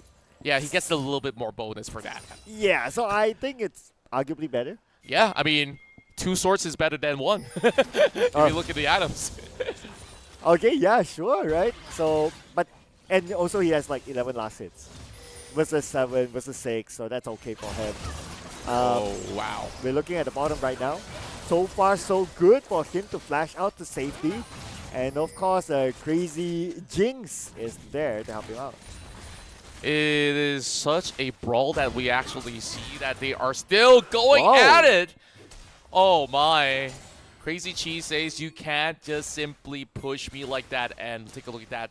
There is going to be an angle for Flying Fantasy's already going for the charge. Here comes Beta Tester, but he's kind of low as well. But because both sides, right now, they are not in full health. If they want to jump underneath the turret, it's going to be pretty risky, but still! Crazy G still went in for it.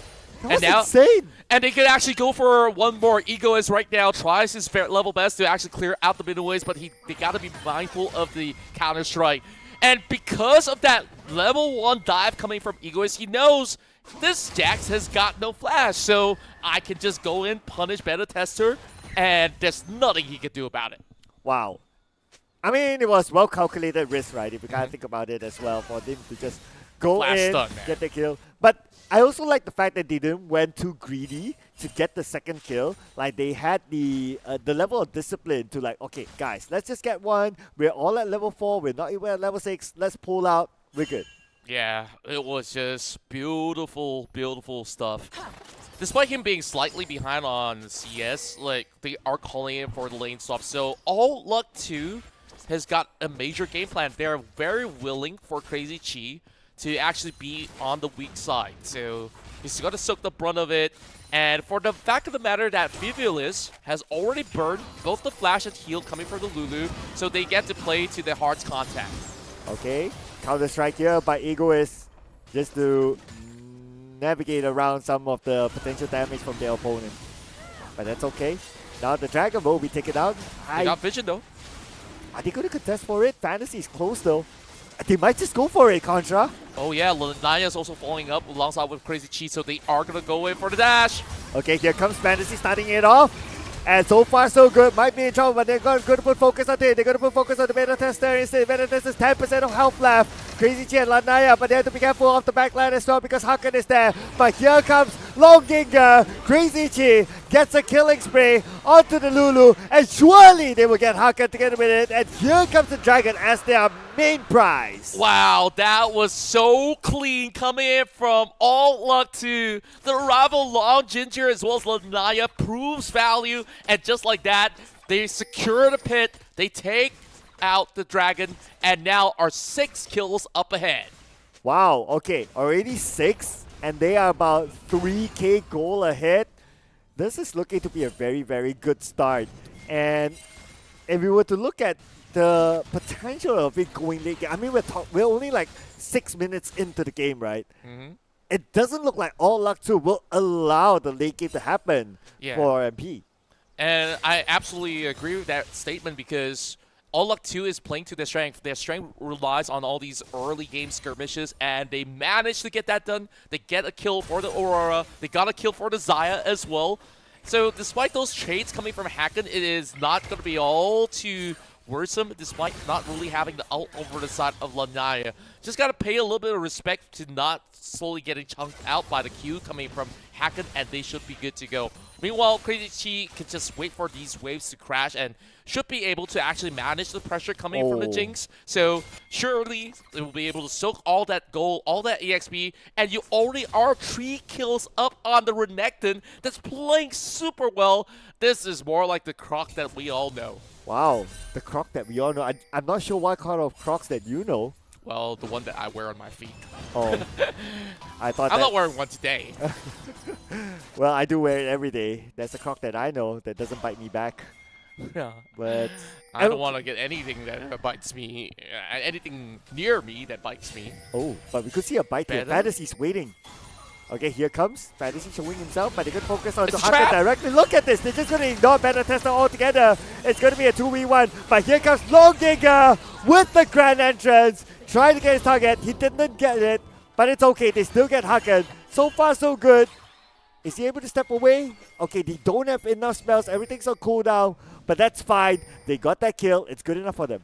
It was immaculate vision setup coming from All Up 2 that allow all these plays to happen, and now they get themselves free grubs as well. They've already got the feats of strength, and right now, Crazy Chi is a bad lad! Man, this guy is crazy. He's insane. He saw the opportunity, but that's what happens if you stay underneath the turret and you're a Lulu with 40% health. Yeah. I mean, really, you wouldn't expect a Renekton hiding over onto that corner, right?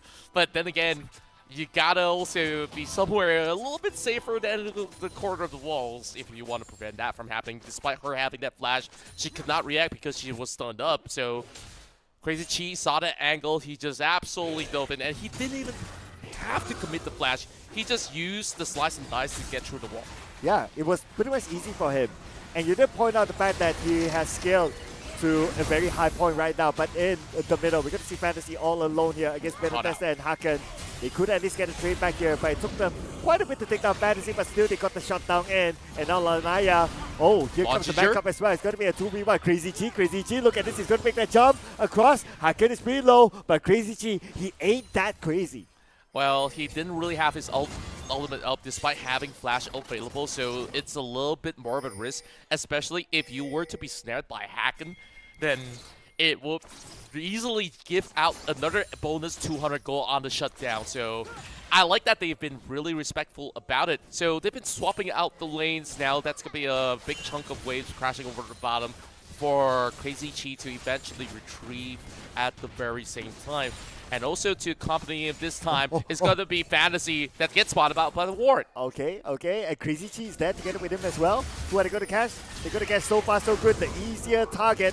So far so good. Oh, flashes to safety. Lucky enough for him, he has that one flash. Lanaya shows up, but they are going to disengage now.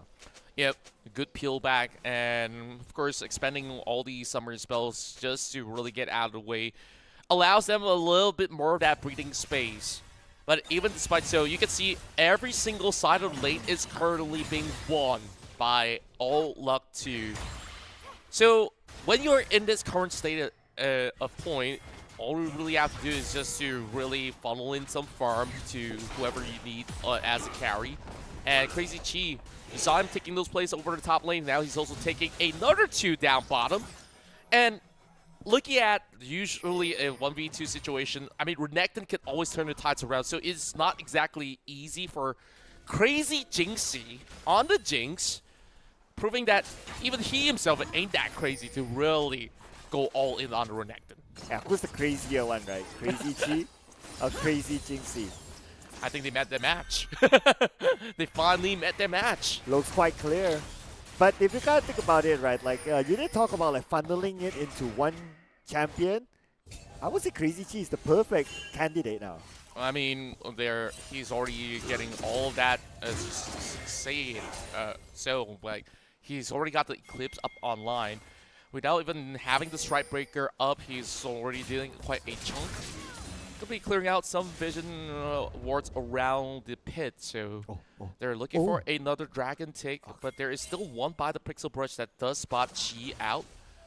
Not going to be able to hit the rockets, unfortunately, so Crazy Jinxie is just going to be staying underneath the turret, while Lanaya so far doing a massive duty to be able to not only match up the speed up against Egoist. So I think what they could have actually improvised on the mana potion is that they should actually pull up a lane swap as well. Park the Jinx over on the top side and have Egoist to be matching up to the bottom again. So speaking of which, this is going to be an absolute freebie of a Dragon Mountain to be claimed by All Luck 2 if there's not going to be any pressure coming from Better Tester. Okay, who is going to open up the map? Nobody from the side of MP is able to open up the map. Like, if they send the Lulu in front, the Lulu will be gone in a second. Yeah, especially if she burned the flash earlier, right? So it's a little bit too risky. You don't really have all these resources to really expend despite having the wild growth. So ideally, you don't really want to contest. You just want to let that slide off. But mid lane turret, though, they need to defend this. But again, going to be the same question, right? Like, who's going to start the fight if it's not going to be the Jax? And Egoist, he's kind of busy at the top lane. Yes, Haken makes a showing, but you can't really commit all in because the other question is that where are the other champions, especially the Pantheon? You don't want to commit onto those two champions just for the Pantheon to counter back. True enough, and on top of that, when we take a look at the involvement of Sejuani, I feel like it was slightly lacking because she's fallen behind on that first scuffle. But after that, now she's got that glacial presence. She can actually allow some of all these big engages to happen, but realistically, you can't really match up against the Renekton. It's going to take a while because she's got dominance online. So you got to start churning out those items, whether it's going to be at the heals to really cut down some of all these lifesteal coming in from the Renekton. So by now, I don't think that they're absolutely ready for a team fight just yet. Not at all, because they need somebody who's able to engage. Okay, Better Tester is going to come in from the other side, but Fantasy is there though. The buff could be stolen away. This is going to be bad news. That was a bad timing to actually check the brush because now he kind of have to concede this blue buff as well. Will he be able to spot it away though? He's got to go ahead and try. And yep, that got yoinked away by the Pantheon. Okay. So, objective stolen away. At the same time, the middle turret is going to be down. This is looking like a one-way fight. Yeah, it would seem to be the case at this moment. Egoists at least have been able to bring a couple more plates back. So if we're talking about insurances, right, then we're going back to the Jax. Right now, only the Jax have been able to match up. Sure, not as flashy, doesn't have those 4 kills under his name, but farm-wise, he's actually equivalent to what the Renekton has been doing. Despite all these lane swaps, I would still essentially say that the Jax could still have a certain impact.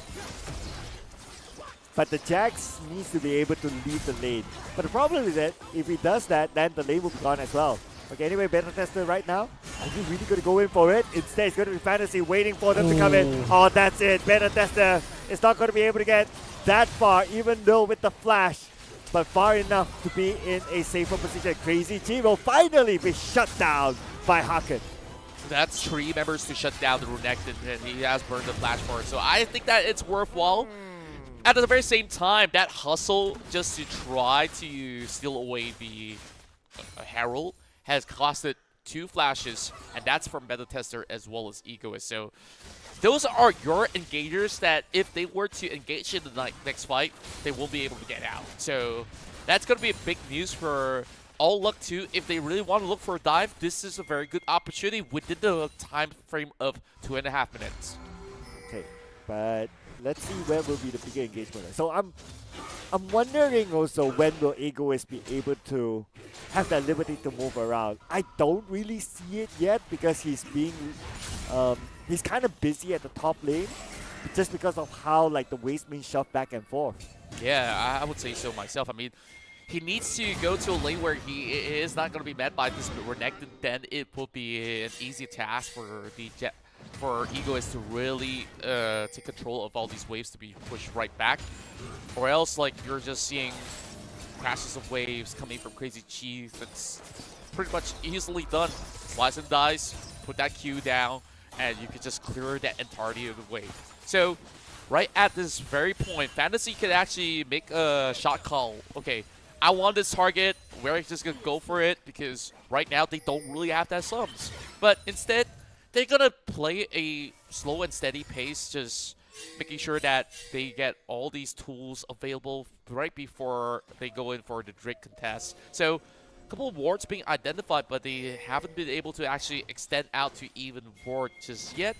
So, Long Ginger, so far, looking amazing on the Rakan. Has already got the Aegis up for them to at least get another shield buff if ever they go into any form of team fight. So, I believe my Potion, they're looking to at least contest or haggle with the rest of All Luck 2 at this point in time. Well, at least this time Egoist is together with them, so he can go in first, followed by the Wild Grove. Oh, and they're ready for it. Okay, they managed to catch one, but then again, is there enough engagement power here? Long Ginger managed to just split them apart, but the shutdown still happened by Egoist, and that's the fight that they really, really need, really want. And so far, so good by MP. They're going for the chase right now. They try to get the next target. Crazy Cheese definitely not going to be one of it. But look at Egoist. He's trying to find where Onair is at. But the call right now is for them to come back and lock in the dragon. That was a beautiful call. The rest of them were kind of split apart. You saw Crazy Chi had to go over the wall.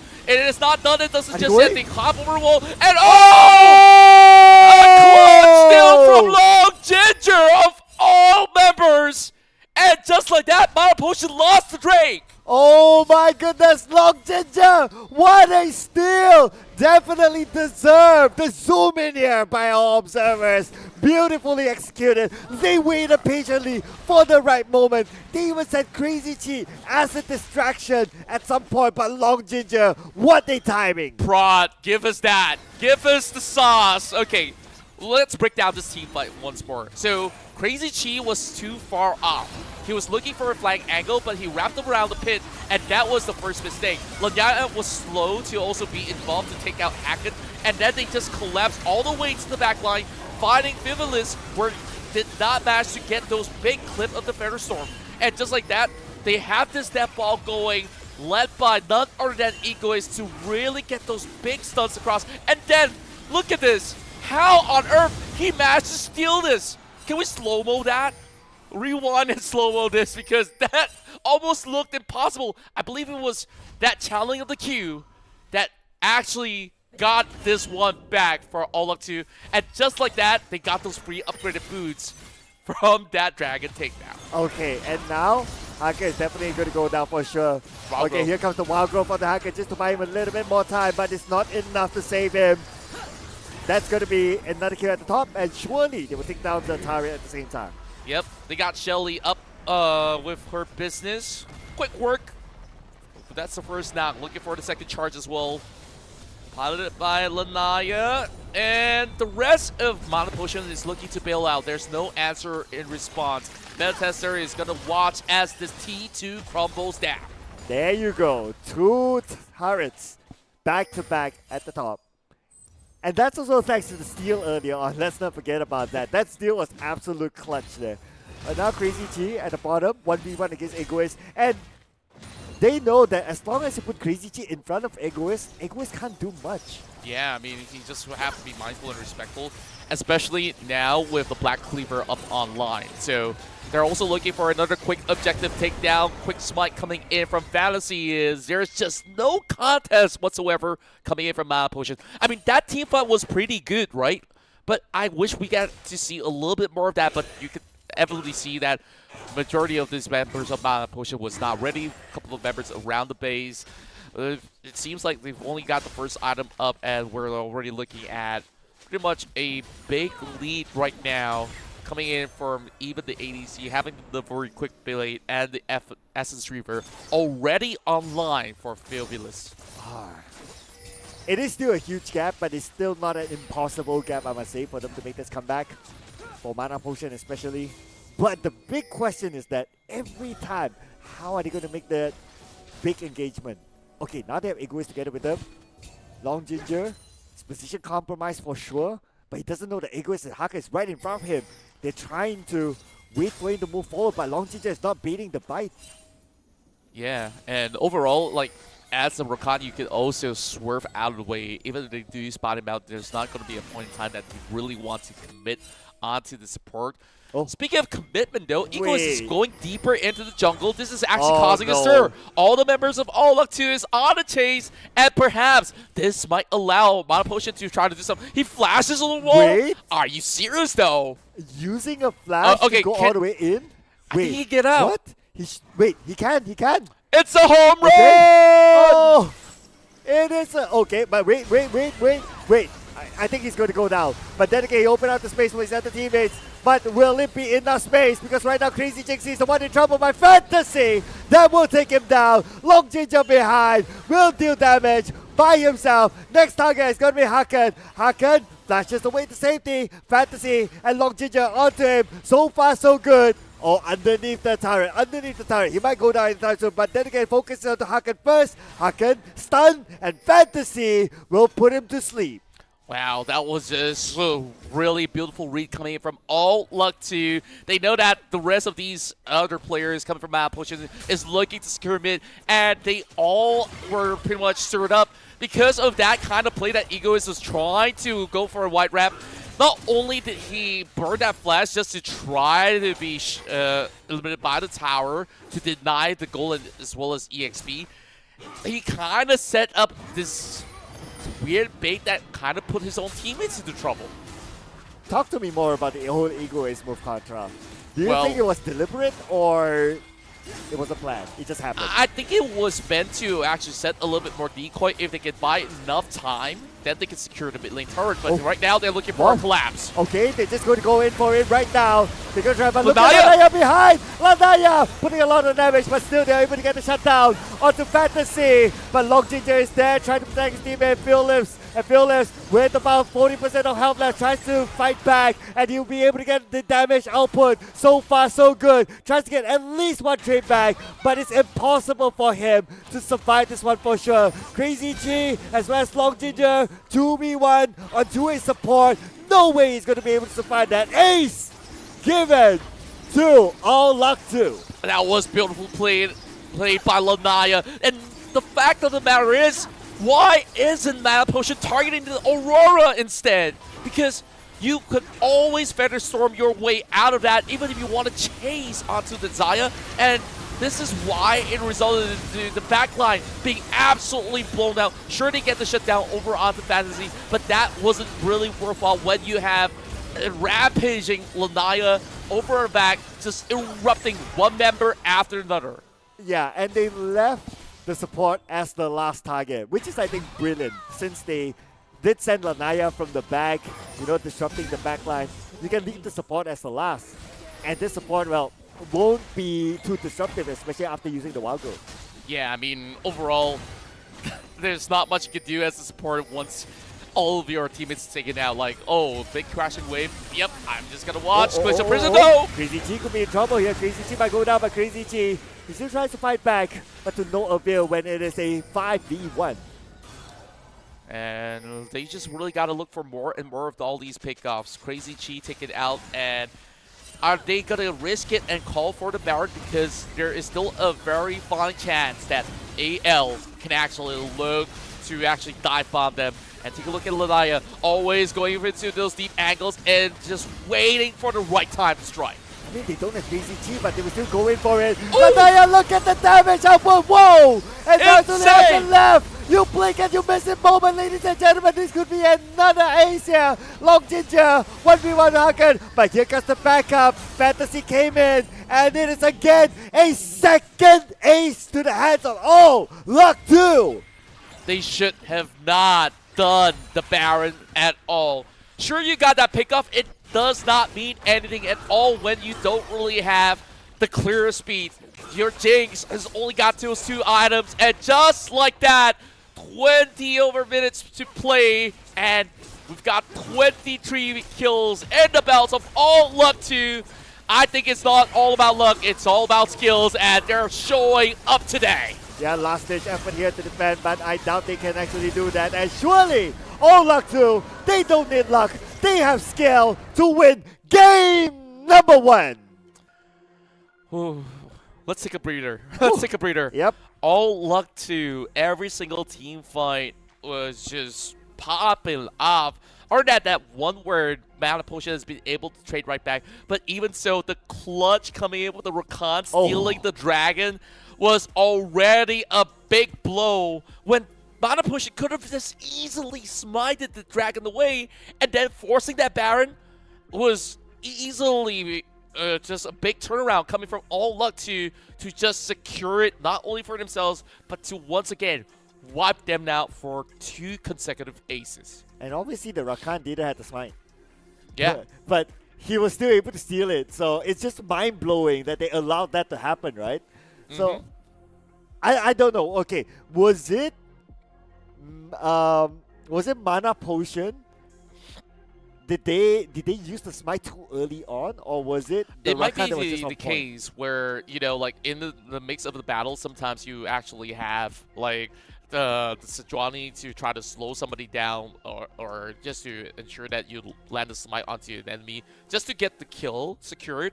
Okay. So that could actually be one probability, but we definitely want to go in for the recap just to further confirm it. Yeah. If he had the smite, I would be so disappointed. Yeah, you know? yeah. we'll get to see the replay on that part for sure again, right? That's where we'll try to break it down for everyone else. But that was a great move, without a doubt. But I would say that it is throughout the entire map that Luck 2, they actually had good control across the map, especially on the Jax. Yeah, and overall, when we take a look at the scaling potential for Luck 2, I mean, they needed a snowball, and they just brought in the avalanche. You see, this is just a great climb for them to really rupture it all after that fight over onto the Baron Pit. And overall, it's been a pixel-perfect play coming from Lanaya that's been so potent on that Aurora. Every time she drops the ult, she just gets so much value. And in that fight inside of Baron, because they're stuck right there, it's a full clip of damage. And there's just nobody out there to answer onto this Aurora. Yeah, I'm just looking at the leveling difference as well. It's at least like 3 levels difference between the top leveling players, so it was just big. But we got to give the MVP here to Long Ginger. Who needs a kill? This is one of the first few that we actually see support being highlighted, and by with all that he's done so far, 16 assists, not a single death, and 69% of the contribution in the team fights. This Rakan pick really has given everything back to Olak too, especially, you remember some of all these early roams? He's always present in those fights. And he was the one that stole away the key objective there without a smite, by the way, and he's a support. Okay, we'll check Right. Beta Tester. So Okay. he kept the smite.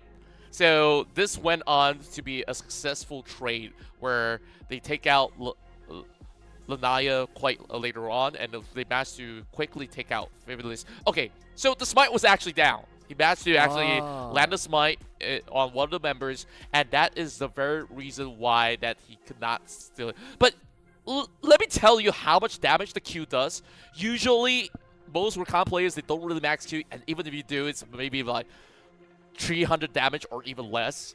So if you get body block, one member right in front, that still wouldn't have happened. But that was crazy. So it was just him and his timing, that is. His timing was impeccable. Yeah, and if you want to stop, like, you want to try to stop somebody from coming in to try to clutch it, you would probably give priority to the Renekton instead of the Rakan. So I guess it also came out of the blue, like caught them out of surprise that, wait, we got clutched by a Rakan, not a Renekton? Are you kidding me? Yep. It's a bitter blow. But all in all, I think like every member is really putting up great work coming from KC. And also, credit where credit is due for Potion. They seemingly never back down from all these fights. And this was another iteration where Lanaya got that full flank, and he's already got those items completed. So he just blows up one after another and leave none standing. That was one of the earlier aces before we get the second one to close it all up over on the top lane. Yeah, and they know that the Lulu can't do anything by herself. So you just need to clear off all the other teammates, all 4 of them. You don't need to over-focus on the Lulu. You leave the Lulu as a dessert, you're good. Yeah, look at Lanaya once again. I think like this itself was play of the game. You know, like overall, that one ult just ruptured everybody out there. It could even easily be a pentakill if you ask me, if it was executed in final form. But that was a feast of, you know, team fights after team fights, although it is pretty much a landslide win in favor of Olak 2. I think perhaps if they had the confidence earlier coming in from Potion, you could see certain team fights, they could have actually managed it really well. So what do you think could have actually switched? Could it be the draft or so? Because evidently the Lulu was struggling. Perhaps switching over to engage support will be a better answer. Yeah, I think it's the draft, right? So it's either, if you still want to have the Lulu, you need to have another champion that's able to engage first. And it cannot be the Jax, because the Jax will be busy at the top lane. Like what you say, just managing the wave, or even trying to do the split push, or just trying to draw people towards him. He won't be able to be with the other teammates most of the time. So you might want to consider something else, maybe a tankier jungle to be able to engage. For example, like the Pantheon. I know it's taken by the other party, but that's just an example. Yeah, and of course, those picks are not going to be available anymore moving into the next game. So, of course, that's the beauty of Fearless Draft. We're only going to see it once every other series. So, look at, you know, the pool. At the very least, the ADC pool is still wide, where I thought that maybe the Jinx felt a little bit out of place. I'm not looking down on, you know, like, what it didn't. I didn't blame the player, so to speak. I think that it is always important when you go into the tournament that you gotta keep yourself alive as an ADC, and playing Jinx, if you're already on an enchanted support, I mean that's already a lot of pressure for the support, and on top of that, just maybe falling back to something like a Kaisa that could easily just reposition. It definitely holds a little bit more value so that you could just scale into a safer state. Even Yunara works just fine. So there were other champions as well that were bad. Dr. Mundo, for example, is a kind of like an interesting one because it was used by Mana Potion. So that could be maybe something for them to kind of consider or try to get back into something that they're comfortable with. I'm pretty sure they would have loved to go for the Aphelios, but it was also bad out as well. So speaking about bans, we're going to go into our second game, ban pick phase, and we are going to have the Jax ban. Aphelios, yeah. Okay. Yeah. Sorry, I had to. The Jax was played out in the last yeah, game, so they true, don't really have to ban it anymore. So, So, yeah, yeah, it's just another respectful ban where, you know, based on what they've performed back in the past, and seemingly enough, like, I mean, if they really want to go for really hard-hitting ADCs, coming in with a trend like, you know, Aphelios isn't that mobile either. I don't know. Do you want to double down into things like a Draven to be ultra aggressive in lane just to get priority? And even so to speak, it is definitely a very risky play if you don't really get those kills funnel over onto the Draven.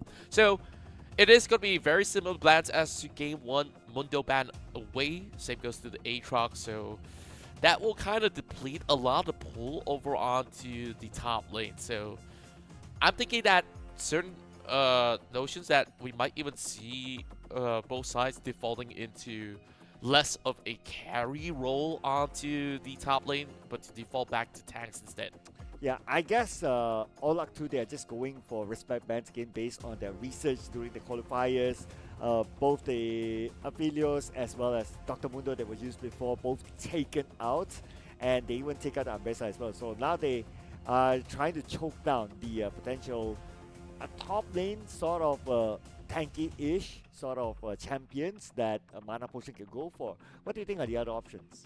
Well, I guess we'll look deeper into that later on, since, you know, they banned out Twisted Fate without all too much of that global pressure, and now picks up the Varus. Really love this as an opener because this is one of the most stable ADCs that you can play as immobile.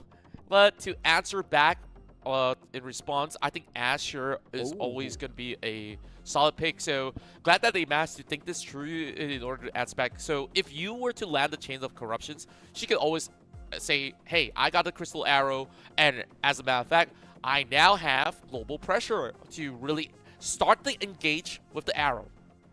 Yeah, and you can be on one side of the map and still contribute to the other side of the map as well. So that's what I like about the Ashe. But provided he has to hit, of course. Yep. If it doesn't hit, then, well, it's just a wasted skill.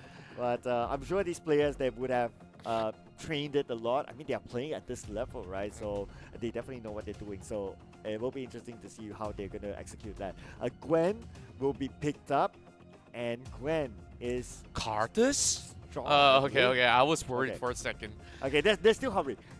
I know, right? Sometimes, like, they just show you their pick, but this one is like they will show you what they hover as well. So you're kind of like, okay, are they going to go for it or not? Vi? Yes? No? Nah. I think that the Vi really fits very well. So the ideation is that you want an easier target to really land a perfect Chain of Corruption, because it is quite, believe it or not, it's quite easy to actually whip the Chain of Corruption because it is a very thin line of a hitbox. So that being said, so what you really have to do, get a little bit more crowd control so Xin Zhao can actually go in with the knockup, with the 3-point strikes, as well as, you know, shove anybody back. And seemingly enough, and a Mumu being picked up, this is a very rare pick. I thought that was something that it was just hovering. And they commit to it. Yeah. Okay, I think like it can actually work out in a couple of conditions. First, Amumu is a very mana hungry champion, right? Like he always have to start blue, but if you don't start blue, then you really have to ensure that that blue buff is always going to be up online. So we'll have to see if they are going to be able to ensure the safety net of Crazy in, or should I say beta tester inside the jungle. So moving into the second phase, another ban onto the Karma, and I think like we will look to deplete the support pool a little bit more, because ideally when you are playing an Ashe, you can either go an Enchanter support to really get a lot more buffs to keep the Ashe safe, but they already expanded the Lulu last round. So ideally, if you want to go for even tanks as well, it is absolutely possible. But considering that the Amumu needs the blue buff early on. So you can also expect that All Luck 2 might be thinking to themselves that, hey, you know what? Let's play a little bit more aggressive this time. Let's run into the jungle and try to take out the blue first. Yeah, I mean, easily you could actually force an invade, but that will also actually force All Luck 2 to actually play parallel. Unless if that's going to be the intention, then I think by all means. Level 1 as well, when you think about, you know, the power levels on level 1, I'm thinking that they are decent. A Kale? Okay, I don't know what they're cooking right now. That is ultra late game potential. I say potential. It does not mean that you actually get to outtrade it. So Gwen generally could just stomp this lane when this kill does not hit level 6. When she gets level 6, she finally gets her range auto attacks. And looks like we forget that the Talia has been opened up. So that is going to be All Luck to securing it for Lanaya. And now this is just serious business from All Luck 2. Oh, okay. So benefit of doubt for the KO. The KO has been played in the qualifiers before. Okay. And Mana Potion won with it. But the Talia, we had Lanaya played the Talia 3 times out of 4, and obviously they won all of it. So that's going to be a scary pick. Okay, you've seen the Zealand before, right? So this is rather interesting pickup. And what it does is that you can either speed up the Varus to get out of danger, or even kind of put a little bit of a nerf onto the enemies to slow them down when it comes down to these skirmishes. And that power to revive one of the teammates is of absolute value. So you got the fellow Yordians over on the bottom lane with the Braum and Ashe combination. So it's going to be a multi-target stun. So the name of the game right now for Mana Potion is to really layer down all these crowd control, or just have that Enchanted Crystal Arrow to start off the team fight to make it easier for Amumu to find the huge 5-man ults. Yeah, and the Braum is just going to play Protect the President to Ashe, right? So you got to think about it. Honestly, there's only like what...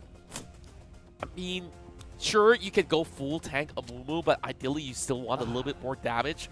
And then I don't think that as a kill you get to easily win out the trades over the top lane, because Gwen, she could easily shield whatever autos you try to dish out to her. She's always looking to gap close.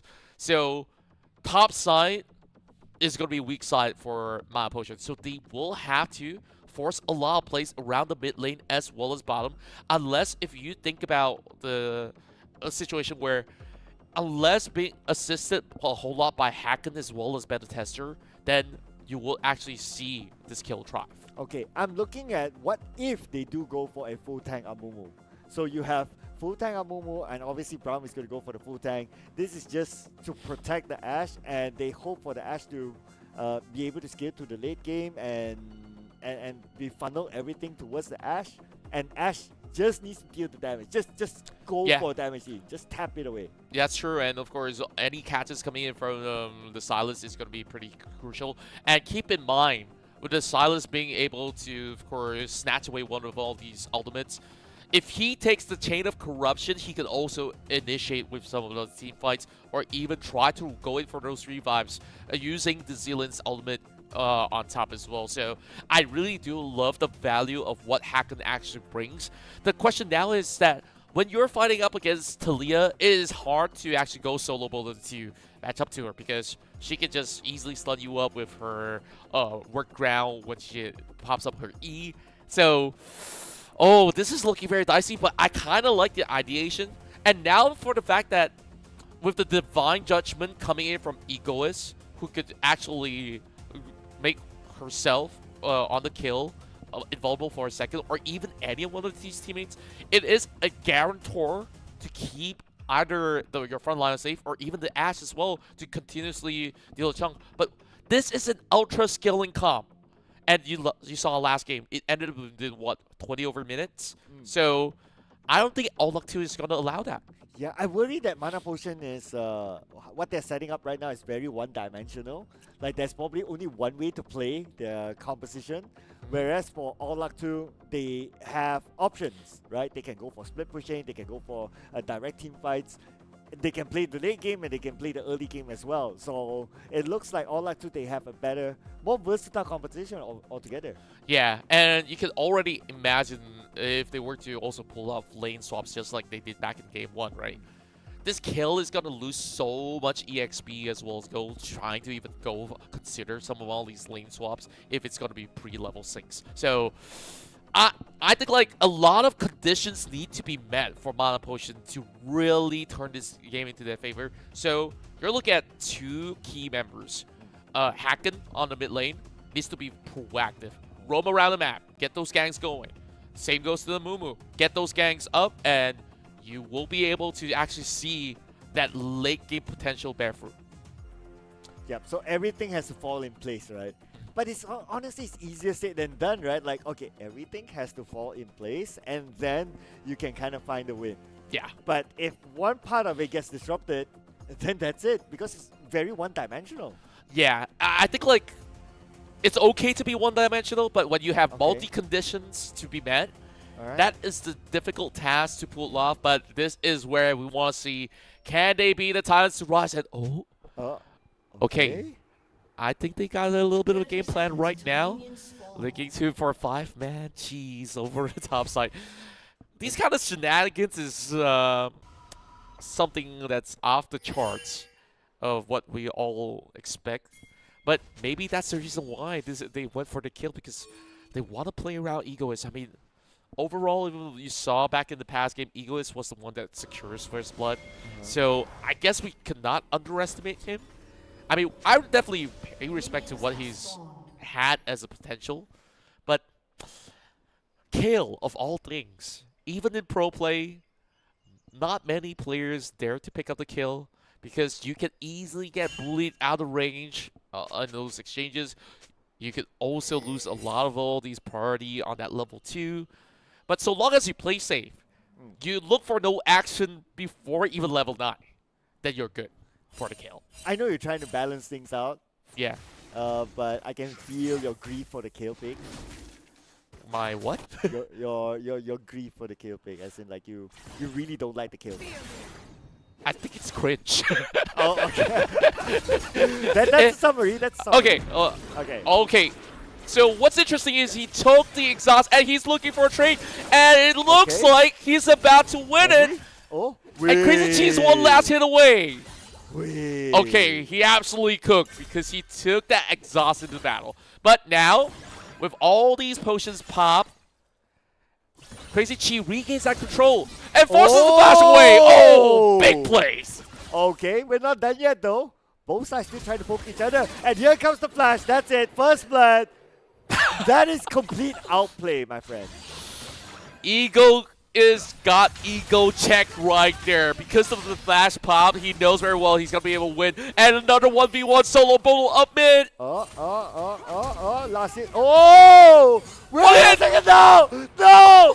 No! Not like that! But you still got to give it to the back of a fantasy followed up. What's happening? I mean, it's all bonkers right now, and you get to see fights after fights. Here comes the TP from Crazy Chi. Oh, Crazy Chixie went down. So far, so good. Definitely not. Oh, here comes the TP by Lanaya. Giving the double kill away, just like that. Oh, man. It's just absolute brutality that we're witnessing here. And AL2, they are delivering us what we want to see. A lot more action, and even Lanaya got in the mix as well. The moment that she revived, he just went in for the TP to secure another kill over onto the bottom lane. But I would say that those kills may not hold as much of a high value because those 2 kills went over the Zillion instead, and now he's got a bounty up on his head worth 100 gold. Oh, but wait for it, Fantasy. Oh, long ginger as well. Okay, calm down. Here we go. Egoist better get away. Egoist, he does not have flash. That's it. No flash, no talk. Can go home. Now, do you understand why I didn't like the kill pick? Okay. This is why. Yep. You burn the flash early, it's a death sentence. You're going to get camped for days on days, and there's nothing you can do about it. Okay, as much as there was that roam coming in from Long Ginger, I think that this Varus is going to be able to hold up just fine. And speaking with which, Long Ginger is already coming back to the bot lane. And here comes another setup coming from Crazy Chi. He's daring enough to even go in for the proxy, so like you could just keep Egoist in lane soaking up all this damage. And it's like, okay, now that minute wave is going to be set in such a way that it will heavily push back towards Gwen. So the hurt is not over until she reaches level 6. As Egoist is just got stalled. 36 CS up ahead to 19. And bottom lane is also slowly getting chunked out, but I think the Ashe is holding up just fine. Okay. We are 5 minutes in, and now the goal difference is about 2,000. So, that might continue to scale. Better The tester. fact that they will continue on, but better tester from the side. At least they'll be able to get trade off here onto Long Ginger. To continue on onto Flores. But Flores before that, still able to get Brown, the tankiest champion of the moment. Flores blasting Brown, able to get away thanks to Fantasy. Are they going to get better tester? From the side, Lanaya shows up. Crazy Jinxie could be in trouble. That's it. Better tester goes down. Same goes for Crazy Jinxie. What a rotation by Lanaya. Lanaya managed to yoink both of them over onto his corner and have been able to also secure one of the kills of his own. And it was high value. Sure, you give one support and you kept your ADC alive. Fantasy was in the right place and the right time as we take a look at it once again. I think that the execution took a while. I felt like the moment that they've gotten that pickoff over onto Long Ginger, that's good enough of value. They kind of want to convert for a little bit more, and that commitment, he needed one last auto attack, but with the timely arrival from Fantasy, that came in clutch. And look at that, the arrows by Crazy Jinxie just about hitting Flores, but the rotation by Lanaya at the end just helped them to clean things up. Oh man, another world of hurt for Egoist. I mean, if he cleared this wave, maybe he hits level 6 to bring that divine intervention into play, but it's not going to be the case. Okay, he managed to hit level 6, so now the bullying stops onto the top lane. So it's about time that you will be looking at the kill to be able to hold her own, but Beta Tester, wrong place, wrong time. Nah, no way he's going to get away. He doesn't even have the flash at least, so yep. But even if he gets the flash in, I don't think he'll be able to save himself. I mean, they've committed it all on the bottom lane earlier. So, even despite so, now they are losing camps one after another. All Luck 2 is just playing for full tempo. It's already 3 kills on the Xin Zhao. And 2 up for the Gwen as she'll be able to go snip. Ego is going for the chase, but here comes Long Ginger. Okay, coming from the side. Crazy Chi, save, and Ego is okay, buys a little bit more time for himself, but as long as Long Ginger is still there, Egoist will still fall. Yep, and I just love for the fact that Long Ginger is here just giving him mental support. And if he does hit level 6, he can actually get the revive up onto the Gwen if ever she falters. Fearless, can he actually land a steal? He's all alone, and the rest of Mount Potion looking for an attempt onto the Dragon. They are sending out the Hawk to see get the vision down over the mid lane. And it seems like there's not going to be a catch of interest. It's a little too late with the piercing arrows. Okay, not going to repeat the same mistake. Right? Gratefully. Gratefully. But, is it the end of the world? Or is it a new beginning? What do you think? I don't think it's the end of the world just yet. I mean, sure, they had a bad early game. If they could find a way to really stall, then good on them. Long Ginger disrupted a little bit more of that recall and kind of forced this Braum to retreat all the way back. Meanwhile, it's usually a decent exchange when you actually allow the first dragon to fall over onto your opponents and just go for the grubs. So at least it's 1 point each when it comes down to objectives right now. In the form of kills, the Fleet of Warfare has been won by All Luck 2. So if they can get a turret with this dive, they could actually get those upgraded boots and maybe walk away even richer with another 300 if they can secure Egoist again. Okay, the good news for Egoist right now is that he does have the flash. So if any engagement onto him, potentially can get away better than what we have seen before. Ooh. Big engagement coming from Hacker though, and here comes the arrow. Almost connecting. If that arrow connected, it could have been a different story, but now Hacker taking a lot of damage. Here comes so far so good with the Unbreakable, but nothing gets onto Lanaya. What this guy is just playing out his minds right now. Look at his mechanical skills.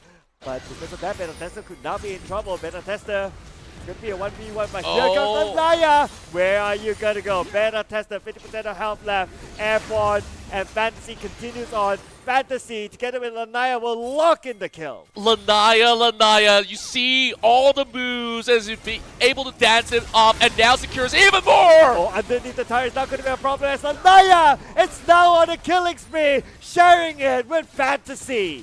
Is this baby Faker that we're looking at from the mid lane? Lanaya so far busting all the moves, getting all the kills up over onto those clashes, and now they're so far up ahead.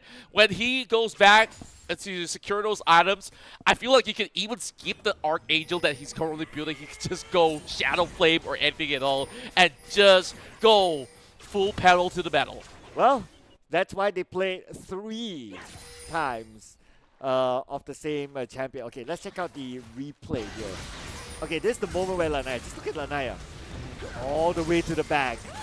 Not allowing Beta Tester to leave at all. Yeah, what was more impressive was what happened early on when they had 3 men trying to dive upon Lanaya, and he times it so well, even flashes forward instead of back into the turret range so that he can just continue fighting on. And then he saw the angle to really stop them when they were funneled by to that choke point up in the mid lane. So this is a lesson, maybe to upcoming rounds, is that don't leave the Talia open. But now Fearless is open at the bottom. Crazy Jinxie in front, so he's kind of trapped in between. But Long Ginger comes in to support. So far so good, and Hacken have to back off. Yeah, that was a very timely flash as well, just to have a little bit more of a safe measure. Had to commit the Chains of Corruption to ensure that he walks off scot-free, but Long Ginger, he's going to be caught up. Oh, he opened up the map, which I understood what he tried to do. He tried to see if they're still around there so that Flores can go around and farm somewhere else, but he got caught out. Yeah, I think like it was just timing to really go for the boards that allowed Mana Potion to really go for that solo pickoff. And Long Ginger could not respond in the nick of time to kind of get the revive on himself. So, a little unfortunate, but that's also just a little bit of consolation for Mana Potion at the moment. So, if they can repeat more multiple pickoffs in the same fashion, then perhaps Mana Potion's going to be cooking up something. Right now, Ginsu slowly being cooked up for the kill, as they do know for the fact that Beta Tester is lurking around the deep corner, and hence why he's gonna go for the check, and just like that, caught out. Will you be my fantasy? Beta Tester will go down. Okay, that didn't rhyme. But he's definitely not gonna have a good time in his own jungle. Imagine somebody comes to your house, open the door, opens your fridge, takes all the food, have it for themselves, and doesn't even share it to you. That's exactly what's happening now. Well, it feels like, yep, you open the fridge and you just see like, oh, okay, something left, and all the food's absolutely served out. And right now, AL2, they could easily just secure this turret without any form of pressure, without wave crashing in. At least Hacken gets a pull for now. The drag is up for the taking, so I guess that AL will be using this as a tool to try to bait some of the members of Mana Potion to actually go for a team fight. I don't think that they have any form of resources to really fully contest, so this will be the first Drake secured by AL2. You know what? This is the time where I want to see what's Beta Tester's build. Did he choose to go for full tank build or not? Yep, indeed it is. So I believe he's building into a Hollow Radiance because you gotta tank out the Gwen, you gotta tank out the Talia's damage.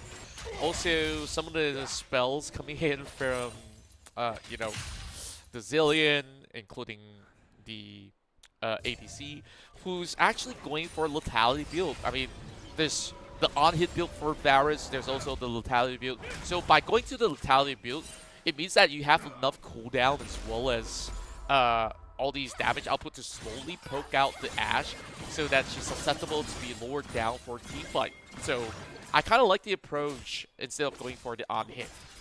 Okay, better tester is there at the top, but position compromised anyway. So Crazy Chi knows that he's there. Haken. Ooh, cheeky. Oh, they don't know that. Very Haken. deep position. He's waiting to Long backstep. Ginger. He's going for it? Nah. Yeah, this is a little bit too risky to stay. I mean, he's currently stuck in between 3 members. Would have been awkward if Fantasy randomly pops a ward and it's like, oh, okay, freebie. Is that what? Thanks for the money. Thankfully, that did not happen. And that's in an alternate realm, if that's the case. Now this kill, sitting duck right under the turret, and it's a double bomb, drop it to the head of Egoist. And he's just holding himself just fine. But here comes the Braum. So far, so good. Stuck in between. Are they going to go in for the Braum? Yes, they will.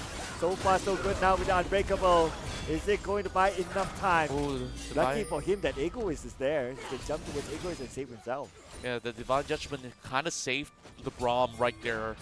I would say that now that it's being expanded, it is going to be a full committal, and even so, it's going to be easy for Lanaya. Flash, but they will still continue to chase. Nowhere that Egoist can go now. Now that he has committed the flash, so a double kill will be given to none other than Baby Faker Lanaya.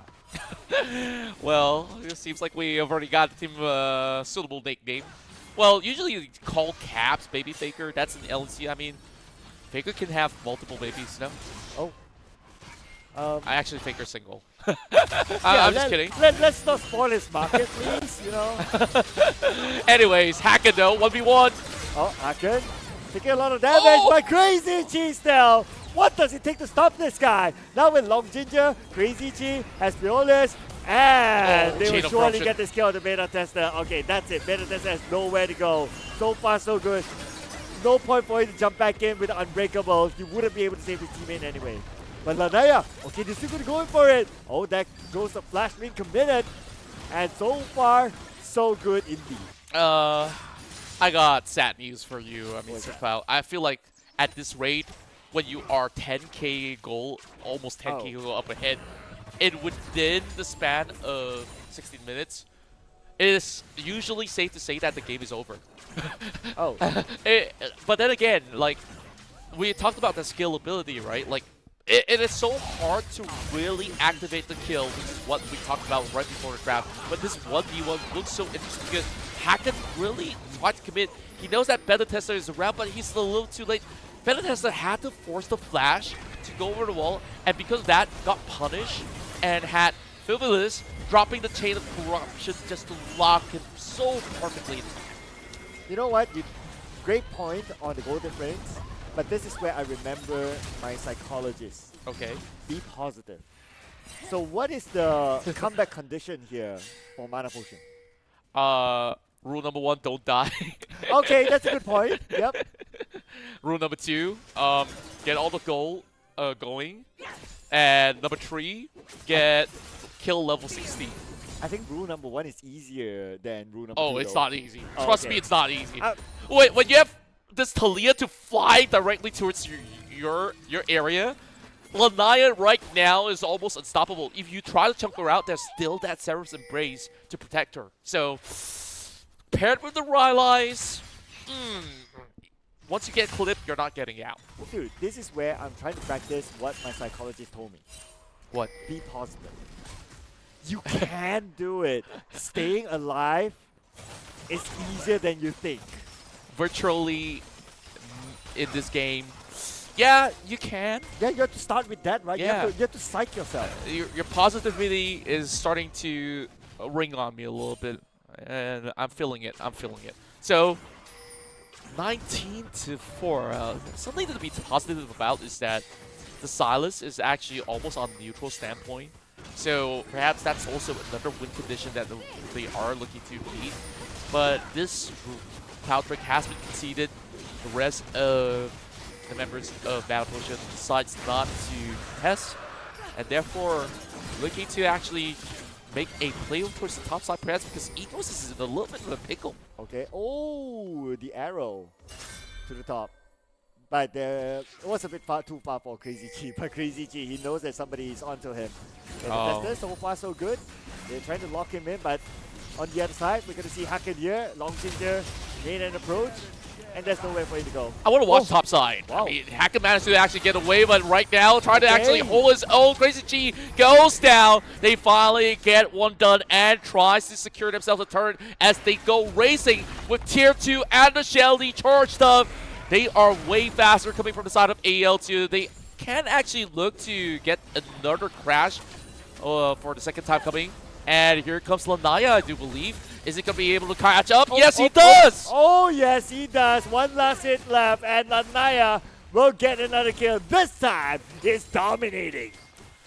What does it really take to stop Lanaya? I mean, so far, this Taliyah has been one of the best that we've seen so far.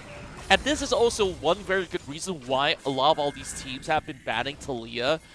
Back in the days, we've seen even Taliyah being played in the jungle because of her ganking capabilities, and here goes their commitment coming from Fantasy. Again, taking a lot of damage though, but now he might be able to get a kill on the Fantasy, but Fantasy still goes in. Fantasy! He gets resurrected. He gets resurrected. That's why he was really, really confident. Now he has the other teammates behind him. They try to get the backline. So far, so good. Might be the next one to fall, but enough damage by Crazy triple bomb! They're trying to make a U-turn here, but Long Ginger is still there. Banner Tester might be in trouble here. Last hit out the Banner Tester. Got by Long Ginger. Not able to end the game yet, but Feroz finally gets the final hit. Oh, but a U-turn. U-turn arrow by Crazy Jinxie could get Feroz. Long Ginger can save him. They're going for it. They're going for it. Long Ginger needs to block, but here comes the flash by Crazy Jinxie. This is what we're talking about. You can do it as long as you put your mind to it. And they gotta put their mind into defending the top lane as well. It's being chunked down by Crazy Chi. And I would say that there was moments of brilliance coming from Long Ginger when they actually go in with the revival. But I felt like it was too much to really commit towards that. To the point that this tree versus tree eventually got turned around with the arrival of Better Tester to really make the difference in the form of the odds. Oh man, I gotta check my replay, right? Like, look at the amount of protection from Crazy Jinxie. Everyone's like, protect the president, people! Protect the president! As long as you're in a black suit with shades, you stay in front and take the bullet.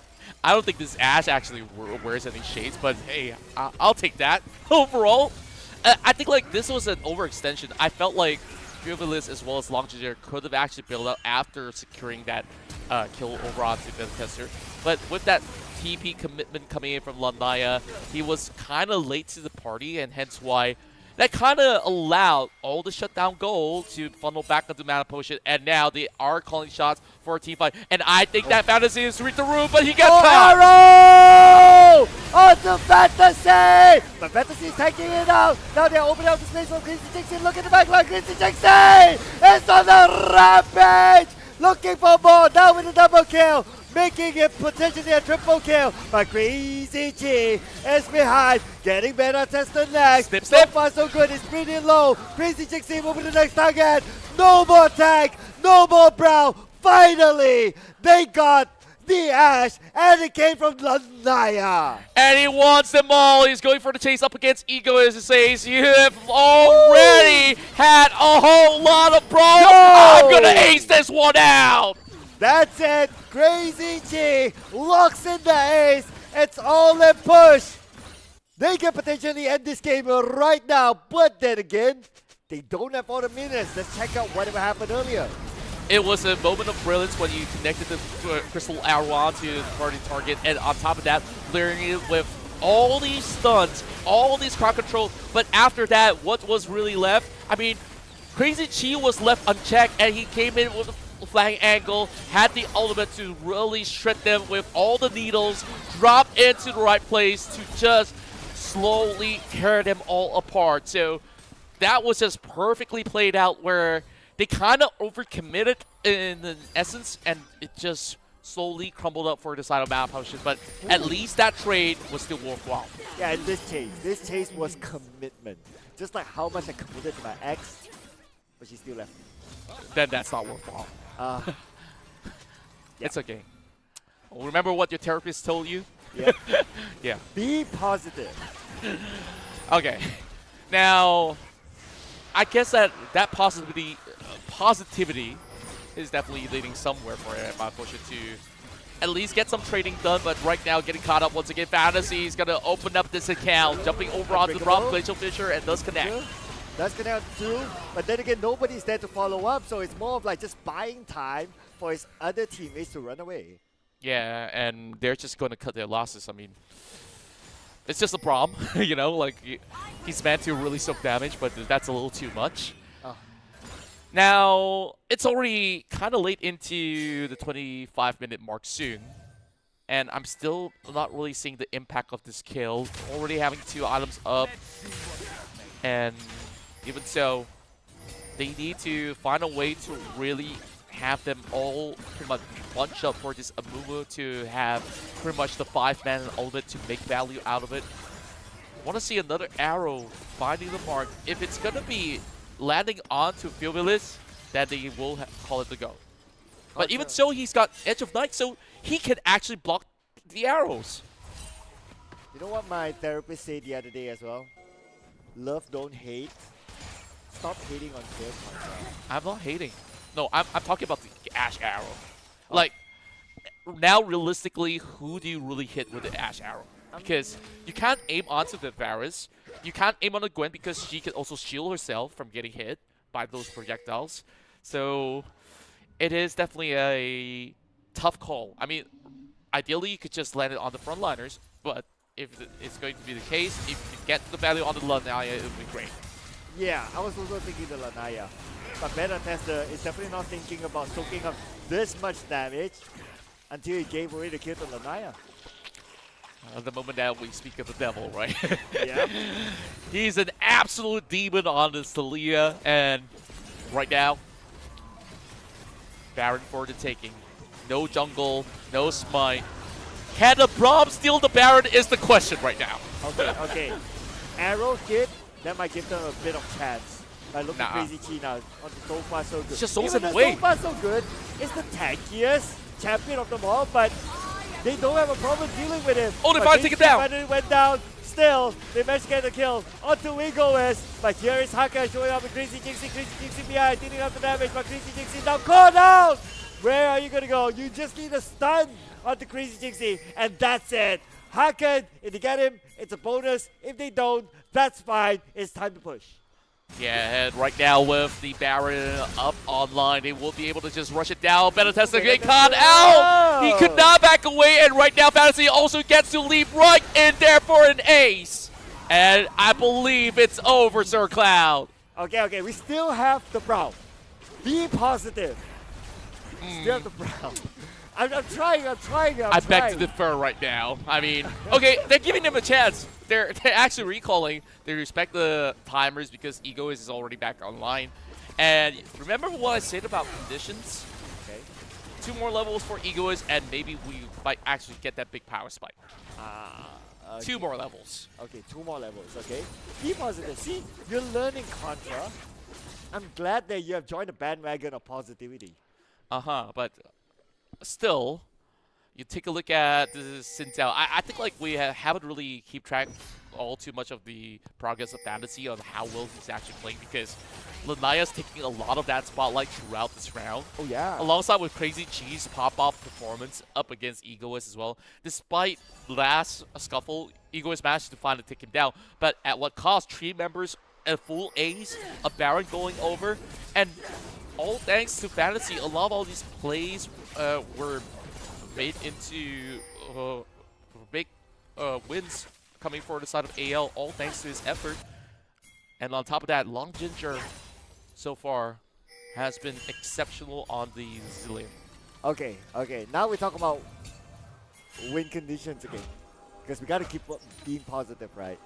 Mana Potion. They did some good moves though, especially when it comes to protecting Crazy Jinxie. How many more times can they do that? One last shot. Okay, one last shot. Which is probably going to be anytime soon right now because All Luck 2, they're already in. Better Tester's away. Oh, he's recalling. Okay. Alright, but this is going to be the final defense perhaps. And here comes, they're just clearing out the waves. But here comes the next wave though. He must big clear shove. getting the most out of it. Better Tester down to his last stick of health. Managed to get away just in time. So far, so good. Protecting his own teammates. Nobody went down yet. They still had the protection of the turrets though, and they managed to shoo away the players of All Luck 2. Yeah, you can see that Egoist is currently wrapping up, already hitting level 16 real soon, and you can see the power of the wave clear coming in from Crazy Jinxie as well as Egoist, this allowing them for this dive to actually happen. So that being said, there is still Dragon currently available for them to actually secure what deemed to be the Cloud Soul. So right now, with those movement speed buff, I believe that they can just easily surf in and out of all these teams. But the last we also saw that Hacken has already stolen the Chain of Corruption from Fieldalis.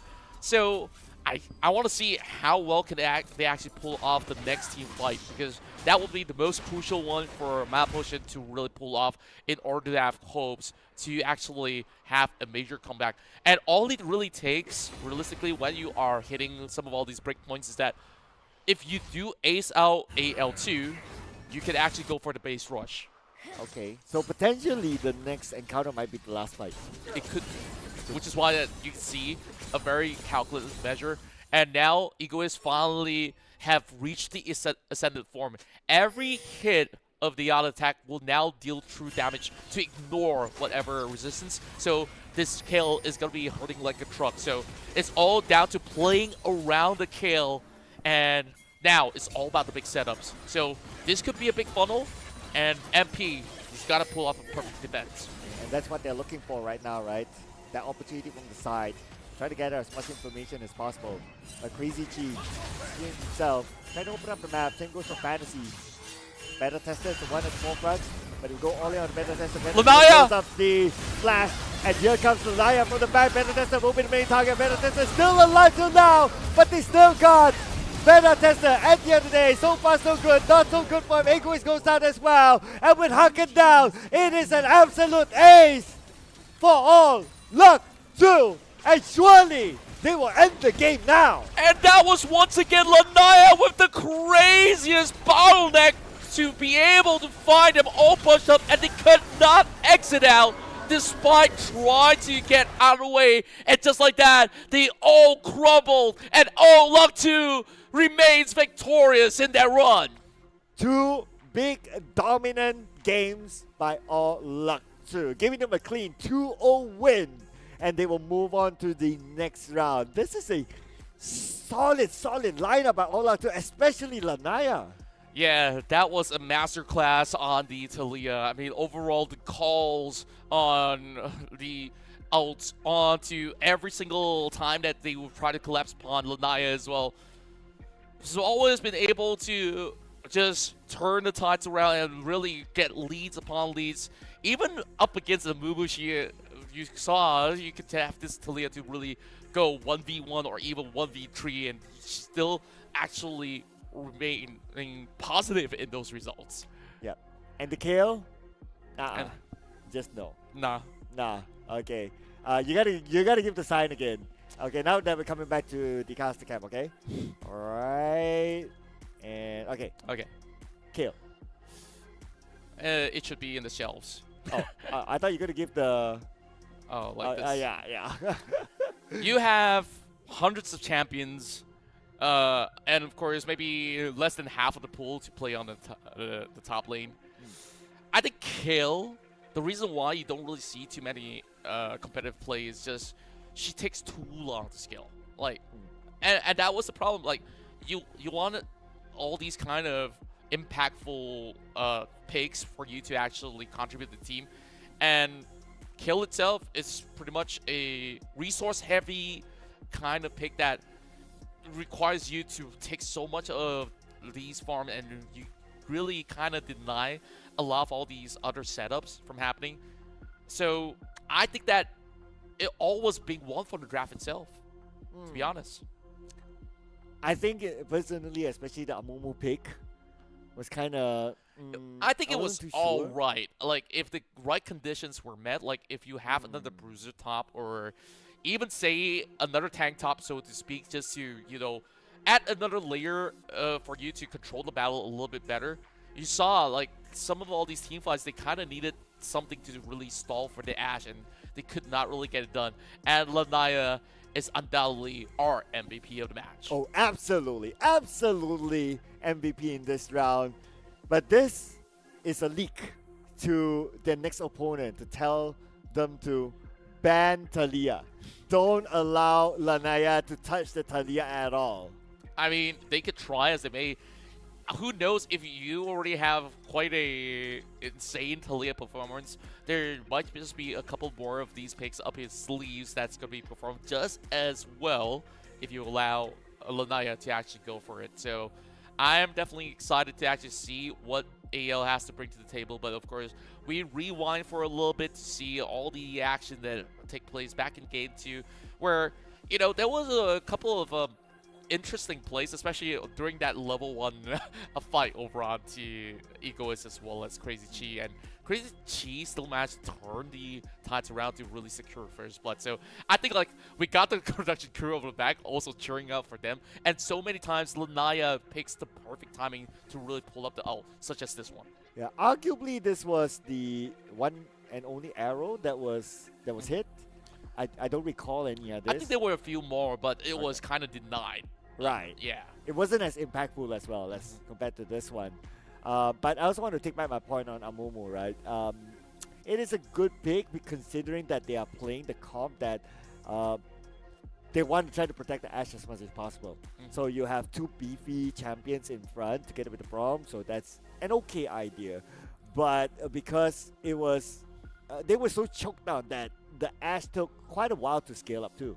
Yeah, and overall, I guess like it's usually the case, right? As an Ashe, your power spike is only once you hit those 3-4 items, and once you actually have enough attack speed to really kite your enemies at the very same time. So I just felt like it was very out of place because a lot of the early game portion, they had to either spend time trying to babysit either bottom lane or even Egoist that went into trouble.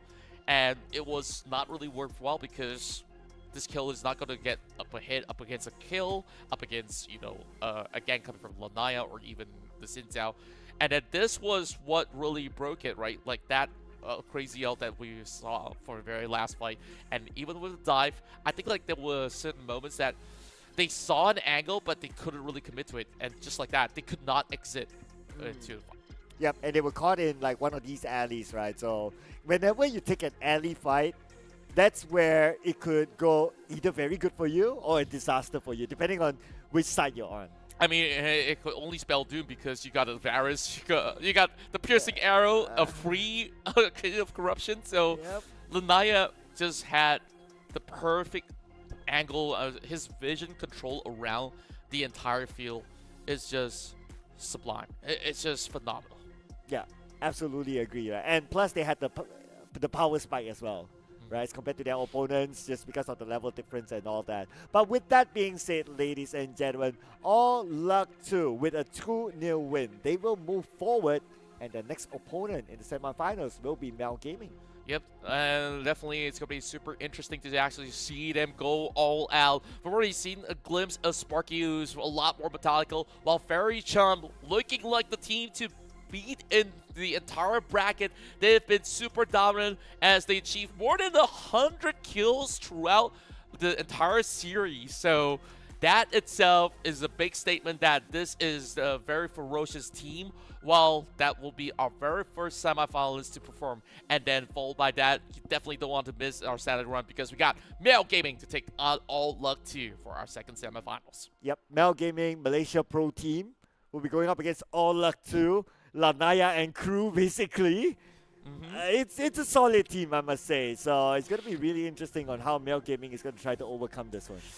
Now, I want to play a game of guessing who exactly will be in the grand finals, but then again, I think that kind of takes a little bit of suspense out, so I'll keep that to myself later on. But, you know, it's been a wild ride that we're getting throughout the course of this evening, and of course, we thank all of you guys who have been joining us so far, whether if you guys were from day one or just joined in today. We absolutely appreciate you, so make sure you guys don't miss out on what's happening next week. Yes, and we also have to thank the people behind the scenes as well. All these amazing names that have worked hard behind the scenes to bring this show to all of you guys. Ladies and gentlemen, we'll be back on the broadcast next weekend, so make sure you tune in. My name is Sir Cloud, together with Contra. We'll be seeing you again in future matches. Bye-bye.